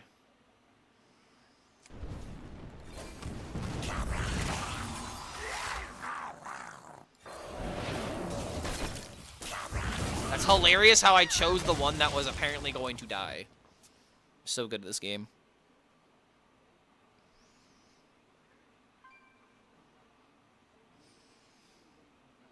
The citadel stands strong. If I use life cycle on your minion, yeah, I think that actually is a good point. See, that's the reason why we have these conversations, chat. Because there was a lethal there, and I think Sayam just found it out. Yeah, if we chose life cycle, we would have been able to have done the thing. But then again, I discovered the welcome home. Was that off of the top deck? Arcane might defends Avalon. Yeah, that's a good spot. Life cycle could have been used to kill the minion.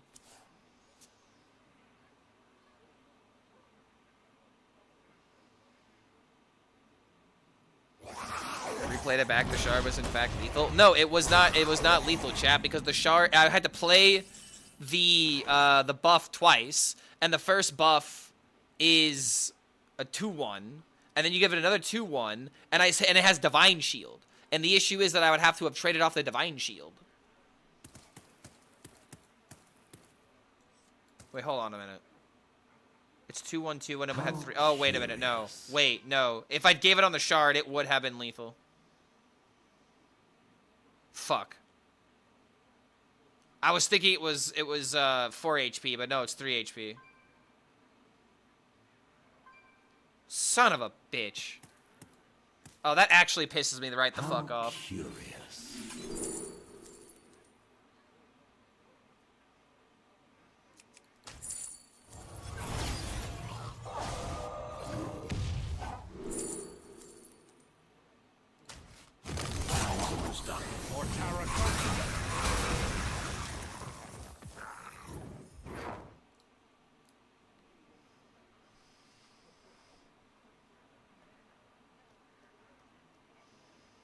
Haven't been told how to think yet. Are we mad at Blizzard today, chat? I don't know if mad is the word that most people would use. I would say disappointed would probably be the better adjective. I can understand people being disappointed in this patch. And we seem to have a lot of those recently.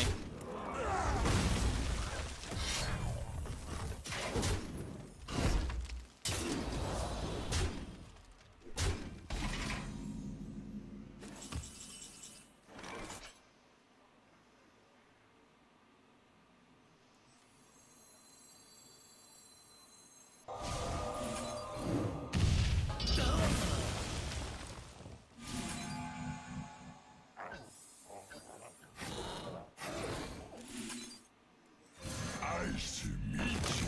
Job done.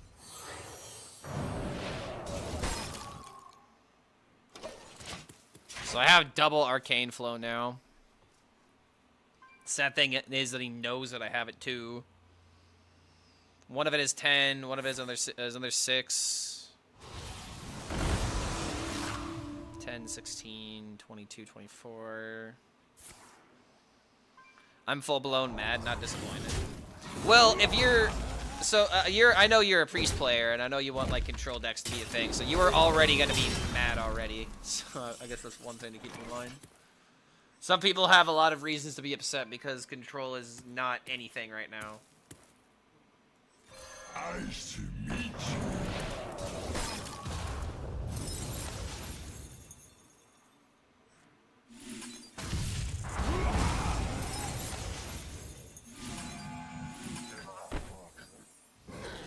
I don't need to be playing this. But at the same time, I like the idea of sticking the minion. Yeah.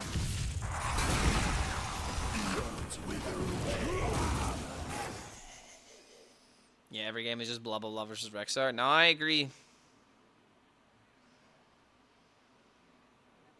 It's really weird how the how Cataclysm launch was so fun, and then it went bad with all the class sets. You want to know why? Because people aren't focusing on Deathwing anymore. I was having a lot of fun when I was playing the Deathwing classes. Now I suddenly regret not saving the AoE. Come on, re-roll it. Be greedy.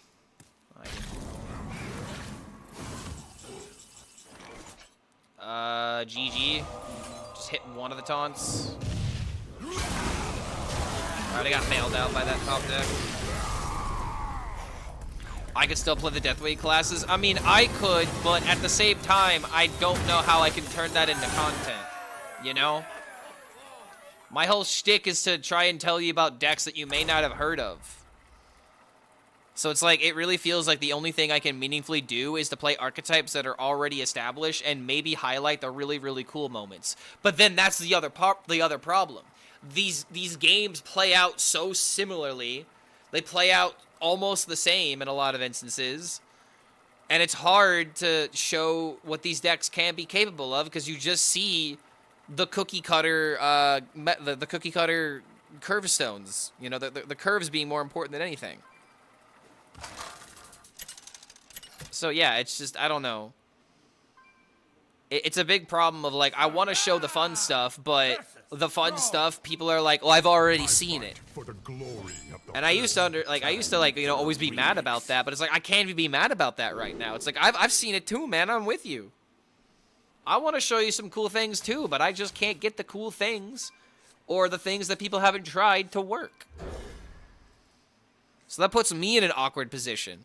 And like, case in point, chat, like, this is something that always bothers me. And this is why making content really can suck at times. Because the first month of Cataclysm was one of the best months I've ever had on YouTube. One of the best months ever. In terms of like viewership, revenue, it was looking really good. However, after that month, my YouTube revenue fell in, got cut in half. And it wasn't just because, you know, my videos weren't getting as many views, I wasn't uploading as much, but I couldn't figure out what to upload during some of those moments. I also had like a week where I was sick, so that's kind of part of it.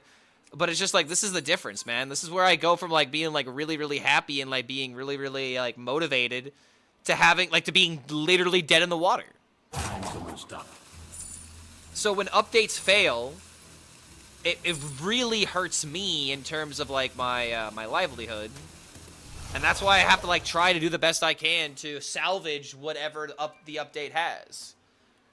But when it's unsalvageable, then I just have to go like another, you know, X amount of days, X amount of weeks. Hopefully not X amount of months like we did during Ungoro, where no one is interested. Therefore, how can I entertain anyone who is not going to be interested in what I'm going to show them? I don't just want to put, you know, oh, hey guys, I couldn't figure out what to do, so here's just rogue gameplay. It would have to be really spectacular for me to make an upload about it. Otherwise, I'm just uploading games without purpose. So that's just like kind of a look behind the curtain there.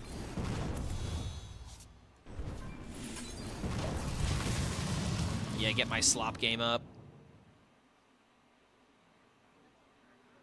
Can't be making all those thought-out videos. Well, like, that's the point, though. Like, if I make a bunch of videos that don't do well, then it hurts the channel more. And also, I'm not having fun while doing it, so that's another aspect to it. I don't need to be doing exciting stuff all the time. And I have made standalone videos of, like, decks that I have had, you know, cool moments with. But it's like, I don't have a lot of decks that I really feel like I can play like that right now. Especially with, like, going first versus going second. I feel like that's a really big problem right now, because that is contributing to, like, the same feels, you know? The feeling of, like, already being behind on turn one just really sucks. Have we talked about the Discord with the win rate disparity of going first versus going second? Do you have an idea of how Blizzard could solve it? Should they? They 100% should try to alleviate the problem. Not like fixing is a kind of a rough situation, because this is kind of like the position they put themselves in, right? And I think if you look back at all of Hearthstone's history, going first has always had a higher win rate than going second. Kind of similar how, like, in chess, going first versus going second, you know, going first is a higher win rate most of the time. Because, again, initiative versus responding to that initiative is two completely different concepts. However, there is definitely a lack of control tools or cards that bring you back from a losing situation. And I really feel like that's the direction to make that less of a problem, or even if it is a problem, to make it less noticeable.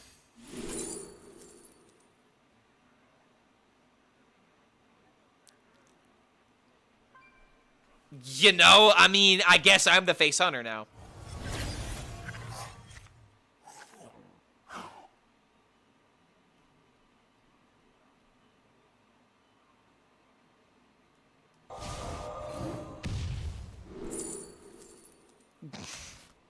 I guess I'm the face hunter now. Alright, hold on a minute. Death itself draws near. I'll handle this.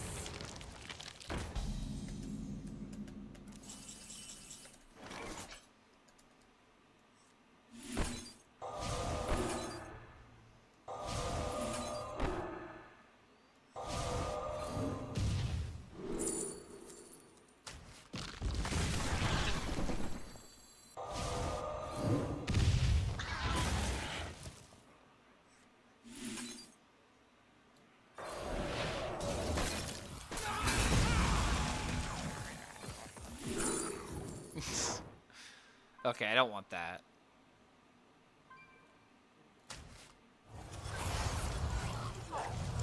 Maybe the AoE could have been useful. I mean, at this point, dude, I am just gassing this Confront the Tol'vir. Also, I protect the 6/6. Pretty good. Death itself draws near. I'll handle this. This fires all the enemy.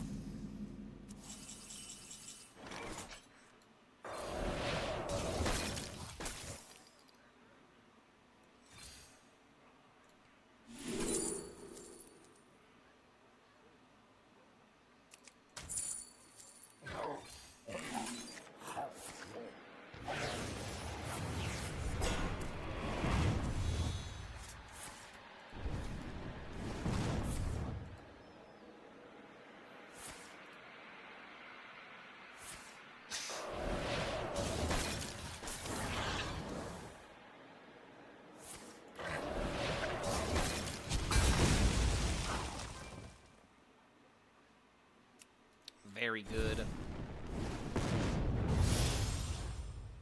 Hello? Alright, I mean, probably not even gonna get the chance to play this, but it's still in hand. Should Envoy of the End be a 3/6? I feel like it's a substantially help Herald decks. I don't feel like Envoy of the End should be like a extremely good card. It should have like a little bit of a drawback, just so that way it's not an auto include in every single sense of the word, you know. Also, that's just lethal. Boom.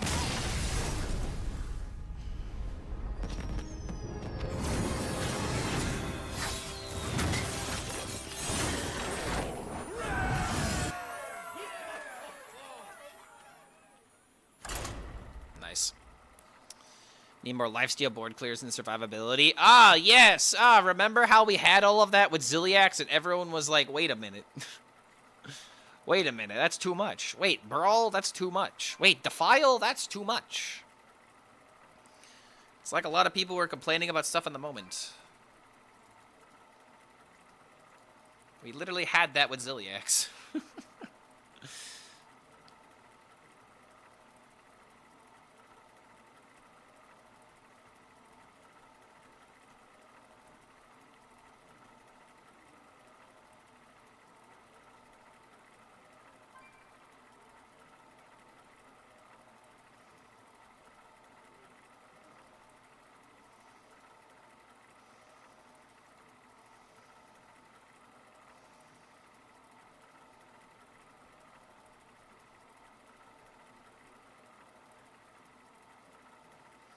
As much as people complain about Ziliax, he was an interesting card. Also would agree with that.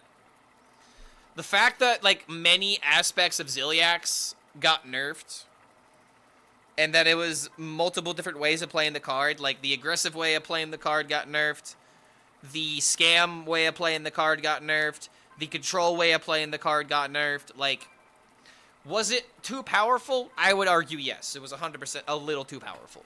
But it was at least interesting. It was at least something that you could utilize in several different ways, you know, and that's what it should feel like when you have cards like these neutral legendaries, right? How's the Leyline win rate? Let's see. Generally speaking, with Mage today, I started like 0-3 with an idea. Playing tempo, I have 1 net win. Either that or I'm right at 50, depending on if I played 2 or 3 games of the first deck. So yeah, like we're pretty much riding like at the coattails of like 50%, but like the deck needs everything to go right in order for this to happen. Lenny coming in with a 16. Good to have you here. Thank you for that support. Welcome back to the Horde, my friend. I hope you're having a swell old time as we are trying to make Leylines work. I somehow got disconnected. I don't know why or how. Just gonna relog.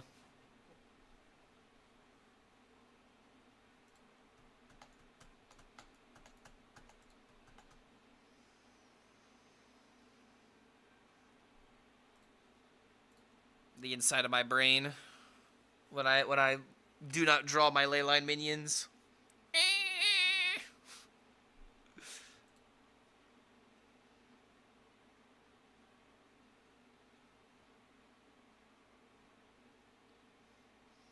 Can you take a look at the Pure Held Warlock? I think you've already shown me it. Under the shadow of my wings.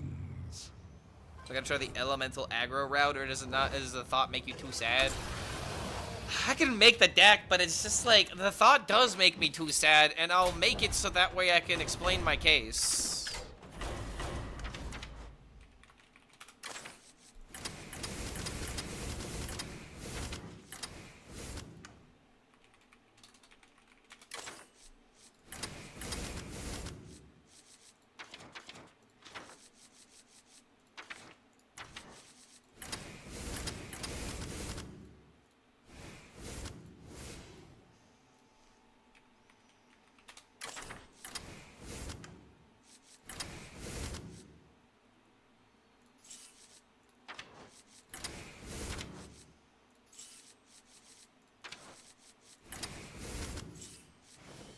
Alright, what else does this deck need? Maybe one of these.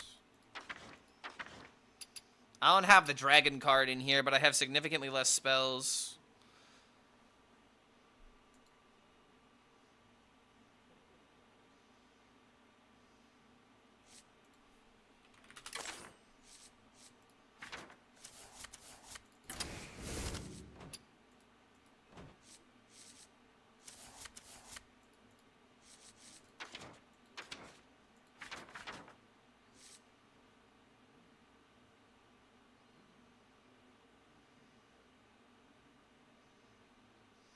So, like, again, this is the biggest problem that I have with a deck like this. Like, you're playing these minions on curve, but then, like, later in the game, they become a lot worse. And, like, you are dependent on, like, hitting, like, Sizzling Cinder, and then, like, playing, like, Living Flame, and then you can play, like, the Conjured Bookkeeper.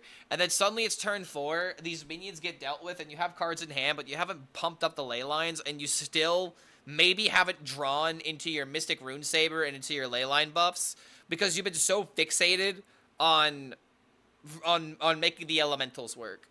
In order to make the elementals worth it, especially if you're going to play a card like Conjured Bookkeeper, you need, like, at least 4 to 6 elementals, right? So we have, that's already 8 cards you need in the deck. So then suddenly it's like, alright, well, how many leyline cards do I need? 1, 2, 3, 4, 5, 6, 7, 8, 9, 10, 11 cards. And that's already 19 cards you have to essentially, like, commit. And it feels like those cards kind of clash with each other, right?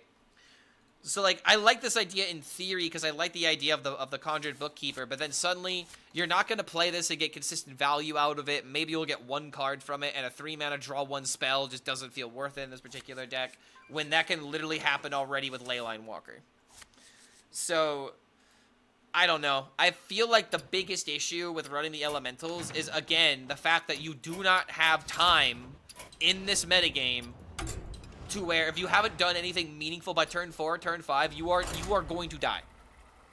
You are for sure going to die. So I just can't foresee it, man. I just don't see it being a thing, for the solid fact that it's another example of how these archetypes are not fusing and they're not melding to become something new or something better. They're just worse. And again, I already see someone asking about the Fabled package is the exact same thing. Only with those cards, you have more expensive cards that you can never hope to meaningfully get value from. When was the last time someone actually played Azure Oathstone and did something meaningful with it? I mean that sincerely. Azure Oathstone is the exact reason why, like, I love the idea of building a minion-based deck that I have to kill off my minions and then maybe set up, like, some kind of combo with, but you can't play it right now. You will never have an opportunity to play it. You will never have survivability with a deck like that because there are too many pieces that require too much lifting. Like, it's too much heavyweight in the deck, and there's not enough cards to offset the weight.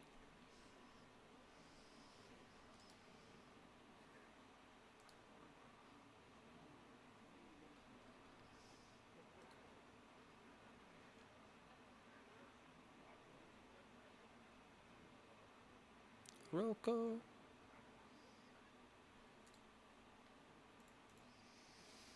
Would I recommend this deck to most players? No.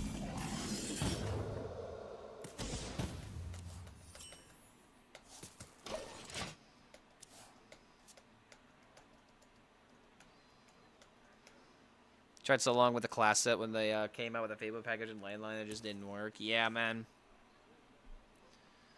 You cannot survive with this deck. You have to kill with this deck, which is why tempo is the only route, it seems.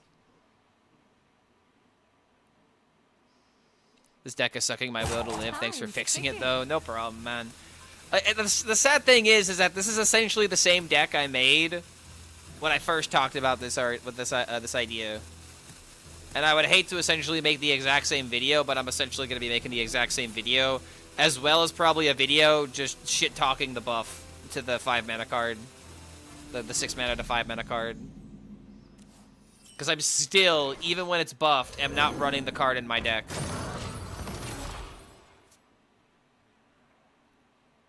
Like, 6 mana Arcanomicon has a purpose. I'm happy with that buff. But the Crystallized Leyline is just a hole in the archetype that is supposed to be a way of surviving, a way of generating pressure. Instead, it's just okay, I have to hope to play and hope it does something good. It's either that or you're vomiting stats, and you don't have the opportunity to vomit stats with this deck.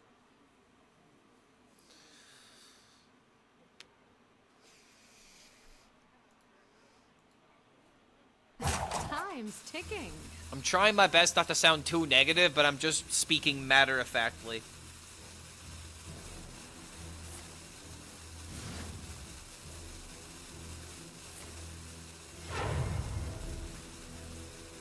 Home in the shadows.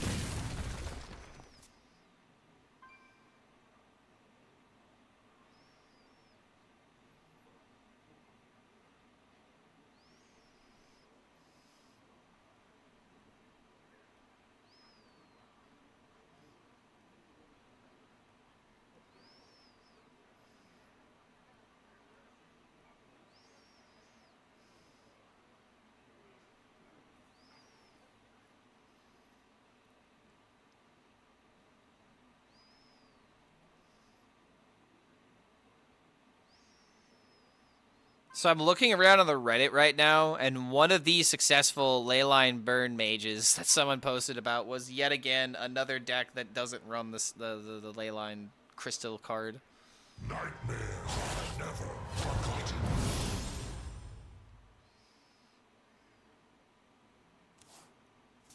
Try being constructive. I am being constructive. How constructive can you be to a project that's incomplete?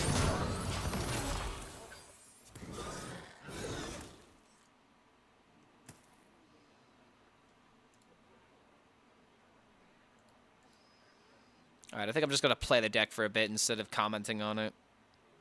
Pretty much said everything I can right now, and until the deck does something impressive.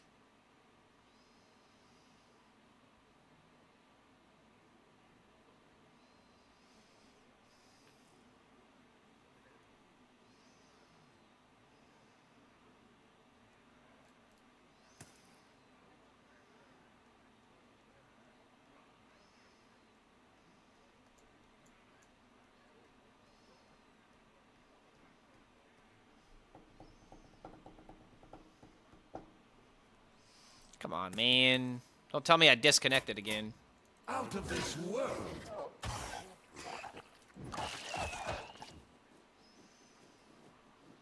I remember this place well.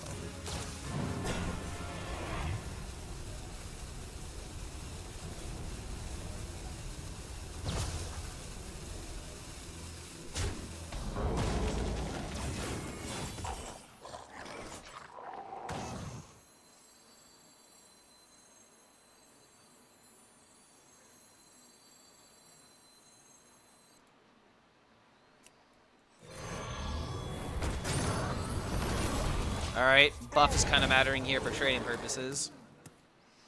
Drawing 3 and discounting 2 is pretty massive as well.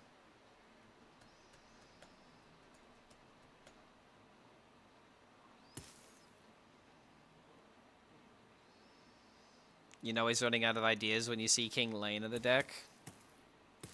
What, the Rogue? Rogue's got plenty of time. They got so many options. But then again, now that I'm looking at his hand, he's had 3 cards there since the mulligan. How's Mage feeling since the so-called buffs? It feels very... Tempo Mage is feeling like it's a maybe 45 to 50% win rate deck at the very best. I don't feel like this deck is going to receive... more people are not going to play it, if I'm being real. It'll be a similar situation to when this deck came out. People will try it just for the sake of trying it, but they're not going to stick with it long. Which kind of saddens me to say. Oh, hey-oh, hold on. Maybe we're cooking. Wait a minute, maybe we're cooking. Come on, deck, do the thing you're meant to do. Alright, those draws were extremely underwhelming.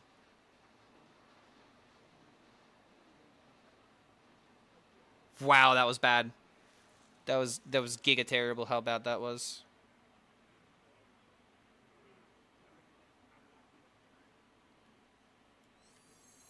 That actually kind of pisses me off, dude. I'm not cooked, it's just my best draw engine just massively failed.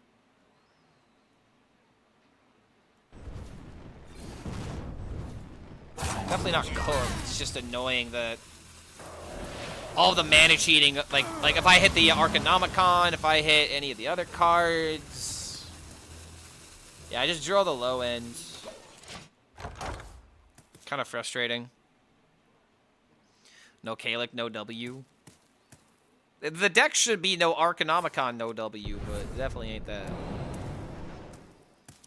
I haven't really cared that. I mean, I care about the Kalik, obviously, if I could have discounted by 3, but I don't know, dude. Just anything else.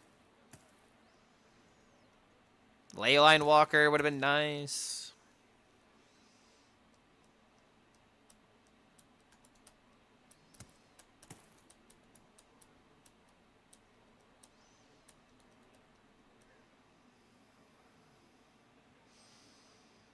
It's exactly the opposite. No Arcanomicon equal W. Not gonna lie.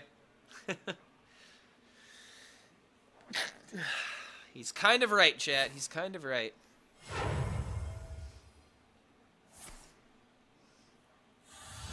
Time's ticking. My brood will inherit this world.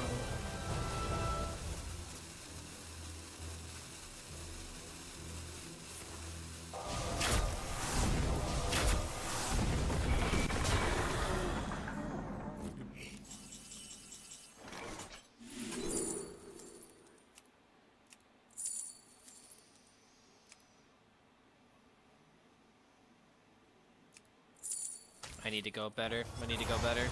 Come on, man.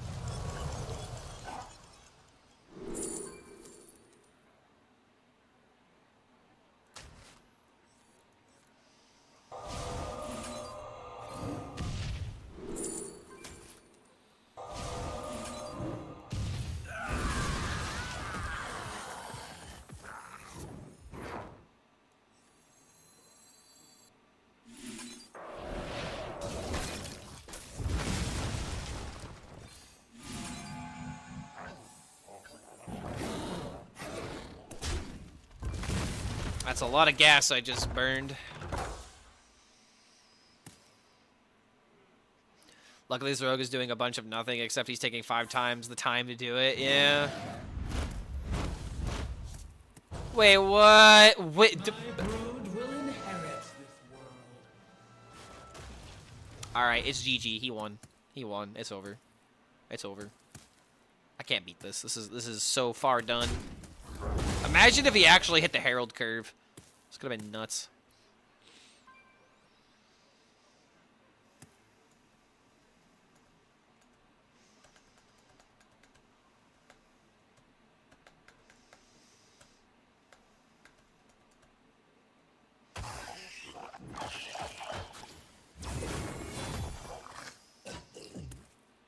I have to say, it's very nice that I have not been running into a bunch of face hunters, but this makes me wonder what people are playing at Top Legend. Like, how is the first thought of Top Legend players? I mean, I guess it's just either it's play Druid or play face hunter.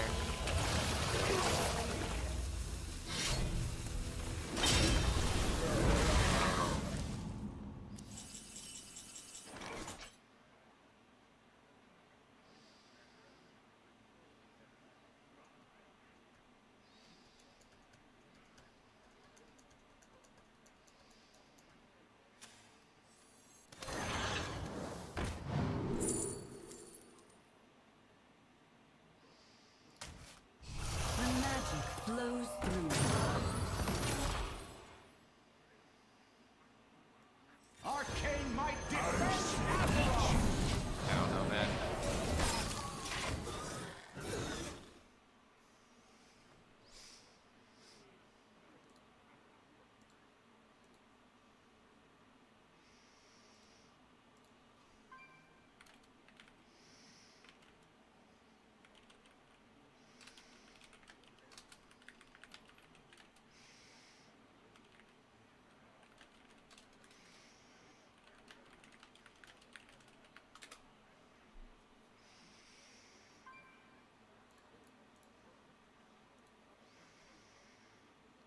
Go forth on swift wings. I want to see some truly unfair gameplay. Dual class arena is hilarious. And Nestra, yeah, something Herald's really good.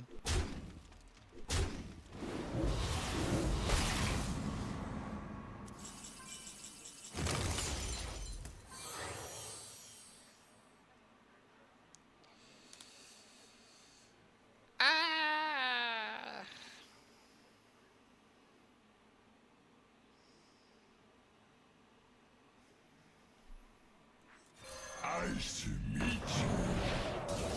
Arcane might defends Avalon.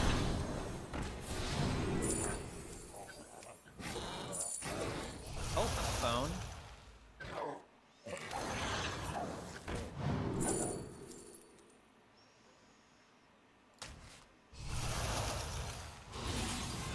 For Taragosa.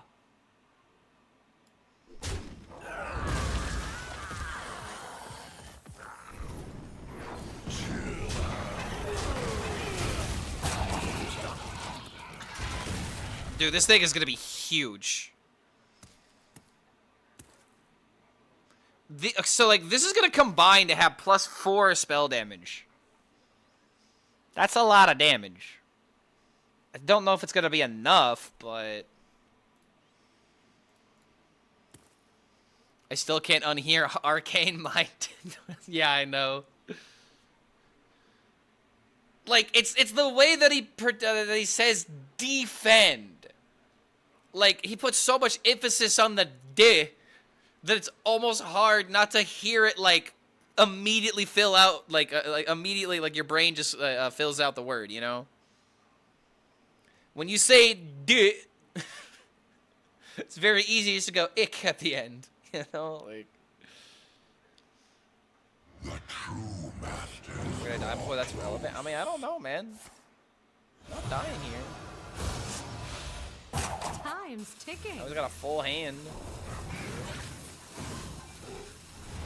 A lot of damage. You gotta swing that weapon? Give me my Arcanomicon?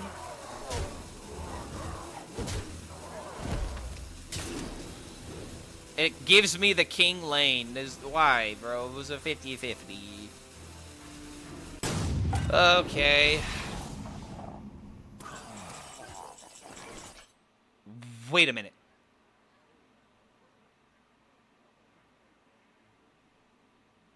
Is this lethal?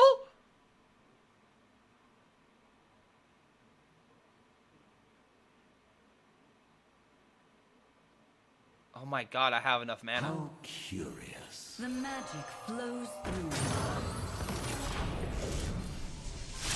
How much damage is this? Deals 6, okay. So that's 14.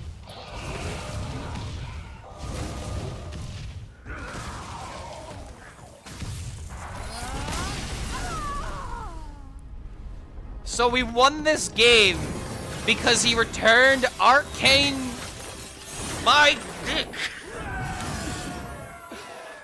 Oh boy. Okay. That was entertaining. You gotta be honest. Like, I did think there was a way to win there, but he gave me an out. Granted, it is very important to note the amount of nothing my opponent did in the early game. The absolute amount of nothing that happened was very high. Okay? Also, yes, no Arcanomicon. I really haven't had that many highlights with it. But at least the crystallized Leyline did what it was supposed to do.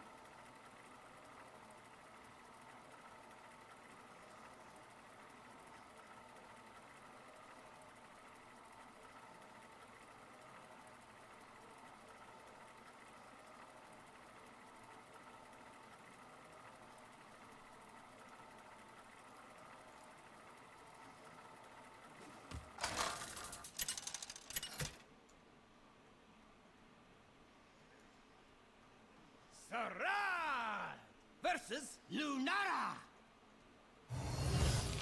The forest fights back. Time for a remix. That was pure skill on your end, Clark. What am I on about? Yeah, let's not focus on the 3 left cards of my opponent's mulligan throughout that game that were very expensive. They didn't do anything with them for most of the game.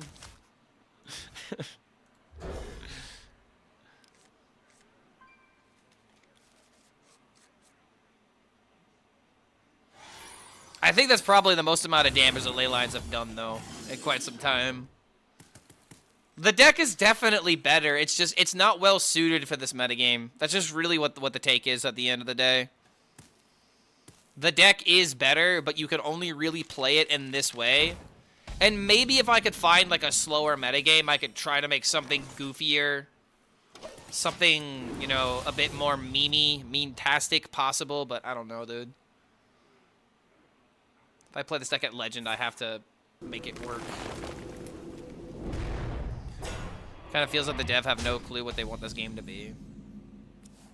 Nah, I think they know what they want the game to be. They just think that the player base won't like it.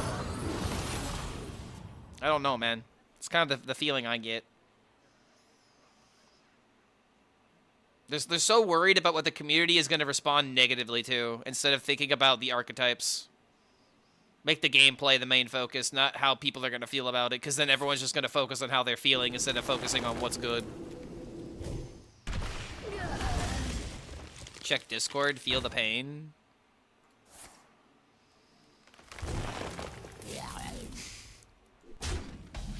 Sylvanas with lifesteal, disgusting. That is fairly disgusting, to say the least. Okay, wait a minute, chat. Flows through. Boom into boom. It's not discounting by a lot, but it is something. Telephone alarms. Oh, we're cutting Forest Gift for Power of the Wild now. So Token Druid is still gonna be good.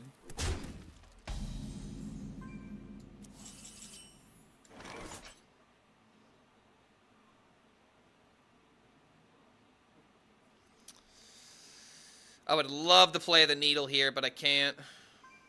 I have to focus on the board.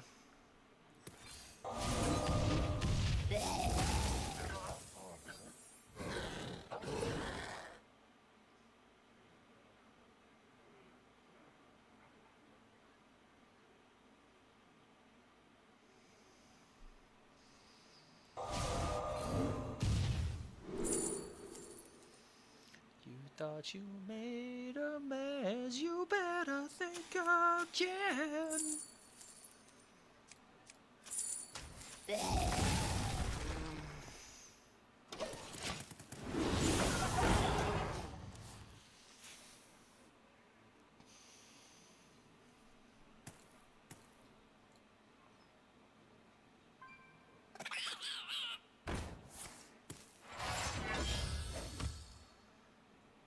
Man, what I would do for a volcanic potion.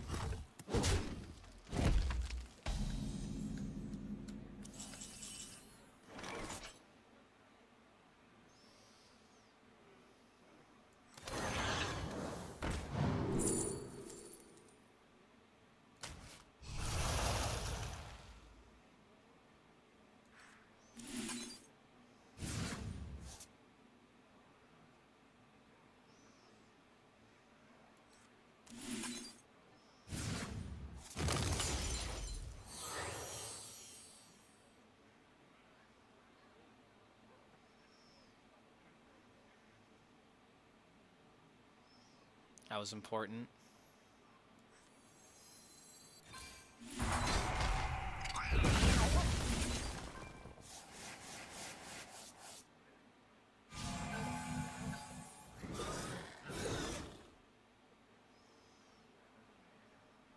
Time's almost up.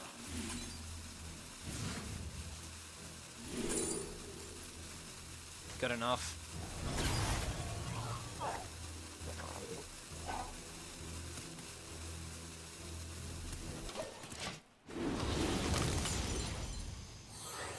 That's actually not that bad.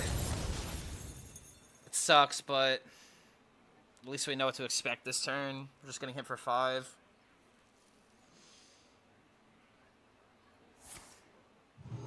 It's better than him top decking the mask and then finding lethal.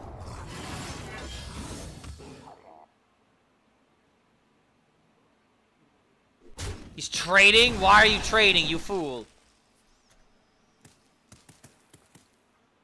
Going for the value, I guess.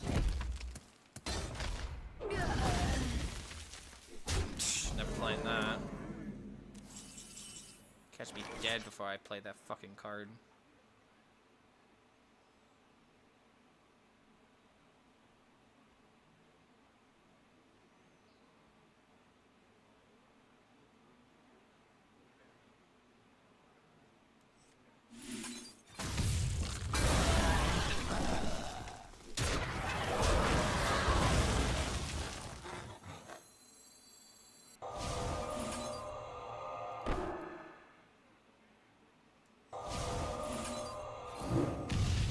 It hit the tube.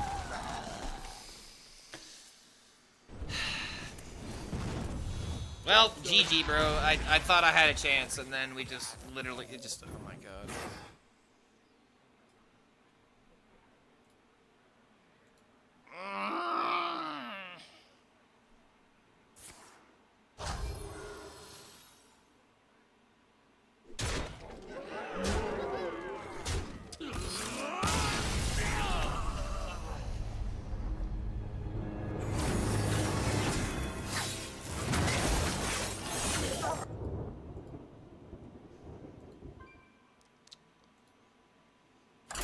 The meta is the same, chat. It's the same meta. We're still going to be playing no minion Demon Hunter. We're still going to be playing Dragon Warrior. We're still going to be playing Token Druid. And we are still going to be playing Face Hunter. It's the exact same meta. The exact same meta, man. Would have been lethal either way. If that would have gone as according to plan, he would have not had enough damage because all he would have had was 2 2/2s. He's not lethal either way. Fear his power. Time for a remix. Would have at least had one more turn to maybe swing it around.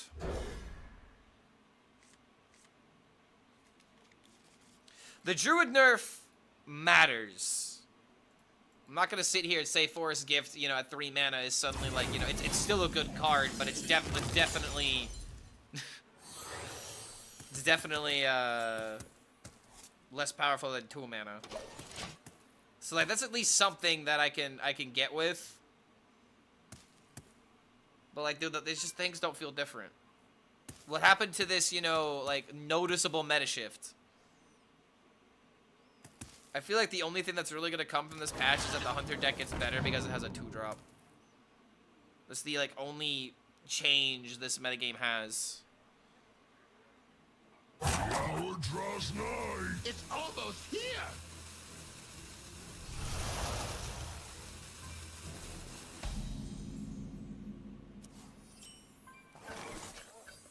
When's the next Chef Clark stream? Good question. I have been looking at decks that chat has sent me, but it's just like... A lot of people sent me Warlock ideas, right?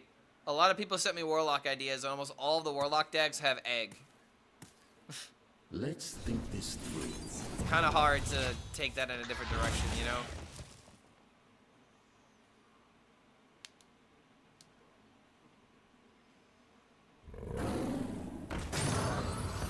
Actually, now that you bring it up, did we end up hitting 500 likes on that video?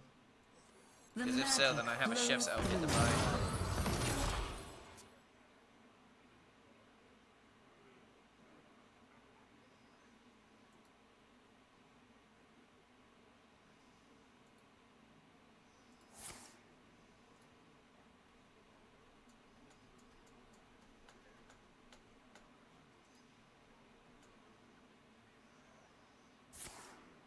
Oh man, we're 42 likes away on the video. I asked for 500 and it's at 468. So maybe in a couple of days we'll get there. I hate the egg, it's just a stupid design. Yeah, I think the egg is fine. It is very linear, I will admit. But I like what it provides. It's like one of the only ways to like kind of put up a wall against aggro. What happens at 500? So on my YouTube video about Duke Warlock, I made a challenge where it's like if this video gets 500 likes, then I'll buy a chef's outfit so I can make more content like that. So that way I can focus on doing a chef video every week.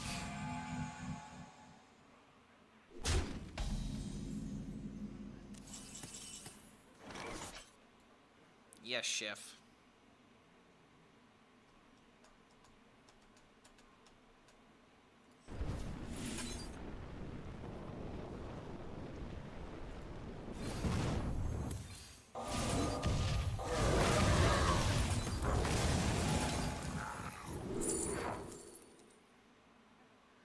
Infestation? Draw a minion? This is just really good.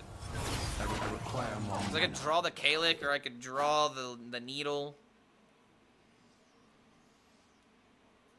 How's Leyline feeling? Reasonable? It feels better, but it still just feels like... the meta has the same problems. And this deck is not going to be good into the same meta that has the same problems. And the crystallized Leyline does not feel better. If anything, it actually feels worse.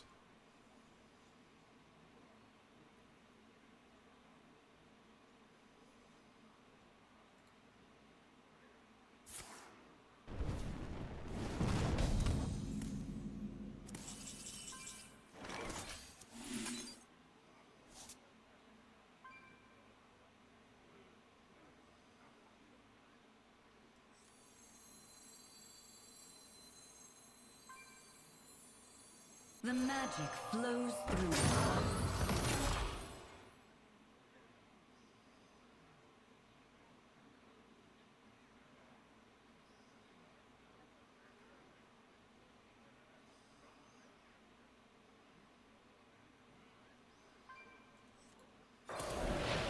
Like doing this. Shocked we didn't keep Infestation. I mean, did you hear my explanation?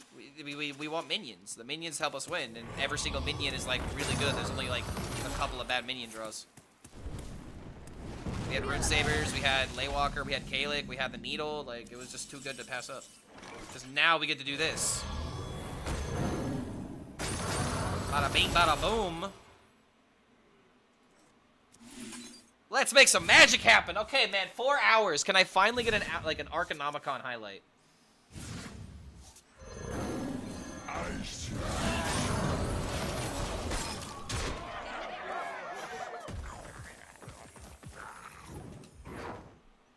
Oh, dude, what the hell? Is about to storm again? It stormed yesterday.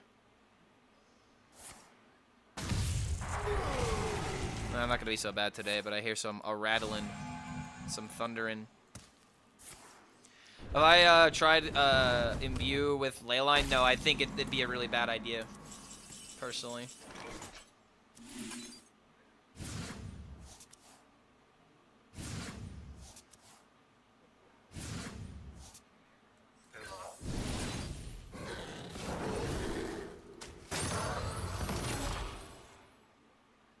It's not our Yeah, we just have ridiculous infinite everything this turn. The difference between hitting the nuts and not hitting the nuts. It's really sad how I'm not really able to do anything with Arcanomicon, but that's why we didn't keep the infestation. Because I'm pretty sure like we got the Leyline, right? Which means we got the mana cheat, which was very important there.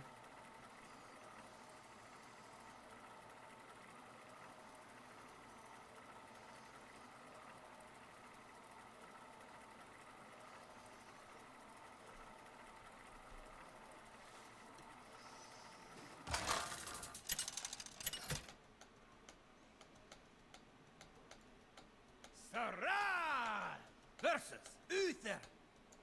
Forged in crystal. Alright, we're 10 and 5 with this deck, so let's get another 5 and see how many wins we're at. Going first, very important that I keep ways of just keeping the tempo.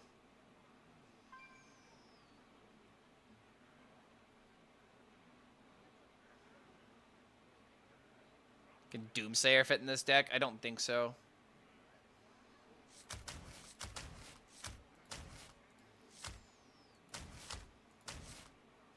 Doomsayer is just one of those cards that seems good until you have it in your hand and your opponent has 1 or 2 minions and you're like, wait a minute, no matter what my opponent does, he's gonna be able to deal 7 damage. Maybe you could work with like Glacial Shard into like Doomsayer, but I don't know. It just seems like a wasted card slot. The moment you begin to make this deck take longer to win, the easier you die to the Paladins, the easier you die to other tempo decks that will be on the climb.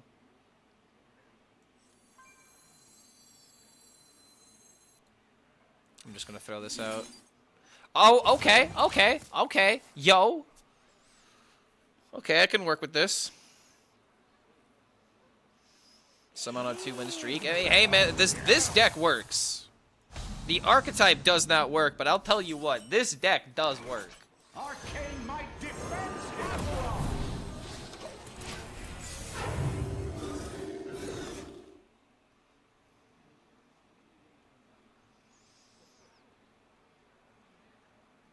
Who dares disturb? Alright, that's fair.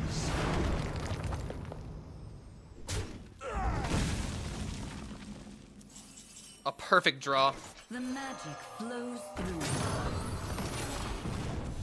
Job done. It's good to stall even though they can't easily do 7 damage. It's 7 not going to face. Well, that's not necessarily true because if you can't clear the minions and your opponent just keeps summoning minions after minions and you have cards that either don't build them down or that don't break down the minions or build up your own wall, then you're just essentially biding time and doing nothing as your opponent is actively doing things, and then it'll compound into a bigger problem. That's the biggest problem with like the lack of removal, I would argue. Okay, we save this. We do not need to go crazy here.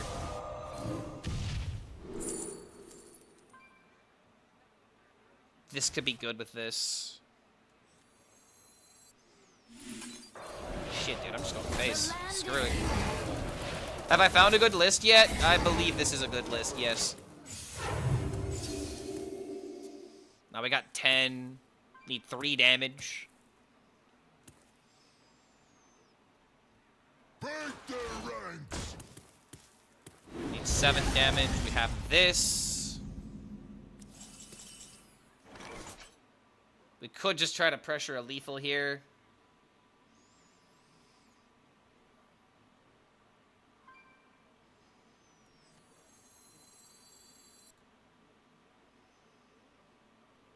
Whenever I send a DM, it puts me into a commercial. You mean a message or like an actual, like you're direct messaging me?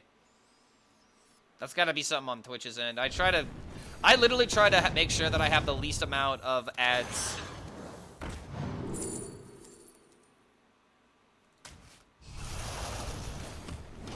Okay.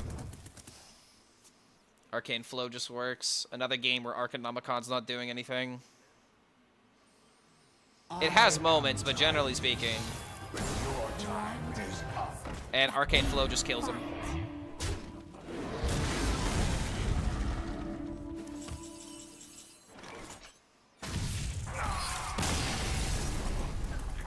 Pyro be good in this deck? No.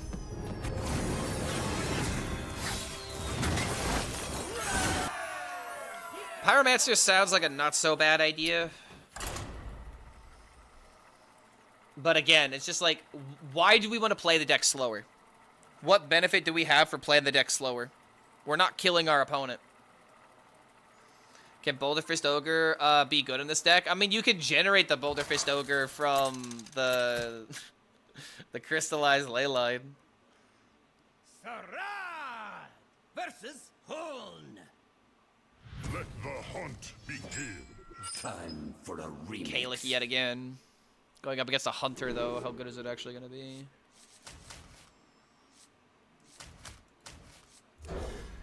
I need good curve.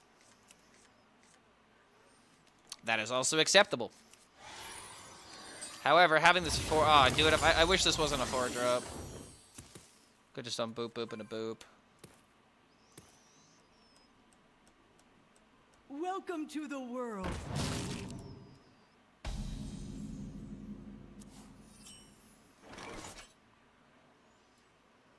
Well, that's not good. Not a good start. Want to go slower because a wizard arrives precisely when he means to?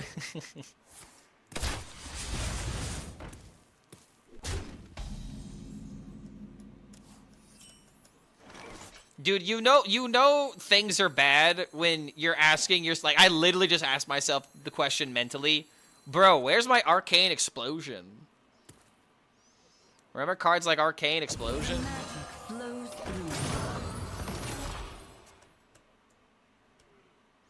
Clark, do I like Guitar Hero? I like Rock Band more because it's what Guitar Hero started, but then that's what it what it could have evolved into and what it did evolve into. Cultivating Spirit? What's Cultivating Spirit? Is that the 3/3 that gives you a card? I don't know.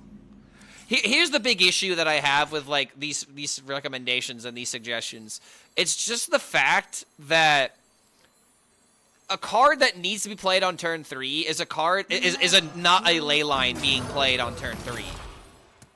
And that's why I really don't like these other minion packages, because it's like you need to do this or the deck does not work. Rock Band has drums, so of course Clark likes it more. Also true. You also have the I think that doing like vocals in Rock Band is actually really hard. If you try to do like, you know, expert level vocals, like you better actually be a trained singer, otherwise that shit ain't gonna sound good.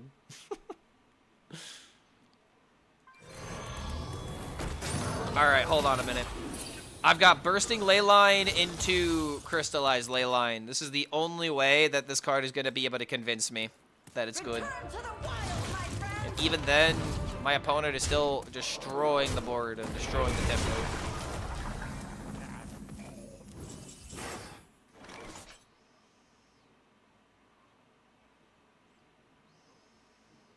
In the eternal sway. I have to do it. Okay, it's not horrible as long as this kills a minion!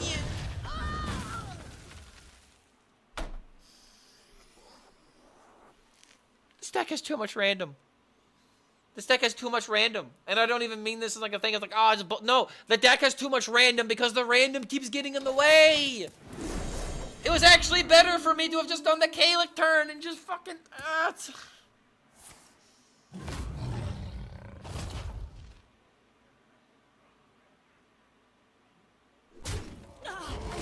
Why in God's greater is this man trading? And he rolls 2 Mishas. Wait a freaking minute, bro.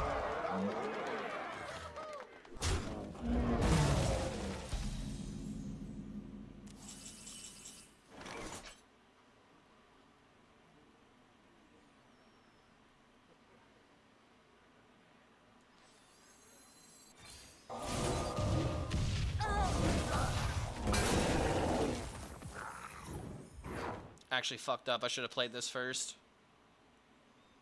That was actually a big mistake.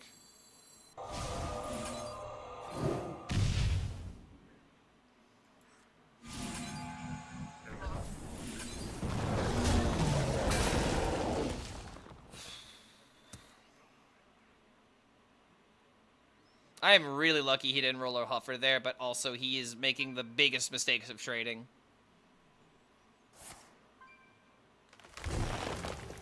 What up, chat? How are my lines laying? If we read between the lines, we'll see that this deck is not any better. Sisters, my arrows shall strike down our foes. Yup. Yep. Yep. Come closer, critic. Why are you giving me healing?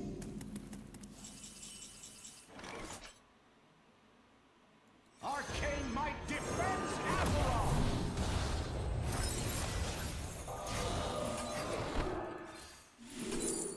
Holy fuck, no way.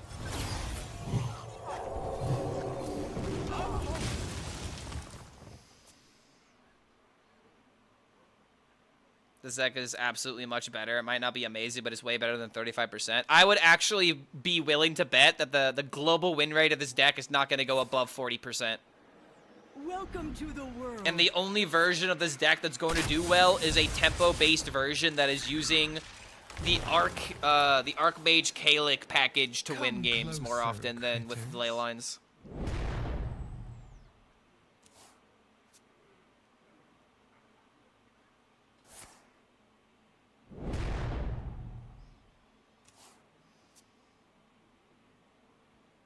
Sisters, my instinct shall hunt down our enemies. Why would my tier 2 deck be no better after they push the summon pool to 7 cap? Shake my head, streamer. It's too soon to judge the patch, Mr. Streamer. Yeah, I know. Yeah, too soon. It's too soon to be making these grandiose opinions. Gave me more healing. Unironically, Arcanomicon would go pretty hard here.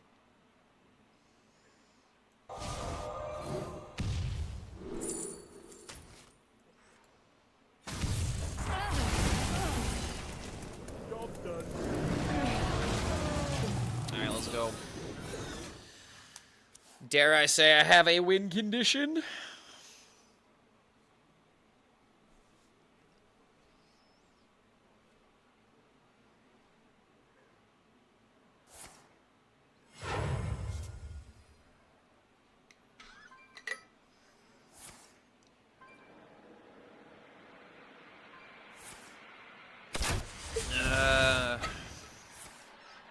Counterpoint, it's not too early to come to the conclusion you don't like being kicked in the nuts after the first kick. Ooh, wait a minute. Let this man cook.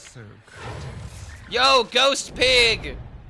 Oink, oink. Good to have you here, man. Thank you for that prime. First timer. Yo, welcome, welcome, man. Good to have you here. Chat, can we get some emote spam for the first timer that's joining us in this Leyline Mage meta? Go ahead, spam your favorite emote. Did y'all hear that? I heard that lightning strike through my headphones. Holy crap. Oh, he's got another one of these. Oh no. Money's time. We wasted every second time. This is very sad. This is just very sad. I'm not drawing my Arcanomicon. I'm not drawing my Leyline Nexus. This is one reason why I like the idea of the fire card that draws, so this doesn't happen.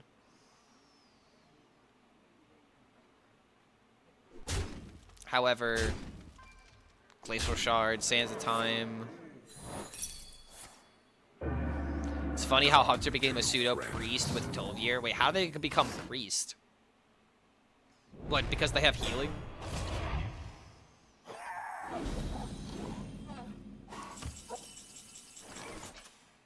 Wait a minute, did I actually get that value?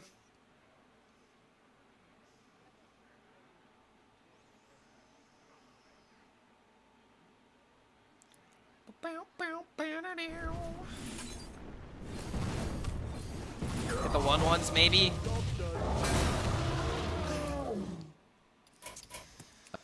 It's very sad, man. This guy made literally every single wrong decision.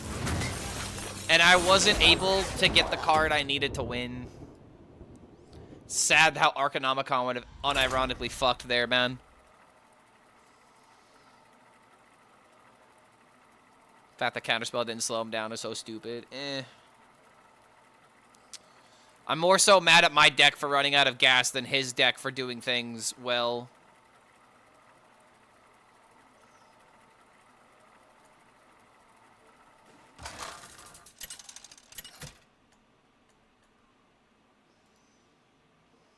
Sarah versus Valera. Watch your back. Yeah, the Funky Monkey lists don't look much better, unfortunately. He just posted 2 decks that aren't... they don't look bad, but they just don't perform. Like, All In on the Leyline doesn't work. So even if you have Portal Vanguard and Zavis, like, it's not terrible, but it's like this deck can only do so much. And then his tempo deck is very similar to mine. Without the card that summons, he does have Zavis, though, for extra consistency. I don't like the idea of Blood Mage, but generally speaking, this deck is also just fine. But I don't know, man. This archetype just... It's just really sad how, like, make it or break it is.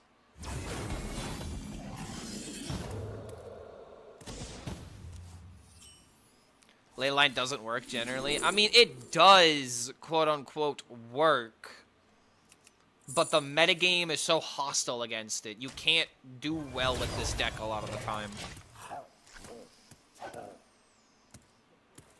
Like, you know how when you start the game going first and you have the advantage, even when this deck goes first, it's already at a disadvantage. Like, case in point, I gave my opponent 1 turn.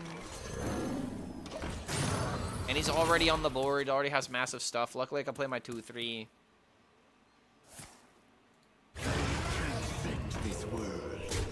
And now he just gets to start going face, because I don't have initiative.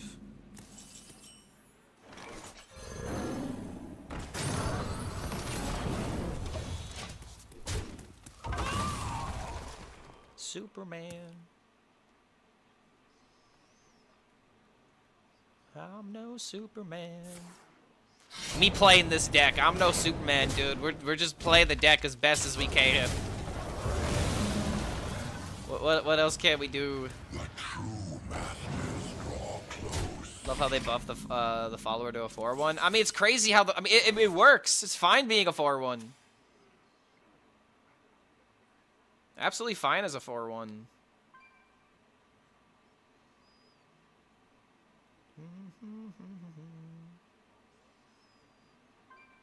Yeah, I don't know, man. I'm no Superman. I can't fix this deck. How curious.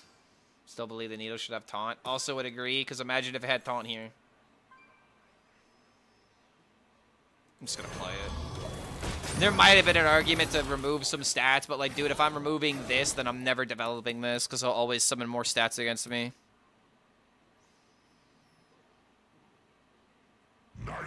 Sorry, the Season Blizzard said they wanted this meta to be kind of to be aggro, kind of.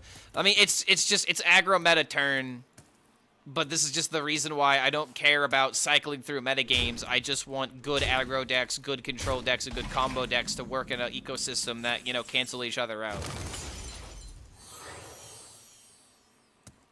I don't care about hitting arbitrary, you know, oh, we haven't had, but streamer, we haven't had an aggro meta in quite some time. Don't you think it's unfair to the aggro players? No, it's always unfair to whatever, you know, whoever's getting the short end of the stick. That's why the balance is so important. Let's think this So that's just through. kind of how I see that particular problem.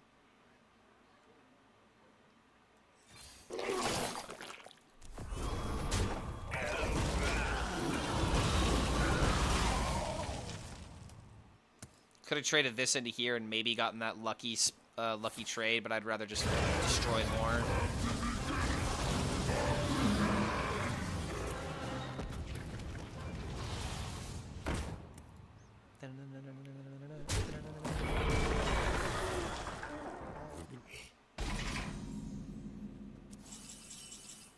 Arcane might defends Azeroth!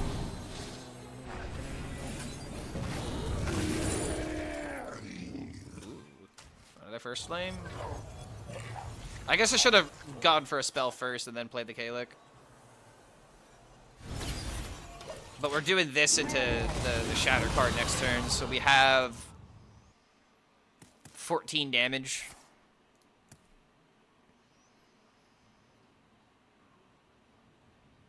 Was Hearthstone about Thanos and perfect balance? Never. Well, that's not what I'm talking about. I'm not asking for perfect balance. I'm asking for balance of decks to cancel each other out.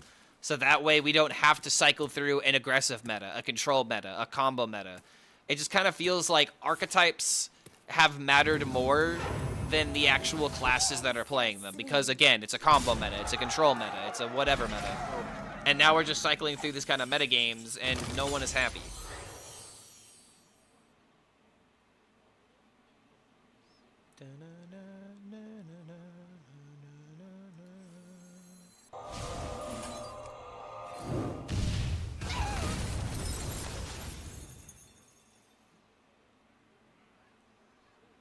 Wait, I should have hit this, because then the leech would have knocked it out. I'm fucking up now. Playing for 4 hours, I'm starting to make a few mistakes. Never mind that.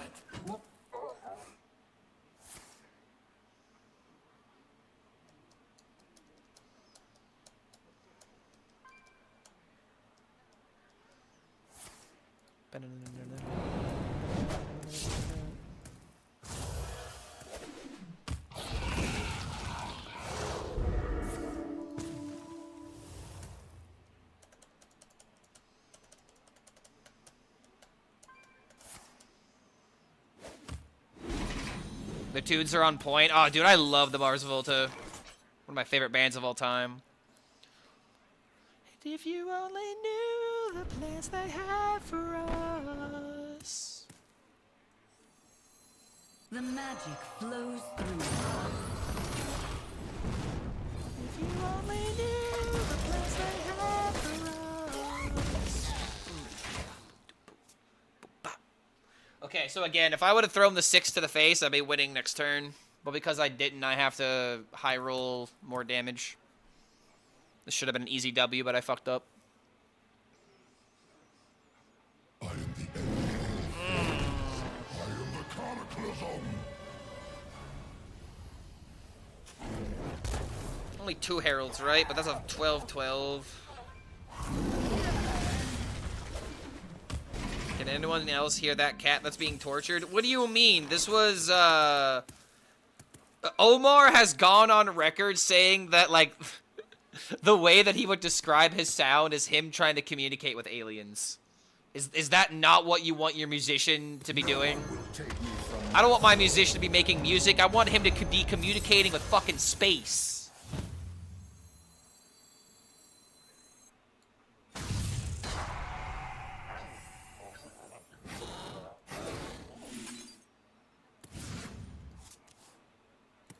This is why only a band like the Mars Volta sounds like this, because they were willing to go where no man has gone before. Am I just still dead?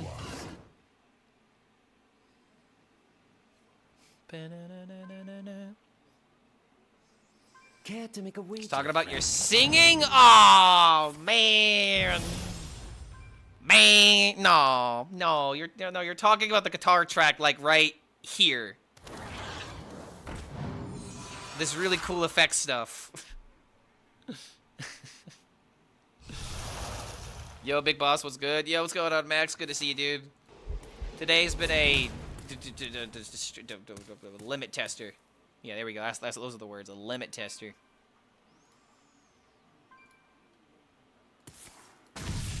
Ow. Alright, Arcanomicon, you gotta save me.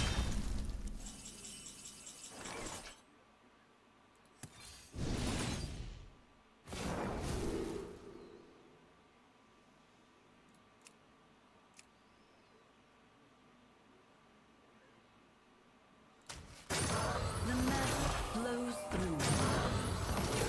So this draws 6 and discounts 6.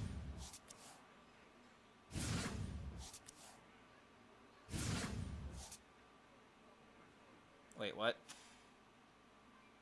Oh, wait, no, it's just 3 times, sorry. I fucked that up. Well, I'm still drawing a lot of cards.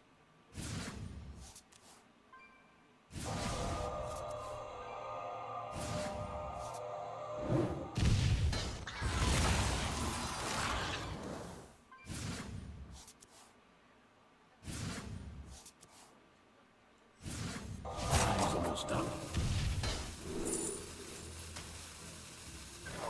Ice Mage.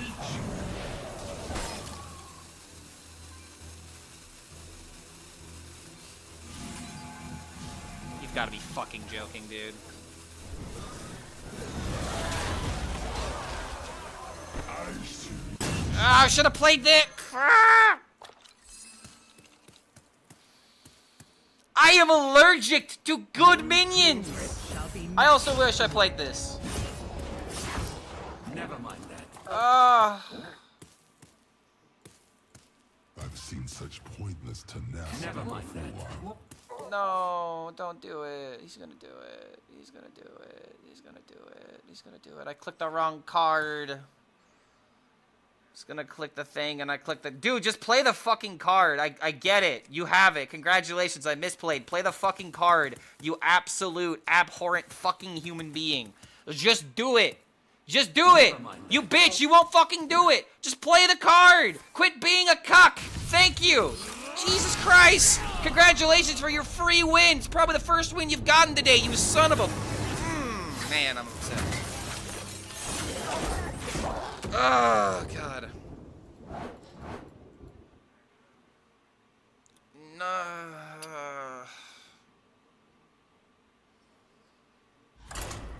I swear to God, man, I'm playing with a handicap, and this guy is still, you know, like, curb stomping on my fucking grave, man. It's ridiculous.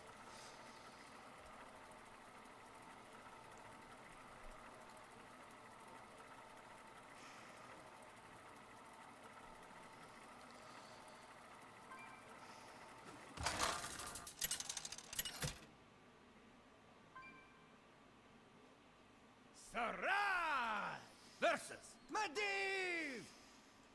Greetings, friend. Let's begin. Time for a remix.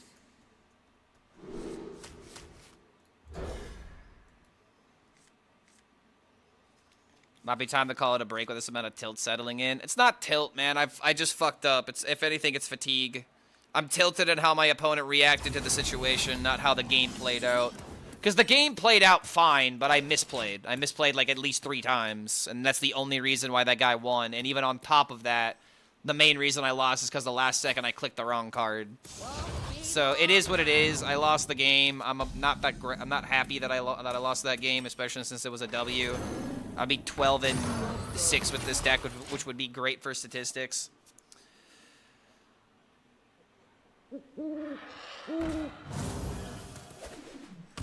Egg Priest. Yeah, it's an Egg Priest. How come it's got so... The magic flows through.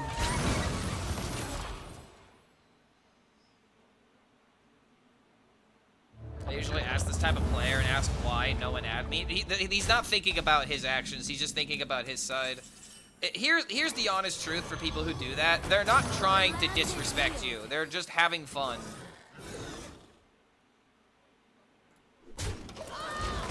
But people immediately believe, because it's happening, you know, at your detriment, that it's, you know, oh, this guy's making fun of me.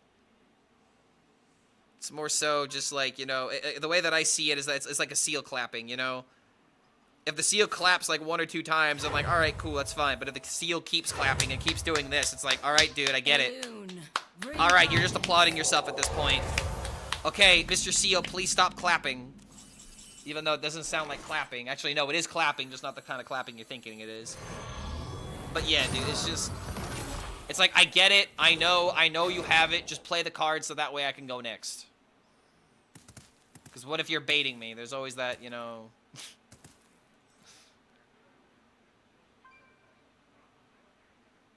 Yeah, okay, Clark. Yeah, exactly. Exactly. We get it, Mr. Seal. You don't have to keep clapping. But yet, here, they still go, ort. That's another part of it. You got to do the voice line. It just immediately reminds me of that bit from Malcolm in the Middle, where I can't remember what led up to it, but I think the mom was talking about like trying to be like sophisticated or trying to be like a bit more, you know, like well-mannered, and then suddenly here comes Hal just being like, I see a bunch of hungry seals, and then they just start going ort as they're like eating spaghetti, like spaghetti noodles and shit. The magic flows through.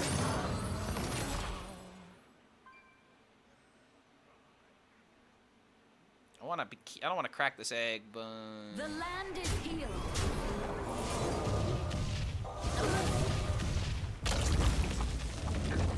deals a lot of damage. Really hope I won't end up regretting this.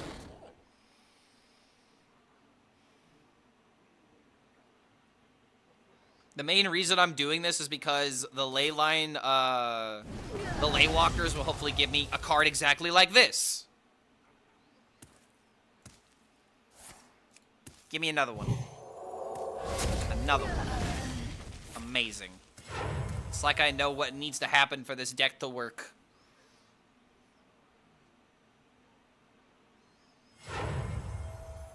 Don't keep your thoughts to yourself.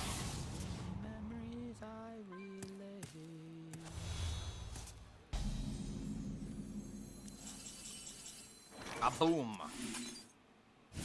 A boom shakalaka. Yo, wait a minute. Yo!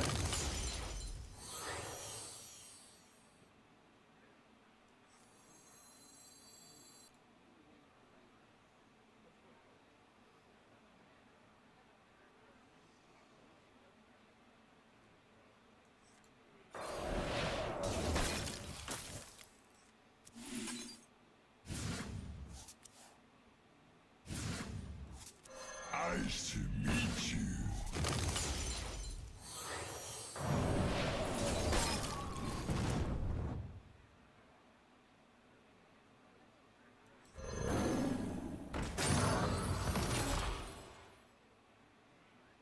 Time's almost up.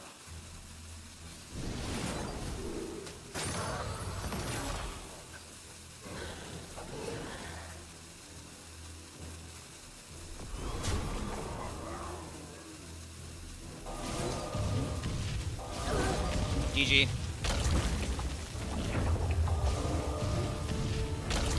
I actually used the egg against him. That's really funny. If you hate egg decks, you love what I just did to this man.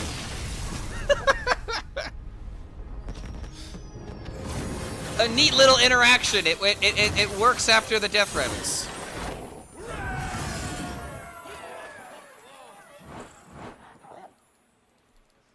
Not bad, not bad at all.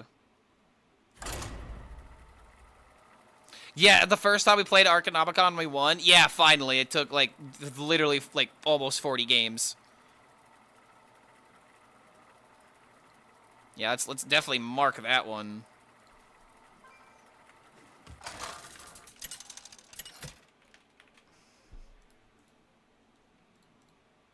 Sarai versus Cho'Gall. The hour is at hand. Hear his power. Time for a remix.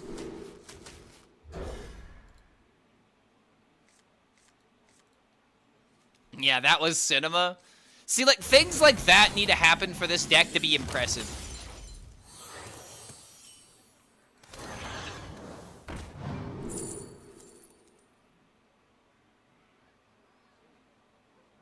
I literally just want to pick this for card draw.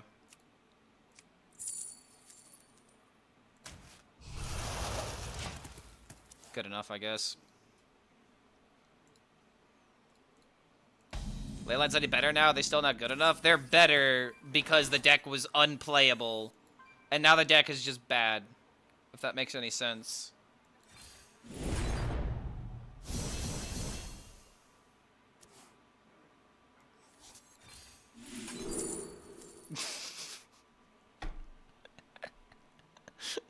Okay, that's pretty funny, but I'm not doing that. I'm not going for the animal companions. They're not that good.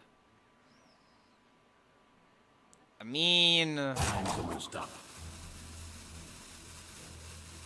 Nah, damage. I want damage. I don't care about the crystallized Leyline, especially since I'm only discounting it.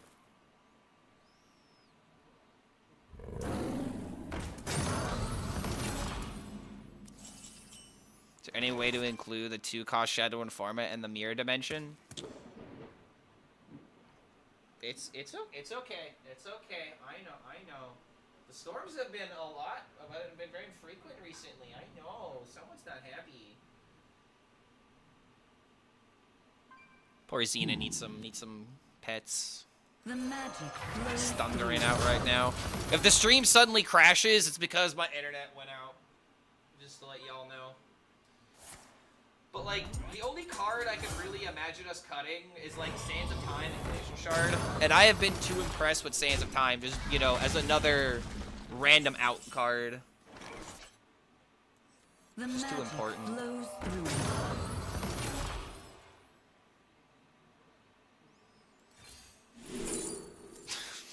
Come on! No, I don't want it! I don't want it! Stop giving me it! Imagine buffing this, though, with Kalik. I'm actually gonna keep it. It could be really decent. The land is healed. This game is not making to turn 8, alright? We're not making it to turn 8. Let's not kid ourselves.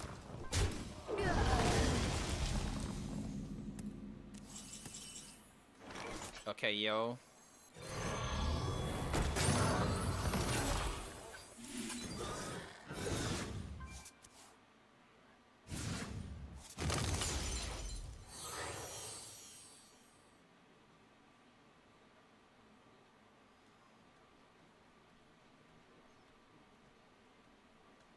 Man, if I could even, like, reach at least 10% of the pinnacle that Christopher Lee hit during his lifetime, I could die happy. Curious.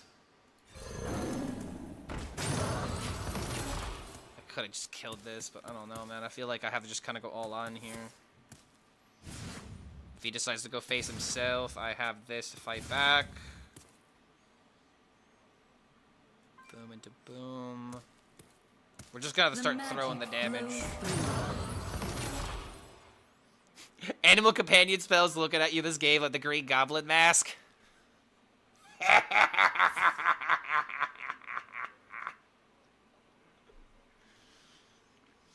Okay, I do that a little too scarily well. I gotta be real. That felt like it was a little too on the nose.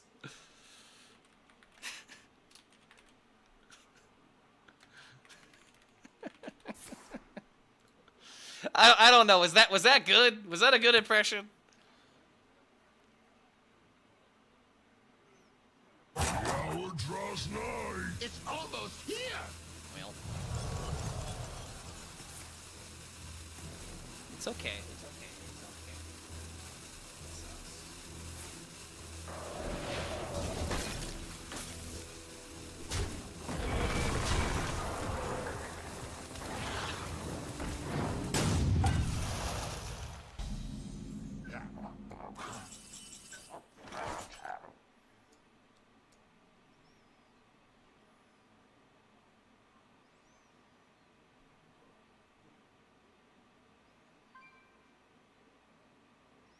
And he's gotta be larger than life, larger than life. This is still just gotta be one of the best songs of the 80s, man. How do you get better than this vibe?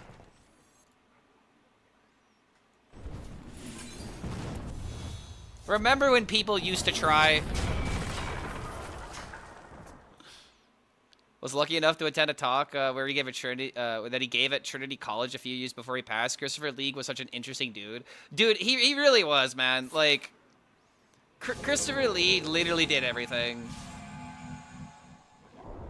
Yo, the very first time I've seen 6-drops actually threaten me. But at the same time, I have Bursting Leyline into Chrono Dagger. He's probably still dead. No!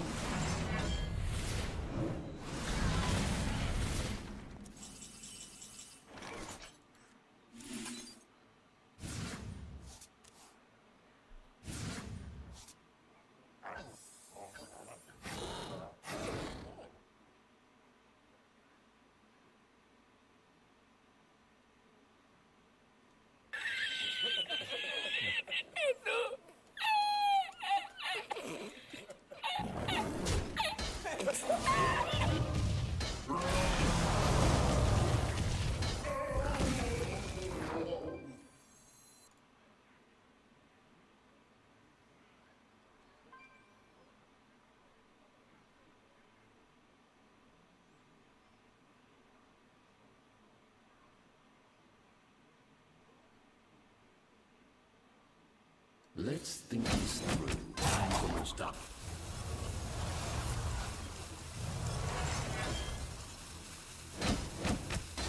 Fucking kidding me, man.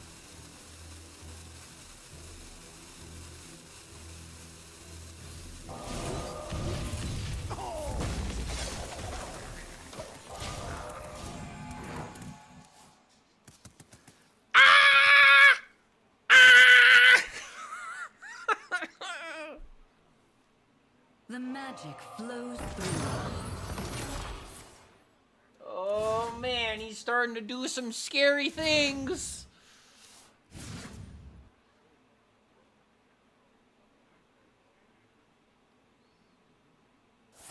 I wanted to hold on to the Leyline for like a bigger burst turn next turn potentially. That's why I did it this way.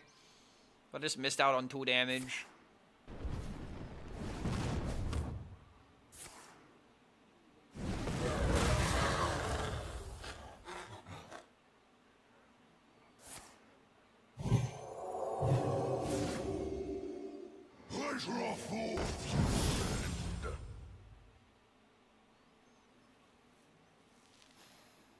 Man, the only reason he's even alive right now is because of that Siphon Growth gain 8!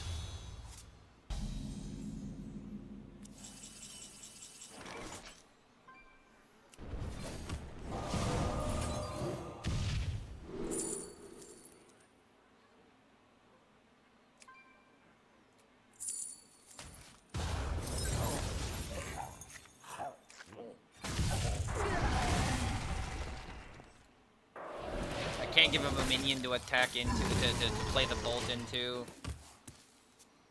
Shallow's not good enough by itself. Bro is holding out for a hero IRL, honestly though.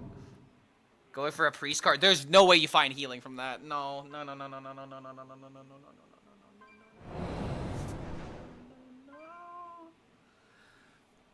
I do not want anyone giving legitimacy to this version of the deck because remember, the only reason why this is even happening right now is because of Siphon Growth that came randomly. It's too much random.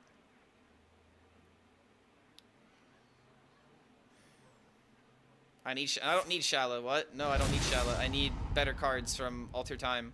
I need flexibility more than I need tunnel visioning. Okay, so that didn't kill the minion.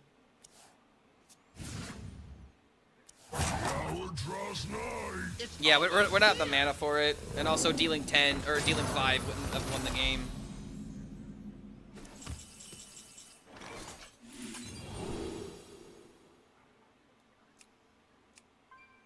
I mean, Boar's 4 damage.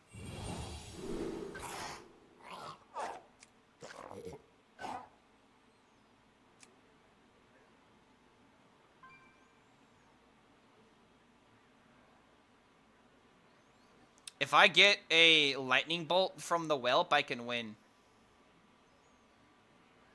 Because then this would be 6, 7 damage, 3 from this.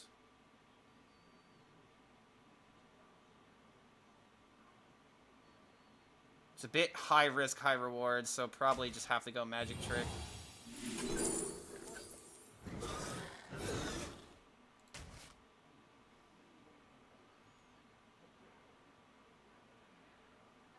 Time's almost up.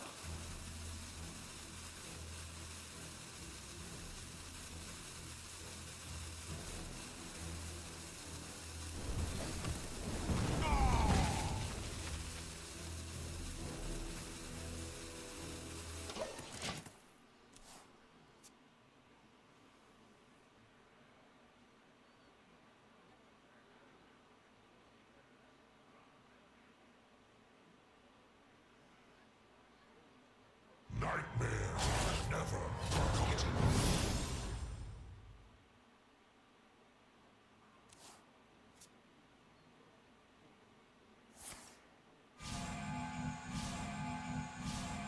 Amazing. Amazing how all those cards do nothing. Another example of Crystallized Leyline doing absolute jack shit.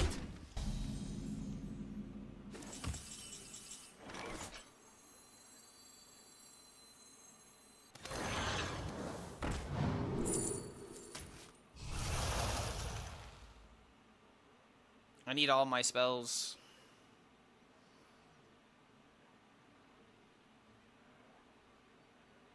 We actually need to, like, go through all the secrets. It can't be counterspell and it can't be barrier, and it wasn't it actually would have been fine if it was explosive. How curious.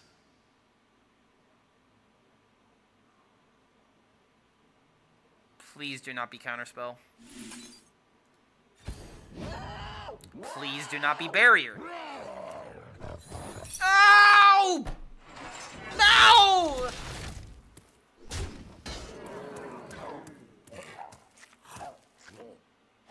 Time's almost up. Okay, this game is a fucking scam, dude.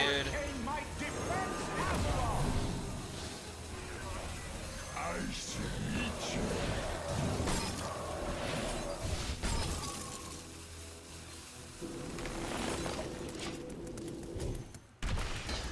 Couldn't even play this and to, like, play the spells into this, even though that would have been the play. If I pinged last turn, if I just pinged face, I would have won.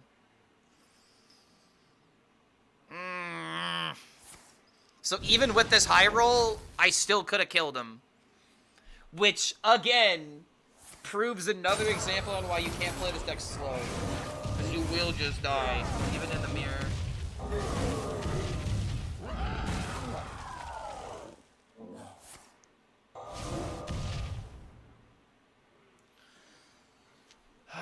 Fucking Christ. This one's yours. It's 2 games that I've thrown away today. It could have been 14-6.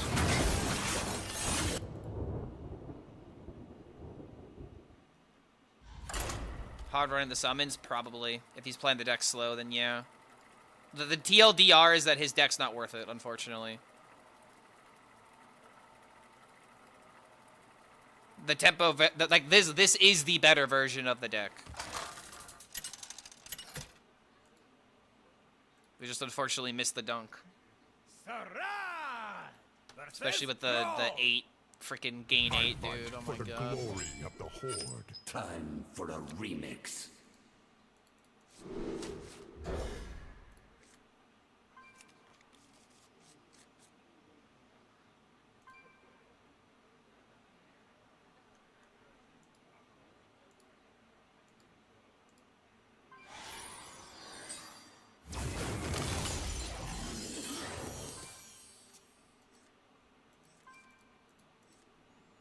Well, the game's gonna be playing itself here.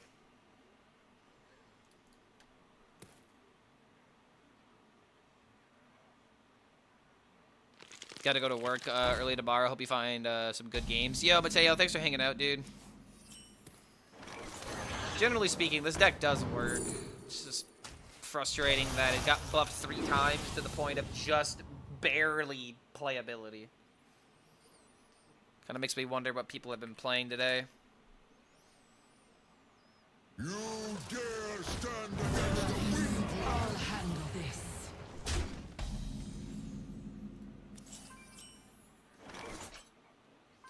Early data is in.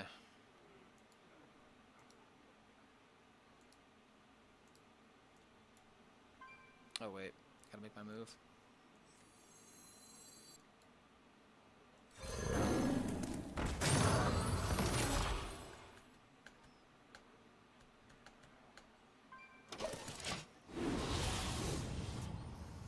So early data is in. Leyline Mage, 45%. At Diamond through Legend. Of course, Face Hunter is the most popular, best deck in the game still. Mirthra Druid and Herald Rogue. If we set this a little higher, we still have Token Druid on fucking top. Hold on a minute. Don't tell me that my deck is gonna fall under Burn Mage. It does not. It's actually full on Burn Mage.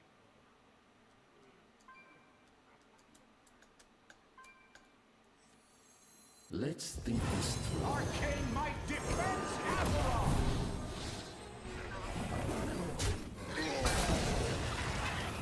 Oh, this thing's gonna heal it.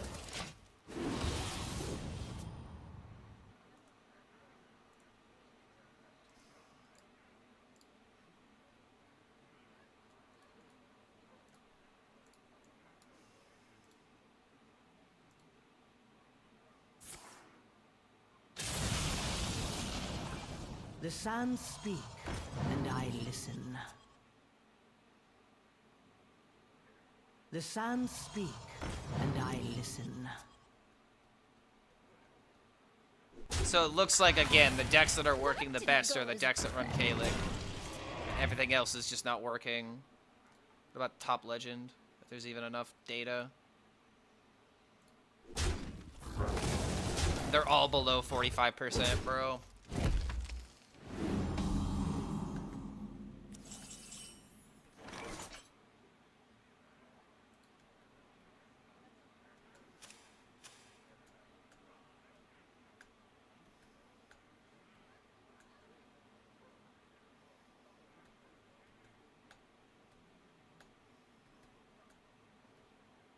How curious.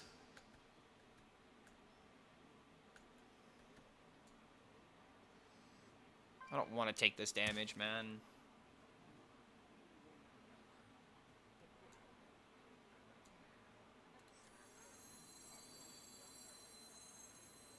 Let's think this through.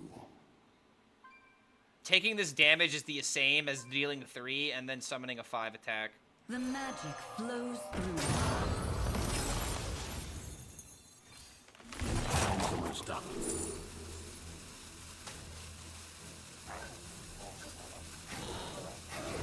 For Taracosa!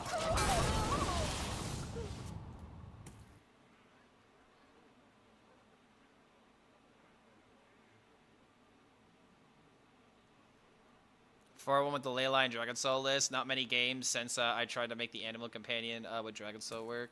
Yeah, I took a look at the list. I'm really glad that it's working for you, but like if I start playing that deck, I am going to be eaten. And it's just like I cannot for the life of me think of any reason to run the Dragon Soul. I'm glad that it's working for you though, man. I wish I could play that deck and get away with it, but I have been seeing nothing but exactly what you would expect. And I have to go this direction in order to beat them. Which, luckily, I can respond with this. Play this. Did this guy order a lull? I don't think so. Maybe. I'm not really paying attention to what my opponent can do. I'm just thinking about what I can do.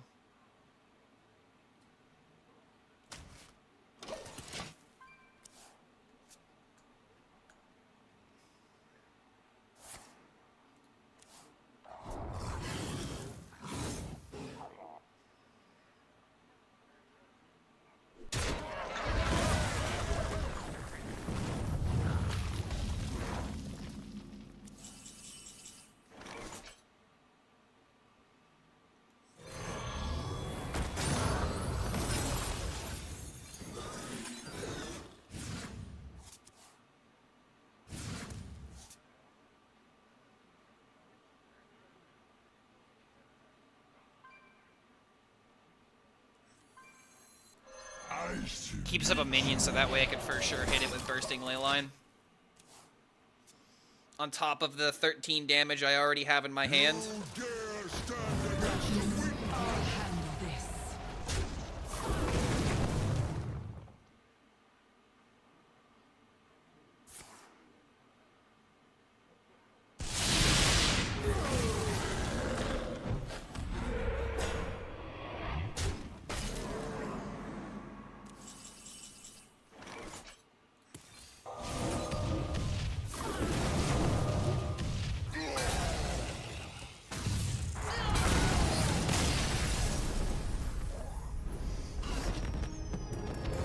Hard for me to entertain the idea of playing this deck slowly when this is just the best way of playing it. I just cannot imagine a reason why we would draw out that game longer.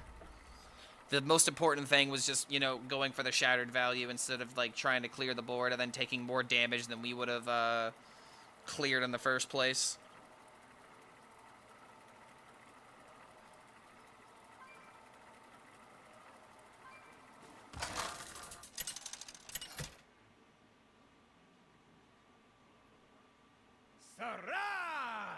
Versus Valera. I make my own. Time for a remix. Shittier Burn Mage? It's not a shittier Burn Mage. I would argue that this is a less tempo-oriented Burn Mage that can focus on doing combo instead of just relying on the first 4 turns to make sure it can perform. It's just a different kind of Burn Mage that has the potential of evolving into an OTK deck versus an all-in tempo burn. The band Currents? Have I heard of them? I have not.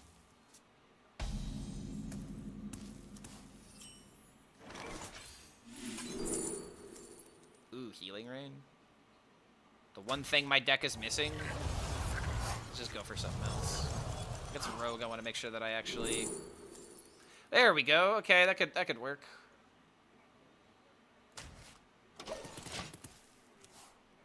I love Final Fantasy X. Yeah, dude. Final Fantasy X has a special place in my heart. One of my favorite Final Fantasy games.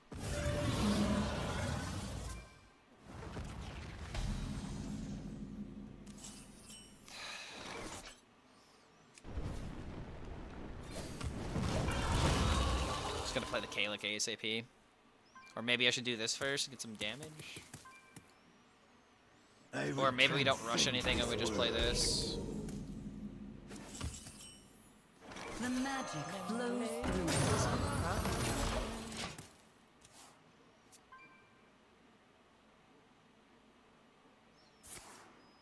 How can I deliver that response in the style of Hans Gruber? Okay, hold on a minute. I know who Hans Gruber is, I think. Oh, the guy from, yeah, the guy from, oh god, fucking, I'm literally looking at it right in front of me, but it's not, fucking Die Hard, there we go, so the guy from Die Hard. I don't know what he sounds like off the top of my head, but that was Alan Rickman's character, right? Yeah, according to Google, it's Alan Rickman.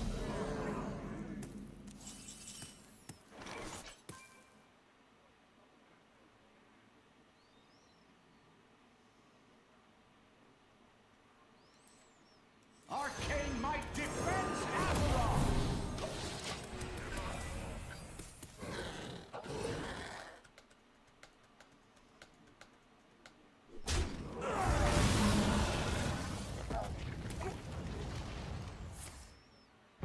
Is Alan Rickman half-assing a German accent? Oh, so you just have to say "z" and little euphemisms, little flakes of German accents. Instead of accent, it's accent. I really don't have the greatest German accent, but there's just like, you know, oh, Deutschland, yeah. Just go a little higher, yeah. Speak very German, yeah. Just put yeah at the end of everything. Good times, yeah. Flawless German accent. No notes.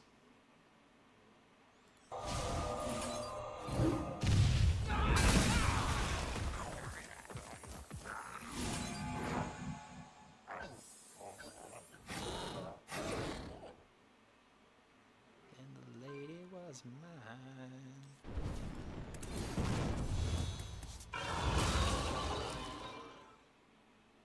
Not letting him have anything. Das ist gut, ja. Das ist OP.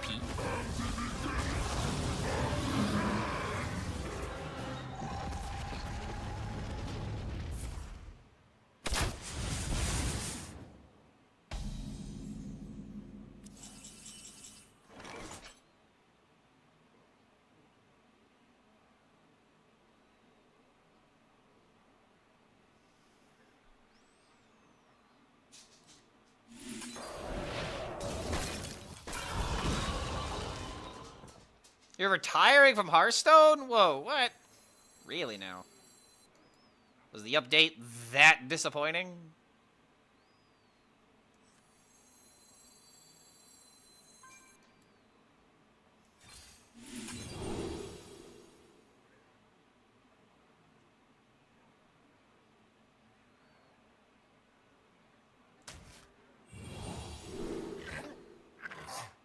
Wow, really?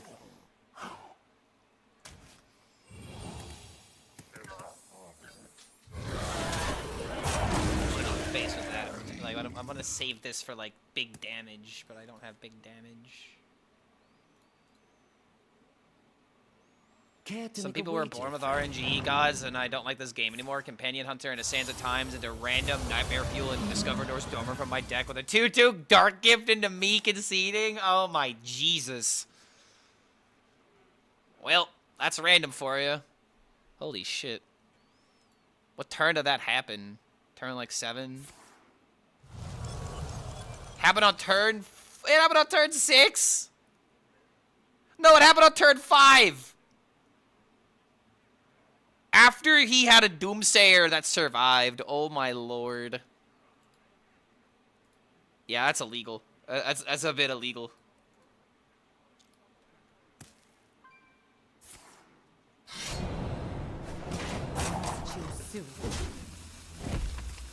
Literally just thinking about using this to increase the effectiveness of my spells. Then again, if it triggers an additional time, I still can't get fucking value from this thing, man. Why does this deck suck so hard?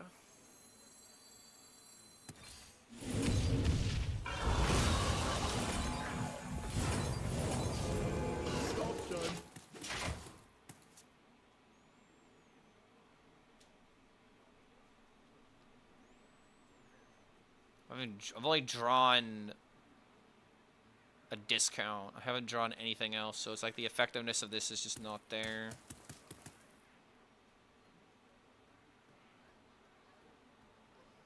I am the end of all things. I am the cataclysm. Well.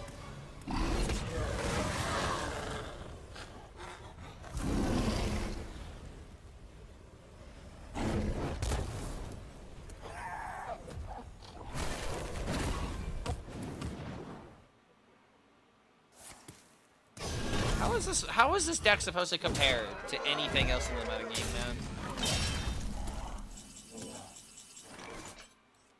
No one will take me from my throne.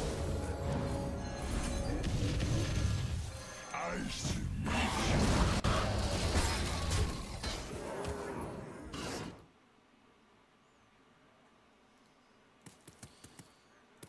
Well, I got a little over 20 games. My brood will inherit this world.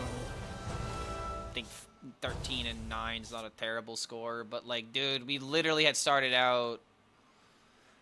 I think we were like 12 and 6 at one point, but then again, I did throw 2 games, so that's my fault.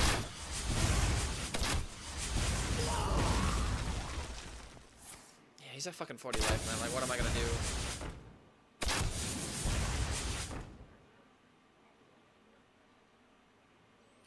Crystallized Leyline should just be 5 mana summon a 6. I said it. We gotta be honest, man. Like, 6 mana summon a 6 is just never ever going to be good without some kind of like extra benefit, like gaining life or gaining armor, or I don't know, dude. Dealing damage equal to the minion's attack. give that minion rush, give that minion taunt, you know? Like, How curious. this card is still just concede the game automatically. Amazing timing. This one's yours.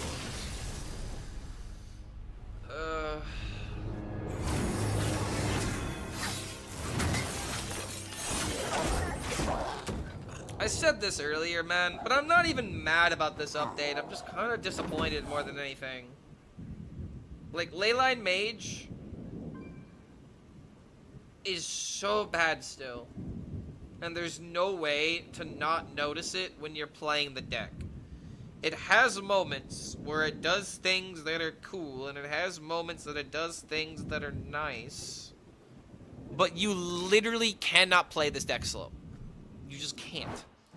Is the sad truth.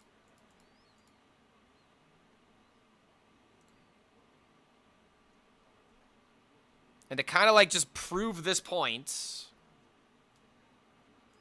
someone tagged me in this deck, and I'm gonna play it like not even 2 games.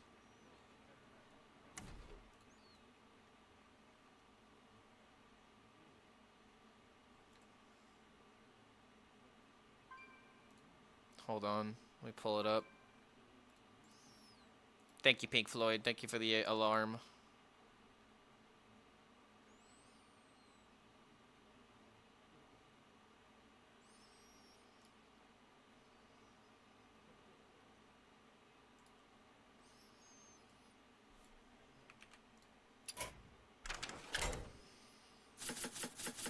This deck is just not gonna work, man.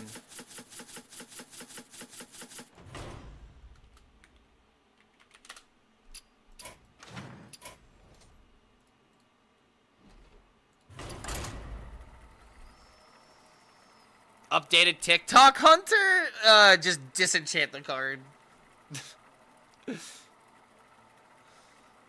Yo, Nuba Nub coming in with the Prime. Good to have you here, man. Thank you for that support. Thank you for the mental boost that is streaming Hearthstone, because, oh boy, I definitely needed that. I need more help. This Archetype just has nothing going for it, man. Try adding Mirror Dimension Shadow to form it? No, I didn't. I feel like I would just remake the deck and try to have more of a dragon lean. I'm trying to prove why going for this slower idea is not going to be a generally good idea, but I actually queued into like the one matchup where this could work. Now I just need him to not have good stuff.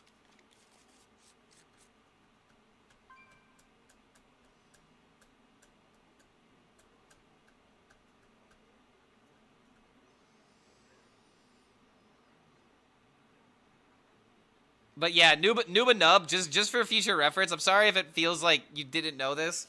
I literally have a daily goal of 5, and every time we hit the goal, we upload it by 1. We update it by 1 for engagement purposes.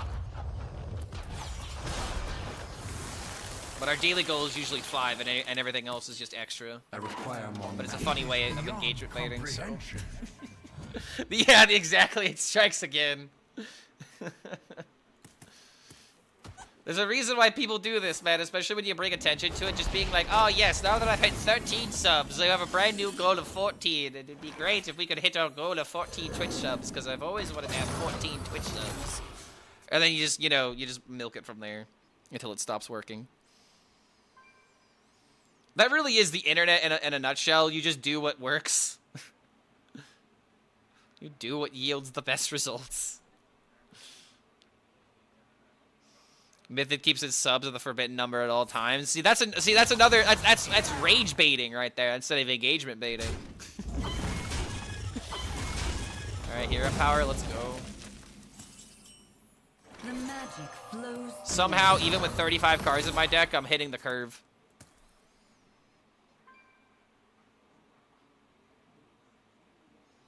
Been watching your videos for a while now. Glad to support one of my favorite streamers. Hell yeah, dude. We'll be doing a lot more variety over the next couple of months as well. So hopefully you'll swing by for those too. Okay, dude, I'm like actually drawing well with this deck right now. This is crazy.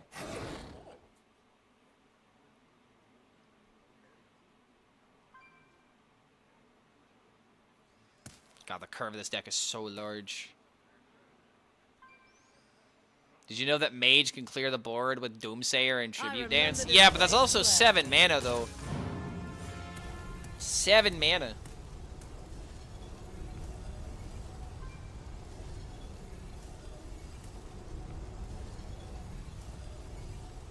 I'm so toxic if I lose to this deck. What, to Leyline Mage? I love this card, but man, do I hate putting it in my deck. Do I ever just split it and go for random 8s?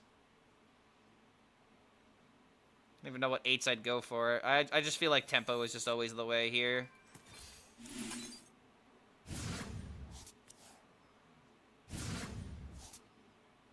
Another reason why I really don't like these cards. They're just getting in the way of what we would want to discount more times than not. Let's go for 6s, I guess.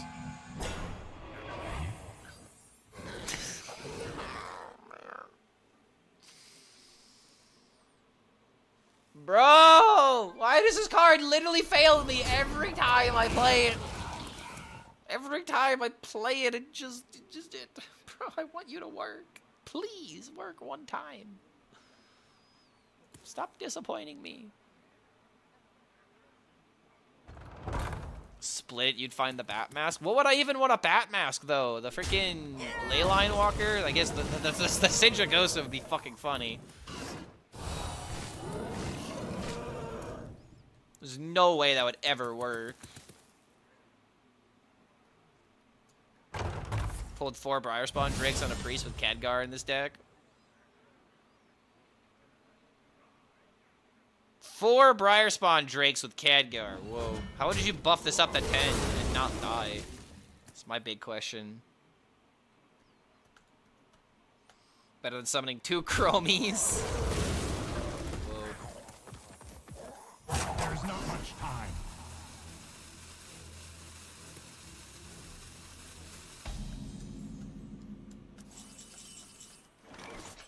Well, this is what the deck is supposed to do. Gets power. Give me another Arcanomicon, potentially. Swing and a miss.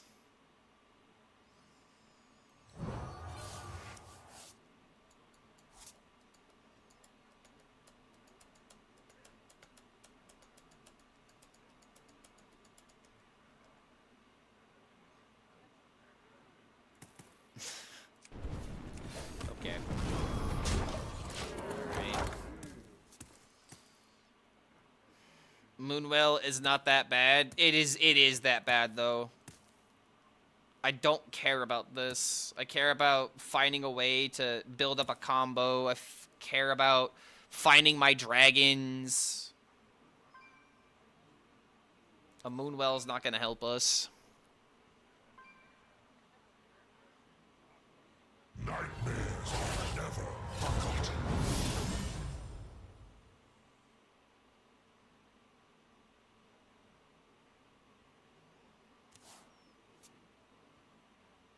Dragon Soul so trash, it's not even funny. I agree, man.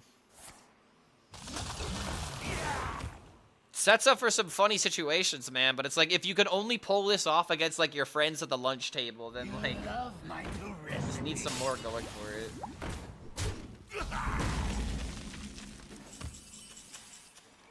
Some cremate.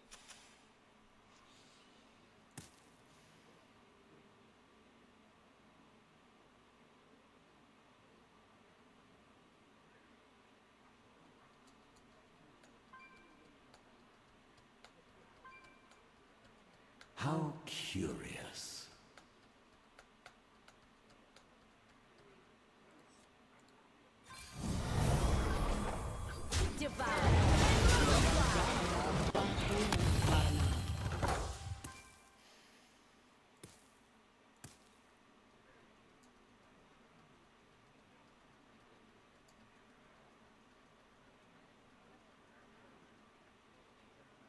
There's a lot of muck in my hand, dude.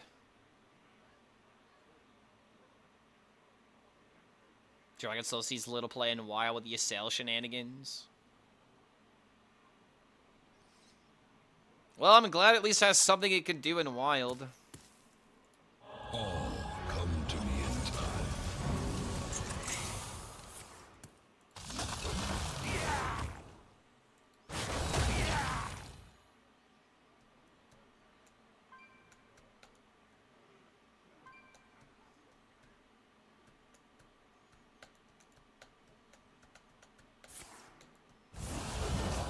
no matter what I do, man. You've got to be joking. Dude, I can't...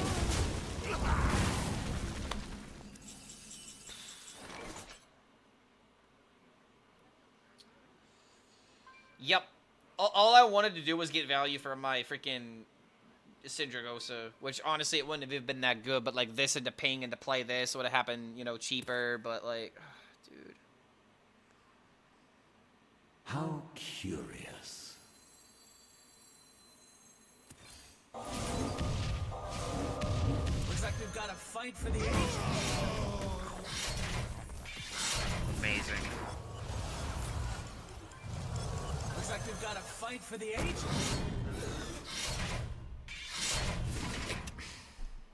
Techno magic. Ah! How do we win, man?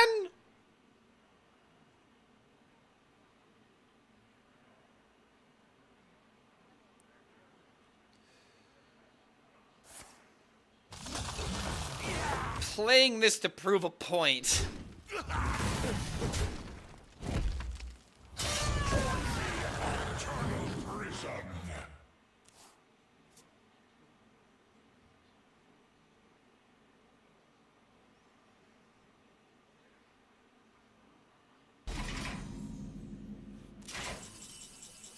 Your fate is twisted with ruin.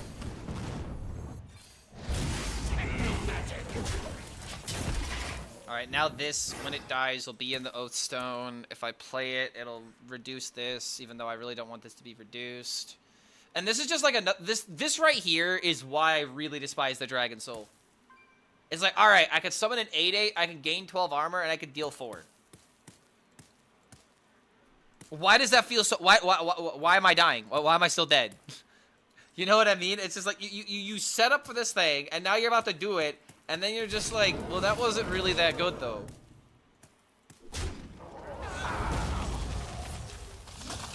I'm really lucky that my opponent is not hitting the Herald curve. In fact, he has not played a single Herald card. Oh my god, finally. Did get rid of the good one, to be frank. The Restore 8 mana wouldn't be mattering here either, to be honest.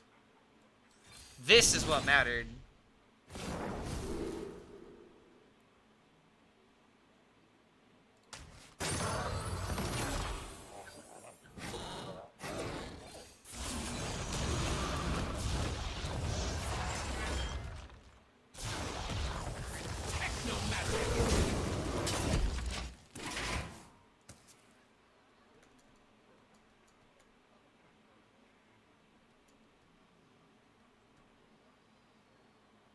No, we got rid of the mana. We got rid of the Restore 8 mana, yeah. And in this particular situation, it still wouldn't be that good. Yeah, underwhelming, exactly. I'm underwhelmed every time I play up against this deck. And now we can just hit the 8/8 and gain 8. So now this 8/8 is benefiting him instead of benefiting me. I do have maybe something I can do with Bursting Leyline. If I had Malagos, it would be maybe okay. Eat up, little one. The saddest Onyxia? Eh, kind of. Still gonna be able to gain some life. Gains 10 by swinging into it. Okay, what? Alright, I don't know about that one. I don't know about that one there, King, but sure.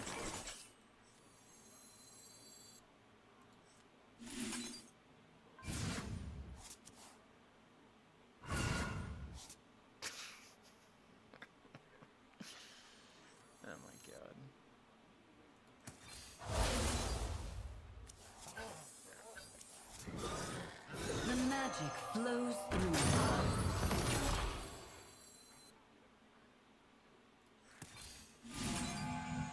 I hate this card so much. I am so done with I am never playing this card if it's summoning 6 or 7s ever again. I'm only just going to play this card unless I absolutely have no other choice or unless I'm going for 8s. It is so despicable how often it fails you.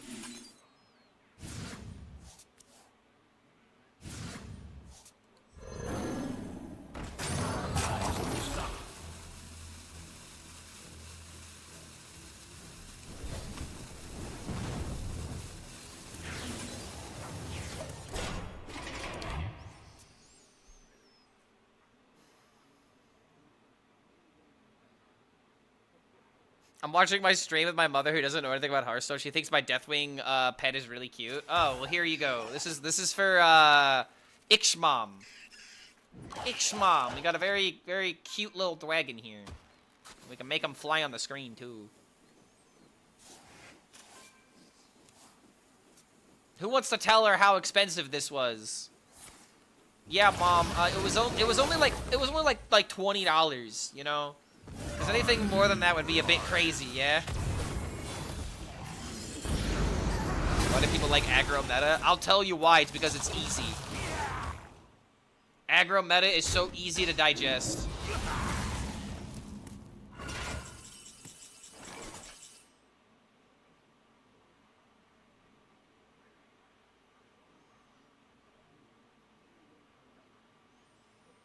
People think they like aggro metas until they realize what actually develops.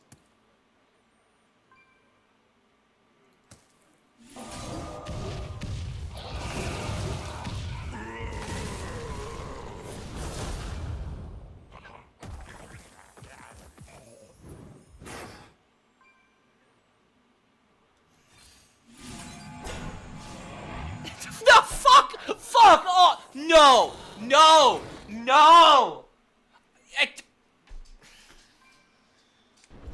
Techno magic.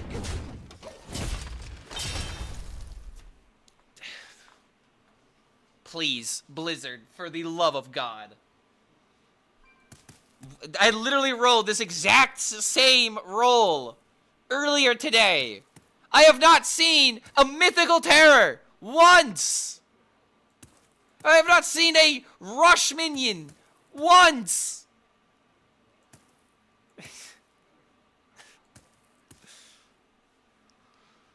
Oh my god, man.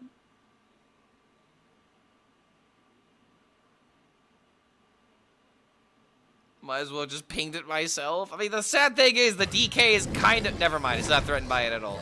Never mind, I was lying to you. I was lying to all you wonderful, beautiful people.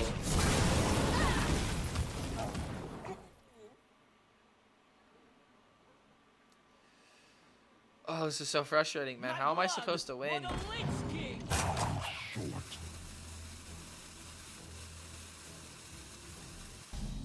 Like, if this was an aggro deck, this game would have been over, like, years ago.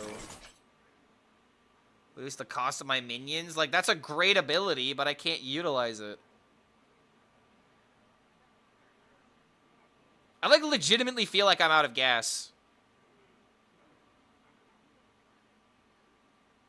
Like, what else can I do? The only other thing that can happen in this game right now, unironically, I need to get Conjure Specialist, and I need to get the Bested Shell. I mean, just, there's nothing else I can do. I have Bursting Leyline, but if he doesn't ever play enough minions for me to get the value from it, then...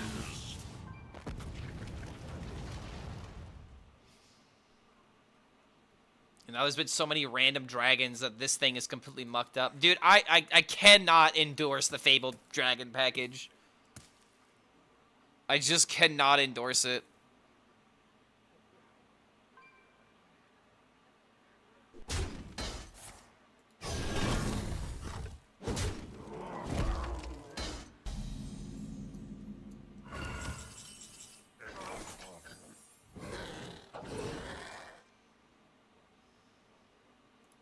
Shepherd the world, my treasure.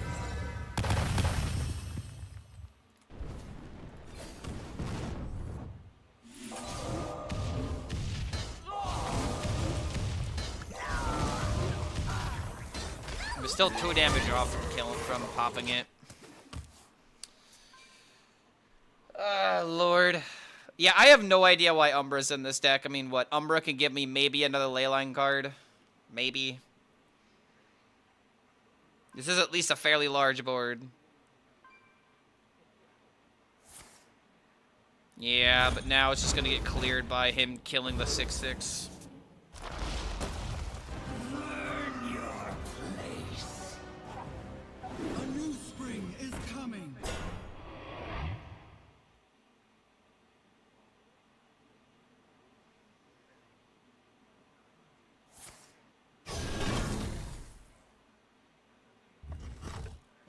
There's no way you don't have a way of dealing with this, right?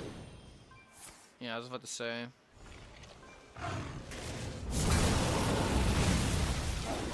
have an axe to shoot. Pleasure of fools, you friend.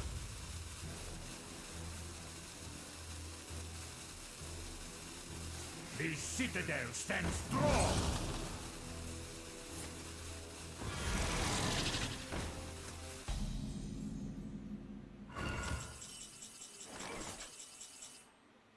Wait. It's not gonna be enough to pop him. But it could definitely fuck his day up. No, take backs.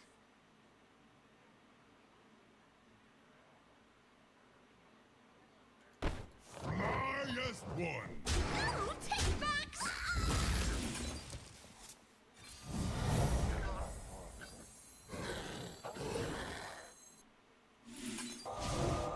Is this actually lethal if I'm lucky enough?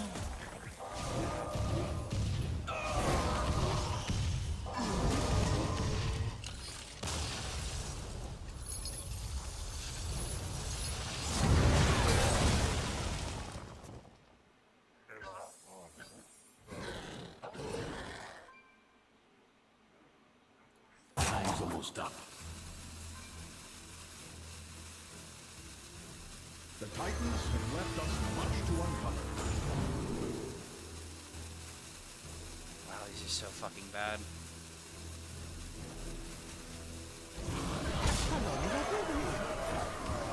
I require Shit. more mana. And of course, that's actually what I would want to have hit with the best in shill. Damn it. No chromie? No.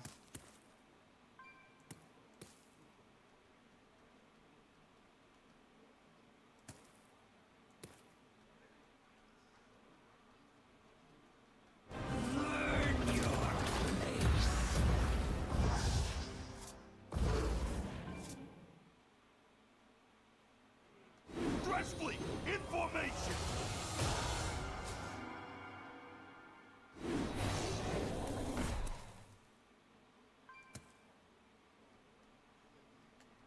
Cooking up something Maybe special. chromie wouldn't have been a terrible idea, but at the same time, dude, it's just...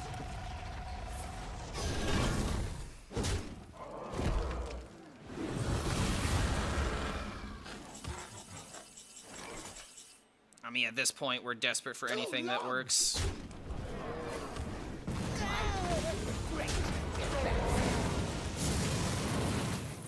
Oh, wait, that's right. I forgot about the death rattle.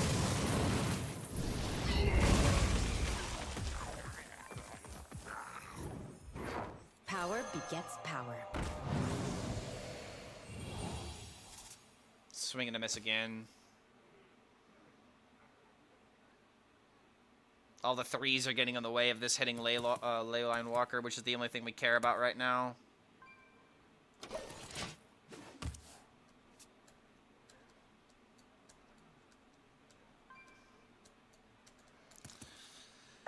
Was it possible to win if I had played this deck perfectly? Maybe, but in that situation, the only reason why we had a chance is because our opponent did not play Herald cards on curve.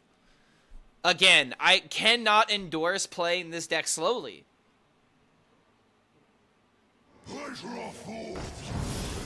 We definitely cannot run the Azure package. So if we were gonna try and go slower, what is even the point? Like, what is the build-up?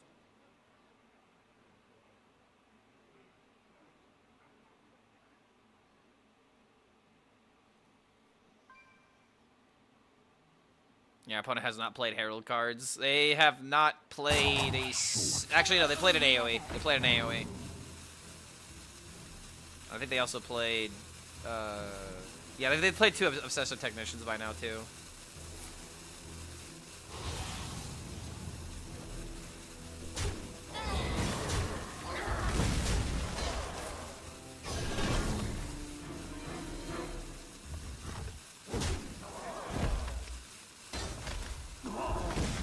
Alright, I need this to hit the good one.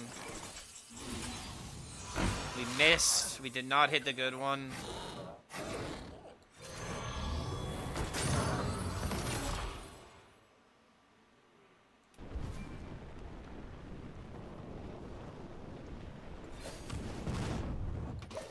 If my opponent is foolish enough and plays minions, I can win.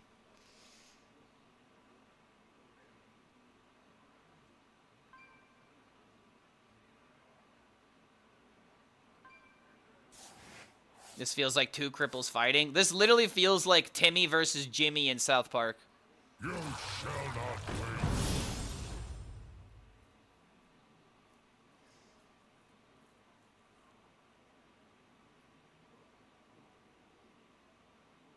This timeline needs more watching.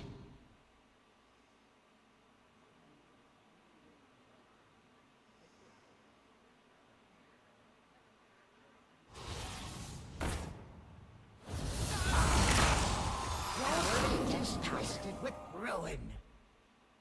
No way the spell damage survives.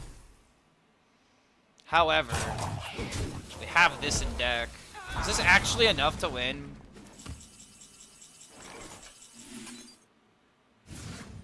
I'm running low on cards. Your fate is twisted with I've run out ruin. of cards.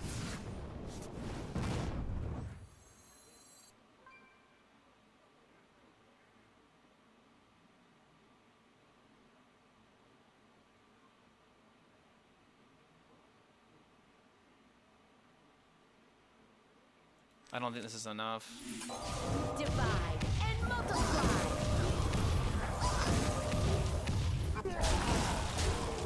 You cannot be serious. Impossible.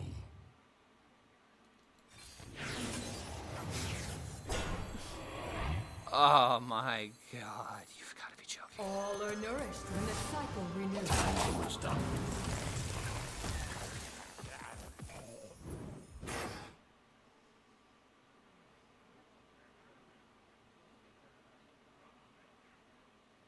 The sad thing is I can still win from this point.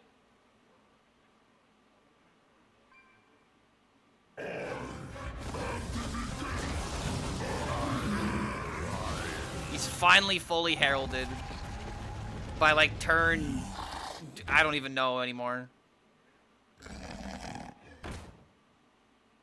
Now Lo had many Oh my god, I'm winning the game. I have an axe. Oh my god, I've won the game.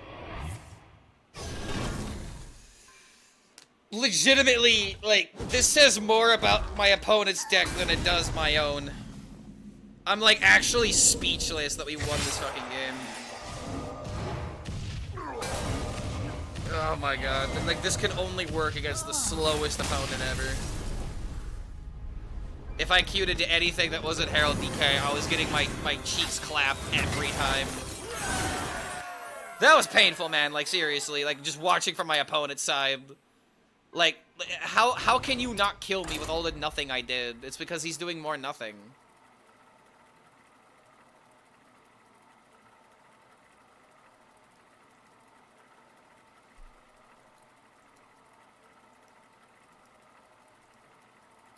Alright, now we're gonna queue to a face hunter and die immediately.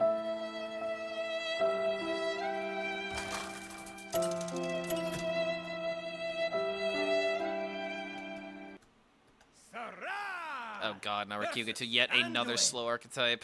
They're actually, like, dude, there's no way. Time for a remix. There's no way. I play the aggro deck, I queue into the aggro deck. So I play the slower deck, apparently I queue into the slower deck. What is this?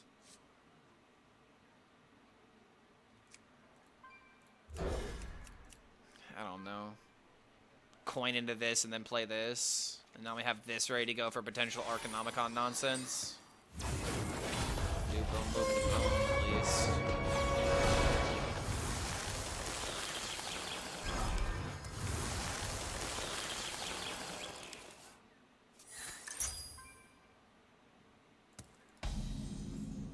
Somehow this is the power scale of decks that I want to have in Hearthstone, just back and forth for a long time. I gotta be honest, man, that last game was boring as all get out. I do not want that to be most games. The only reason why that game went on is because my opponent didn't draw his Herald cards.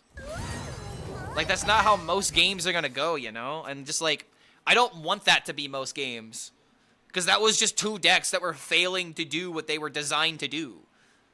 And I don't mean that as in, like, they were bad decks. It's like, no, the decks were just, I was low-rolling my draws, my opponent was low-rolling my draws. I do not find that interesting. I don't like the idea of, ooh boy, let's see how much nothing my deck can do before it eventually does something. Because you'll die to the decks that do something before you. You know? I do not like that. I did not like that back and forth. That back and forth was very, you know... Is my opponent gonna get something? He still finds nothing? How? Not familiar with DK outs right now, but... I want to also say there was something about the pilot.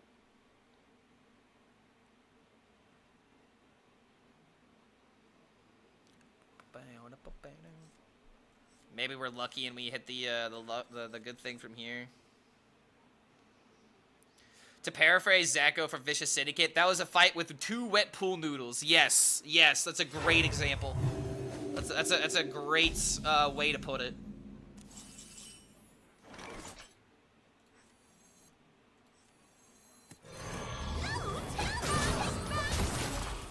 Guess we're just gonna play the minions.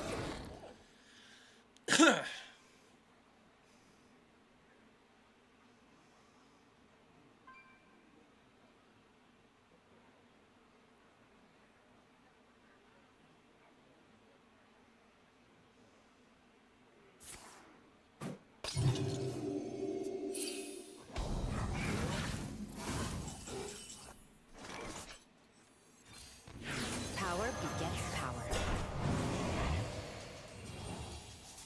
Swung and a miss again, but hello, instant multiverse for Dino potentially. I don't think I want to play Arcanomicon and do nothing.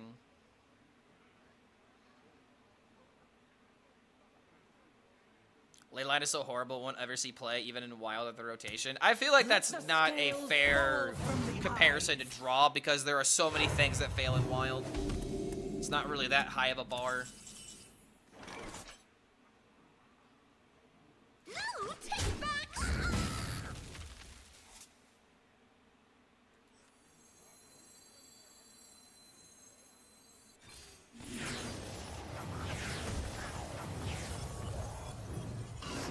Good enough. I maybe just should have done it with only the 1 minion space. Because that would have guaranteed the Gigasaur.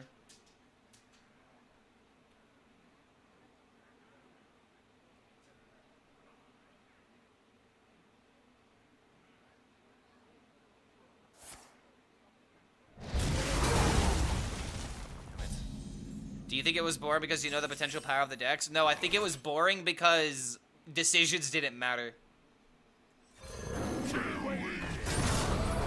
I made so many bad plays that game, and I still won. That was not an issue of who played the game better. It was an issue of whose deck sucked harder. You know? It's not about me knowing the potential power of decks. It's knowing if this is a high roll, if this is a low roll, if this is going to happen more times than not. And the reasons why I won the game. And I'm not happy with the answers. You know? It's one of those things. Am I happy that I won? Kind of, but...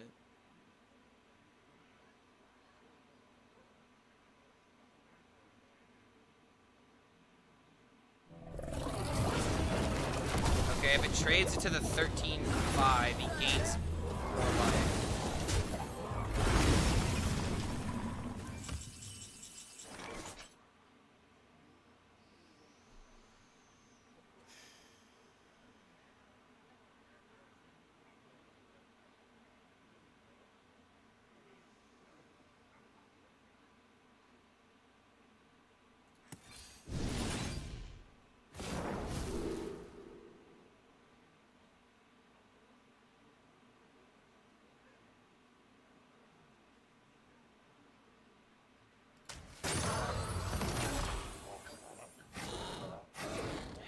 this not to mill a card.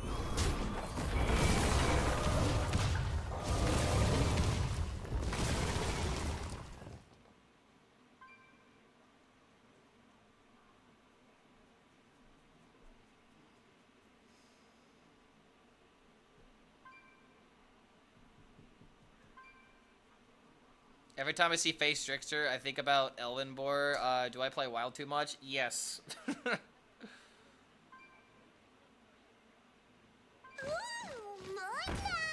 Whenever I see Fake Trickster, oh god, what does it remind me of? There was a deck that Fake Trickster in was like actually like really top tier. I can't remember though. And playing this on turn 3 in standard was like actually a good play. When did this card come out? Emerald Dream? I mean, even then, this card, I mean, what was it? Just draw Shallow Drasil?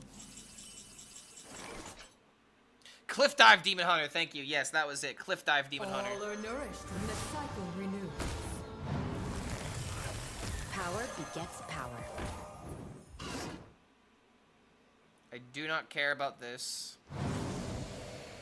Come on, give me another one. We failed every time. Sedge. I'm trying to hit this high roll once, man.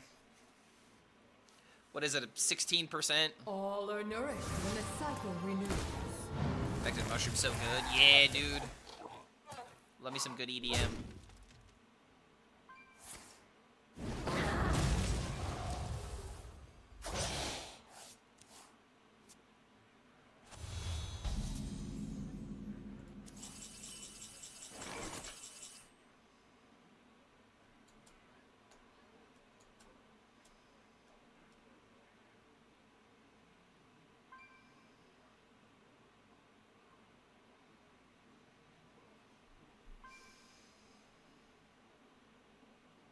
Let's think this through.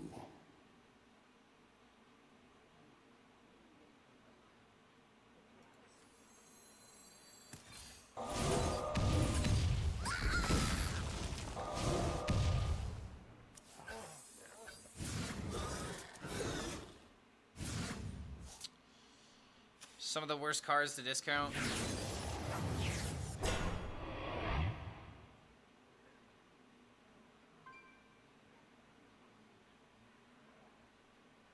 I do not want to play this card. Time's almost up.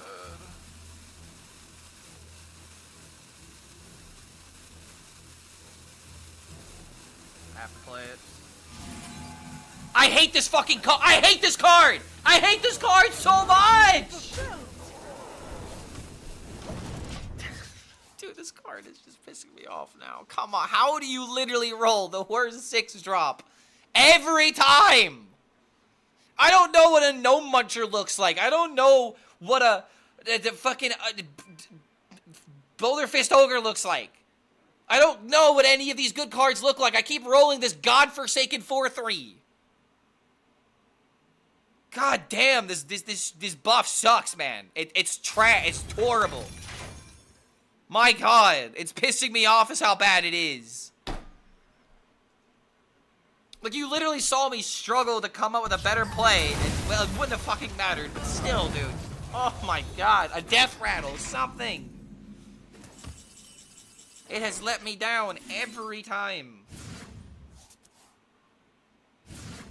Okay, now that's what I'm talking about. That's what you want to discount. Don't make me do it again. Please don't make me do it again. He's gonna make me do it again.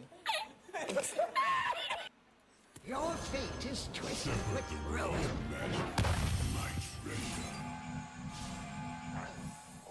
This card is trash. It's so bad. I hate Crystallized Leyline. I said it. I hate it. Crystallized Leyline, why? Why even make it at this point? Why even buff it at this point, bro? How curious. Also, more dragons that get added into this is not what I wanted. Time's almost up.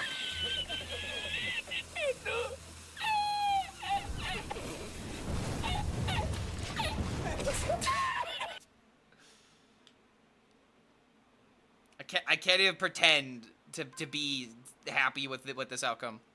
I can't even pretend to be like, oh yeah, guys, if we just give it a couple of days, then yeah, like crystallized Leyline will find its place in the metagame. No, it's just don't run it. Just legitimately don't put it in your deck. The deck is worse when it has it in there.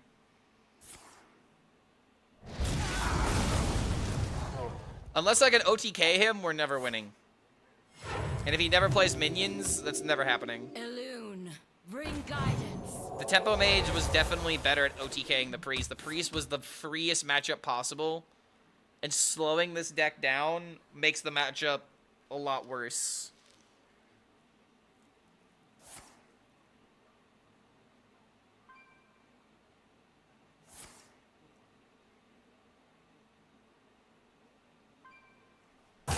Quickly.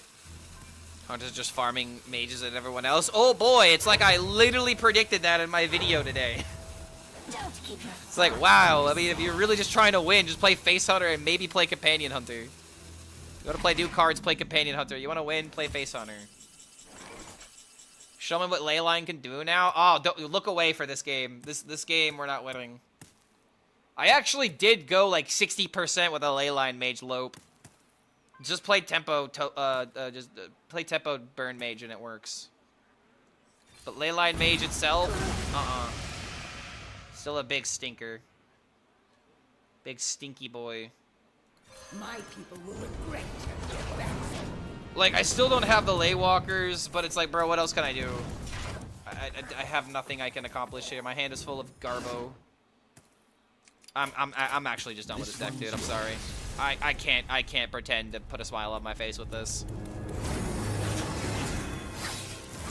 I just can't. I look at priests like they're free dinner, and I'm an old man that just let like I am an old lion that just let a gazelle get out of my grasp. And now I know that I must sacrifice my body for the sake of the pride. But yeah, Lope, this is gonna be the way to play. I'm gonna give this deck a couple more games, and then I'm just gonna call it. I don't know, dude. Like, it's not bad. Leyline Mage isn't terrible, but they buffed so much of the deck for it to barely be 45% win rate. The data's coming in. People are figuring out, you know, what works, but every single time you look at the deck data, it's not promising. No Minion Demon Hunter got a little worse, but it's still really good. Dragon Warrior apparently fell off at top legend. That's great to see. Quest Mage still playable. Leyline Mage still 45%, barely.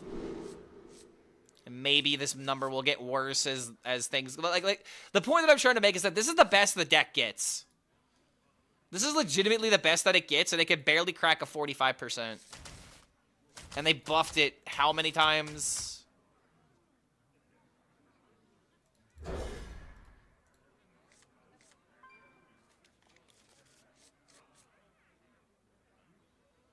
It's great. Deleting decks never seemed great to me. I don't like this, no. The reason I don't like the way that they took the approach to these nerfs and buffs is that it doesn't feel like it's going to change in the metagame. The whole point of doing this was to make different decks be on top, right? That was the whole point. It doesn't feel like that was accomplished. Granted, it is still a little soon to speak 100%, but it's just like, I'm still queuing against the same shit, man. Oh, yo, Dread's coming in with a... Wait, a Dread's raid? This is very peculiar. I don't usually get raided by Dreads. How's it going, man? We're complaining about Mage in typical fashion. Are Leyline saved? They're playable. They're not great, but they're playable. Leylines are pretty much piggybacking off of Tempo. Like, Tempo Mage is good, and if you build this variant of the deck that goes in this direction, I have a 60% damn near with this deck. And if I keep playing it, I'm imagining I can do well, but, like, I do not foresee another way of playing this deck. It's all in on tempo, it's all in on burn and, like, spell damage and mana cheat manipulation. Slowing down the deck makes you worse against slower decks. I see playing Imbue or Dragons and all this other stuff is just gonna muck up your chances of drawing the minions that matter when you need them. So this is just like, this is one of those decks where I feel like they were just, they're scared of what this deck can do, you know? Not calling out Zeddy in particular, but they're scared of the Zeddies that don't like the combos and the mana cheating and the instant OTKs. But they're scared of what those people are gonna say, it seems. I don't know. Unk is here. Hey, yo, be respectful, YouTube. The class sets are just rough for Arena. Kind of a tough direction for them to go. And that's like another thing that kind of sucks about this, right, Dreads? Because it's like, they were really hoping that this would be good, because now this means the next couple class sets will be met, hopefully, with joy, right? Or hopefully with, you know, like, people are going to be excited about them. But now, in typical, you know, gaming industry, the curse of the gaming industry, it didn't work, and now they're gonna be figuring out, okay, well, are we gonna go back to mini sets, or are we gonna do something else new? Like, I can already promise you guys, the reception to the class sets has been so bad, I would not be surprised if Blizzard was already thinking of, you know, well, what do we do once they're done? They probably already have that answer, who knows? Yeah, first one not landing is rough, dude. It just... It's the classic issue that Hearthstone has, where the idea of playing the game is not as good as actually playing the game. Like, I don't know how else to describe it.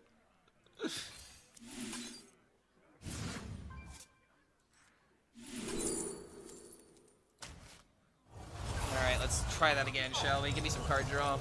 AI, Arcane Intellects. We had Divination twice. I love this deck. How goes the climb? If we were trying to climb down the ladder, we are doing it well. But sadly, I wasn't trying to climb down. Nice to meet you. Just protect my resources, I guess. Prevent him from swinging.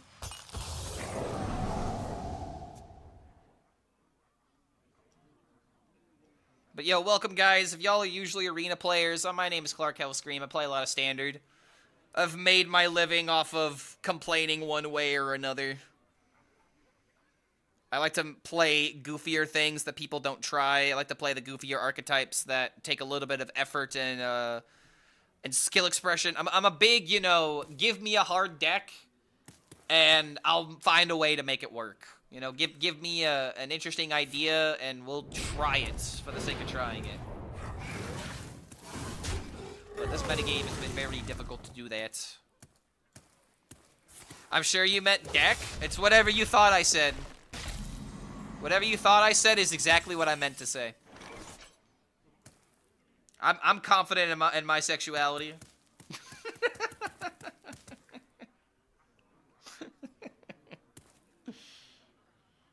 I know what I want in the world.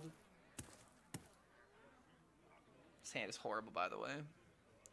How? Ah!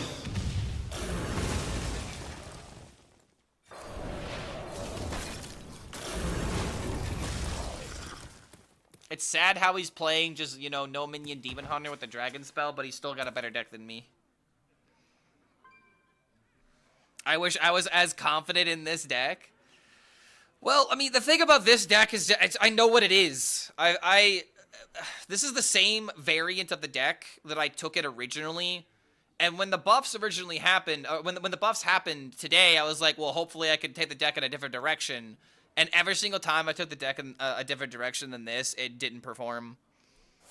So it's just like, I'm literally coming to the exact same conclusions that I had the first day of playing this deck. Oh, like 2 weeks ago.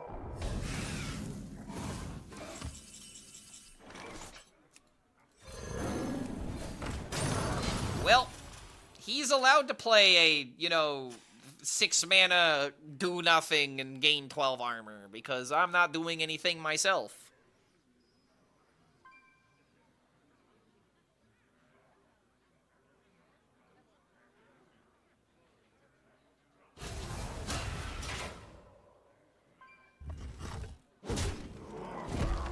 Could ever see Viva La Dirt League Hearthstone 3 guys 1 deck? What? Is that like a local community tournament? What the hell is that? Viva La Dirt?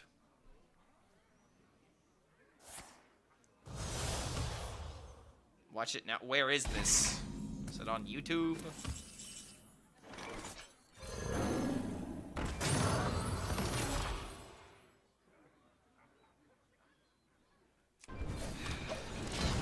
Even my tempo deck is doing nothing, man.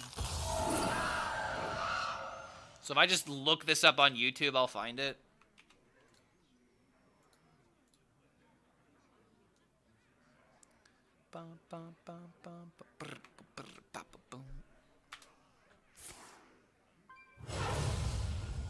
Oh, this came out like 10 years ago. Looks like they're still making content.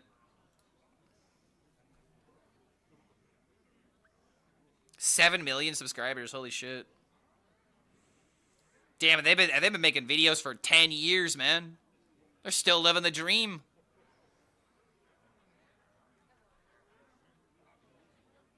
Uploads every other day that are hitting 150K at least. God damn, man.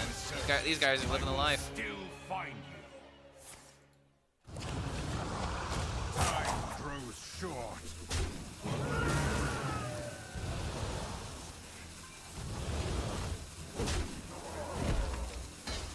Alright, if I don't hit the needle, we're not winning. I need that needle hit, bro. It's the only thing that makes me feel alive anymore. Son of a bitch.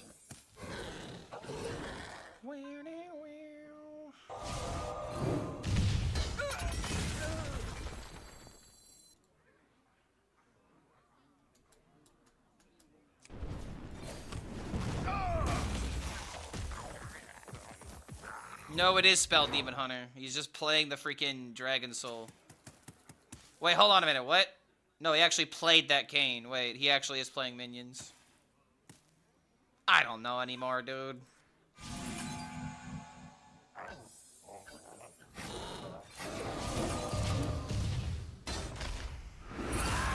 Calyx seems like overkill. Maybe try the 3-mana neutral dragon that draws a minion for rewind. Bro, have you not been here? Respectfully. Kalik is literally the best card in the deck, unironically. I do not care about a 3-mana minion that is going to maybe draw a minion that I want in the moment.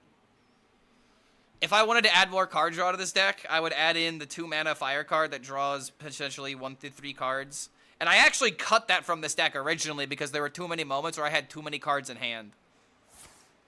Right now, what's happening is I don't have the Surge Needle, so I can't pressure.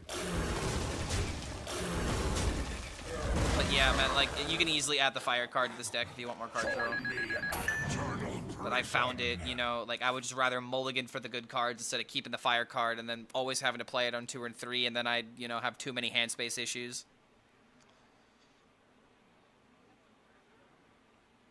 But yeah, respectfully, Archmage Kalik is the only reason why this deck even has a respectable win rate. That to the Arcane Flow is just too powerful.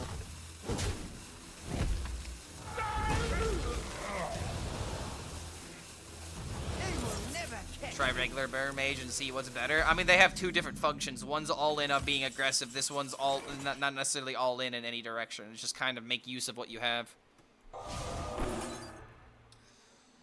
I can tell you right now, it ain't working. Oh my god, wait a minute, maybe it's working. Trigger additional time, because I haven't gotten my Surge Needle yet. Finally, the deck is actually performing.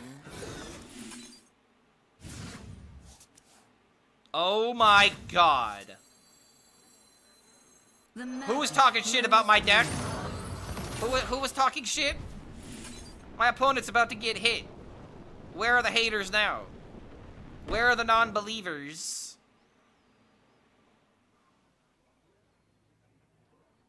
Alright, this is gonna look weird, but trust me.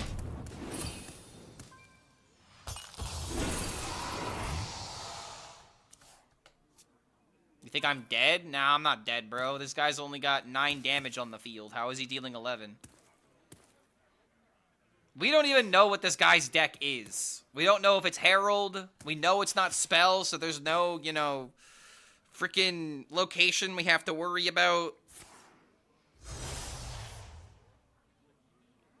If he has too many minions on the field, I might be able to take advantage of this, because I could just play the Arcanomicon again.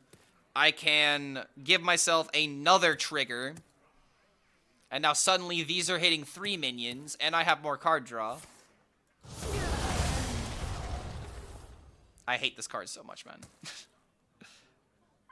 Then again, wait a minute. I could actually, wait. I could upgrade the Poignancy. And then I'm summoning 9s. Wait. Wait a minute. Summoning 9s? Short.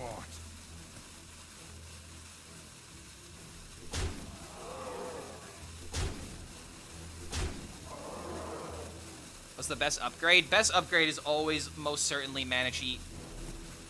The only reason I didn't go with Mana Cheat immediately is because I haven't gotten a Needle yet. If I had played a Needle, I probably was always discounting there.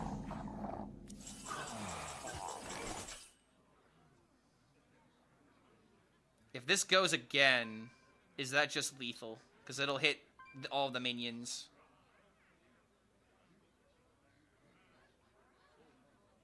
Then again, just go for 9s. Yeah, 9s are good.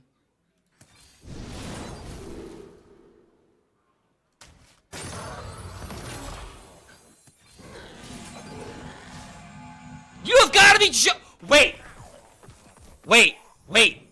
Hit him in the face! Hit him in the hit him in the fucking mouth! Do it! Damn it!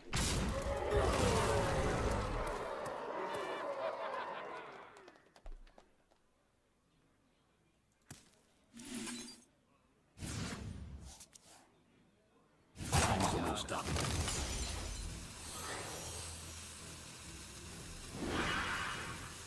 Wait! No! Knock it fuck!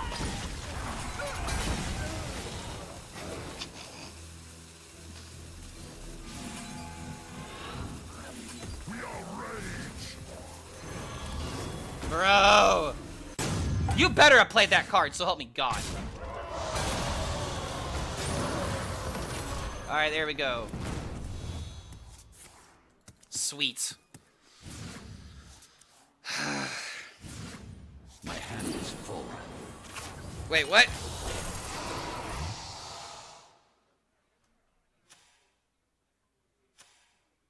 What did that trigger again? What? Oh right, this thing happened. The 511.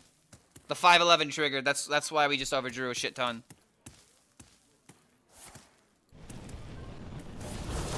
Am I really still dead?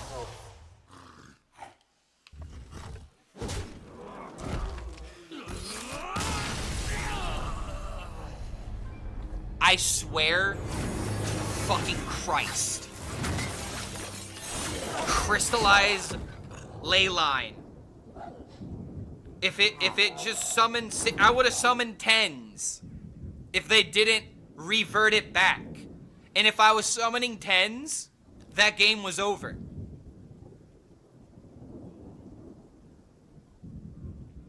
If I got the Lifesteal card for 9 mana, that would have been good.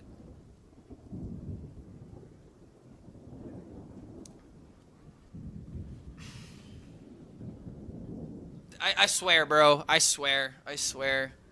Why didn't he freeze face? Bro, it don't matter. If you're really gonna be nitpicking that game, you're not focusing on what's the aggravating part here, bro. The aggravating part here is that if this card that used to summon 6-drops did that, I would have been summoning 10s instead of summoning freaking 9s. And the Noggin Fogger, fucking Noggin Fogger ruined everything. This card has not worked for me one time in almost 5 hours of playing. 5 hours, this card has been nothing but a bigger disappointment than my kid who couldn't graduate from 4th grade. I don't have a high school dropout, I've got a grade school dropout. Like, what the fuck am I supposed to do with this card? It has failed me 90% of the time. What do you do when something fails you 90% of the time, and it just got buffed! I can't sing this card's praises! I hate this card! Legitimately, I hate this fucking card! They didn't buff it, they made it worse! And that's with 6 hours of gameplay! I'm not just saying this because I'm hopping on a trend. I hate this fucking card! Every time I have played it, it has made me lose! Give this card Discover. Give this card, you know, 5 mana summon 6, so that way when I buff it twice, it summons 8s, and the 8s actually do something. The 9s were apparently also terrible. Why do you not want this deck to be good, Blizzard? Fucking why? I am so sick of this. Cut it. Brother, do you notice that it's not even in my deck? And how even the game that we just had was also a game that we had where it wasn't in our deck? The rage bait is so real and I can't ignore it. I don't even have this godforsaken card in my deck, and it is still finding a way to ruin everything. Even getting rid of it doesn't stop this card from being a fucking disappointment. Every single game, enemy mage no-munchered me every time. Oh man, I would love to be that guy. Dude, okay, I would legitimately love for someone to go back into this VOD. Because, like, the most common card that I got from the Leyline was this bastard. Like, I think this is legitimately the worst 6-drop stat minion there is. I literally rolled this guy at least 7 times. I'm not even joking. Go back on the VOD and prove me wrong. I'll give you $10 if it's less than 7. But holy hell, dude. It's fucking wow. It should be discover a 4-mana minion to summon? No, yeah, sure. Any suggestion that chat has, it's better than the card is right now. Like, it's... I cannot get over how frustrating this fucking deck is to play. Because you're just being gaslit the entire time, or you're asking yourself the question, is it me that's bad, or is it the deck that's bad? And I can promise you, as someone that has probably played this archetype more than anyone else on this fucking planet, more so than the devs that probably made this, by the way, I can promise you, it's not you, it's the deck. This deck is so you need everything to go right, and then maybe you'll get a W. And with that, I'm done for the day, man. I wanted to play this deck a bit more. I wanted to give this deck more of a benefit of the doubt, especially with, like, you know, oh, they just buffed it and we just had a patch and all this other stuff. But, bro, nothing's changed. The only thing that I feel like is going to change is that at Top Legend, there's going to be more people that are playing Marithra Druid. Token Druid numbers are probably still going to go up. They're still going to be there. No Minion Demon Hunter is still going to be a deck that people play, although it's going to be a slightly weaker. And Dragon Warrior is going to feel exactly the same. These balance patches keep doing nothing, and I gotta be honest, I'm sick and tired of them doing nothing. Okay, maybe it's not 100% true, but I was just about to say, like, this is damn near worse than if they would just break the meta. Because at least when the meta broke, it's like you had a new deck. You had a new meta game. You had a new thing you could learn. Granted, the deck was 30% of the meta game, but, like, holy fuck, dude. It's just like, I don't know. I'm in this situation where every single update, I get gaslit, and I'm like, is the game worth playing? Is the game, like, frustrating? It's very frustrating. It's just, I'm tired of having to keep asking myself these questions. I have dev interview. Yeah, in 2 days. How much money they have to spend to organize a balance patch? Any infos in the content creator Discord? I mean, we don't know anything about that. I mean, they definitely wouldn't share anything like that in the creator program. But yeah, it's just, I don't know, dude. This idea of shaving, like, we're not nerfing things. We're not even shaving them. We're not even slapping them on the wrist. We're giving them a, you know, a good luck pat, where it's like, we nerfed you, but good luck. You're still playable. Like, that's just what this feels like to me, man. I have a really hard time with this metagame already. And you buffed the deck I wanted to play more than anything with 3 somewhat massive buffs, right? And it's still not good enough. Like, how am I supposed to be satisfied about this? Okay, enough dooming and glooming. I have to log out for the night, guys. I feel very disappointed. I feel very hungry now, so I'm gonna go and just raid someone. I wanted Leyline Mage to be better than this, and hopefully maybe something gets figured out, but everyone that is playing this right now is failing. That's not an issue with players. It's an issue with the goddamn archetype. So I'm gonna send you guys over to Saver. I don't usually raid him, but he seems to be killing it with viewership right now, and he's currently top 10 legend. Maybe you'll see a different metagame. You know, maybe Egg Priest is good. Apparently he's going up against an Egg Priest right now. So yeah, thank you for dealing with my malding. I wanted this deck to be better than it is, man. It's just really sad that combo's not allowed to exist. It's sad that control's not allowed to exist. Alright, I'll see you guys later. Have a good one. Peace out. Have a good one.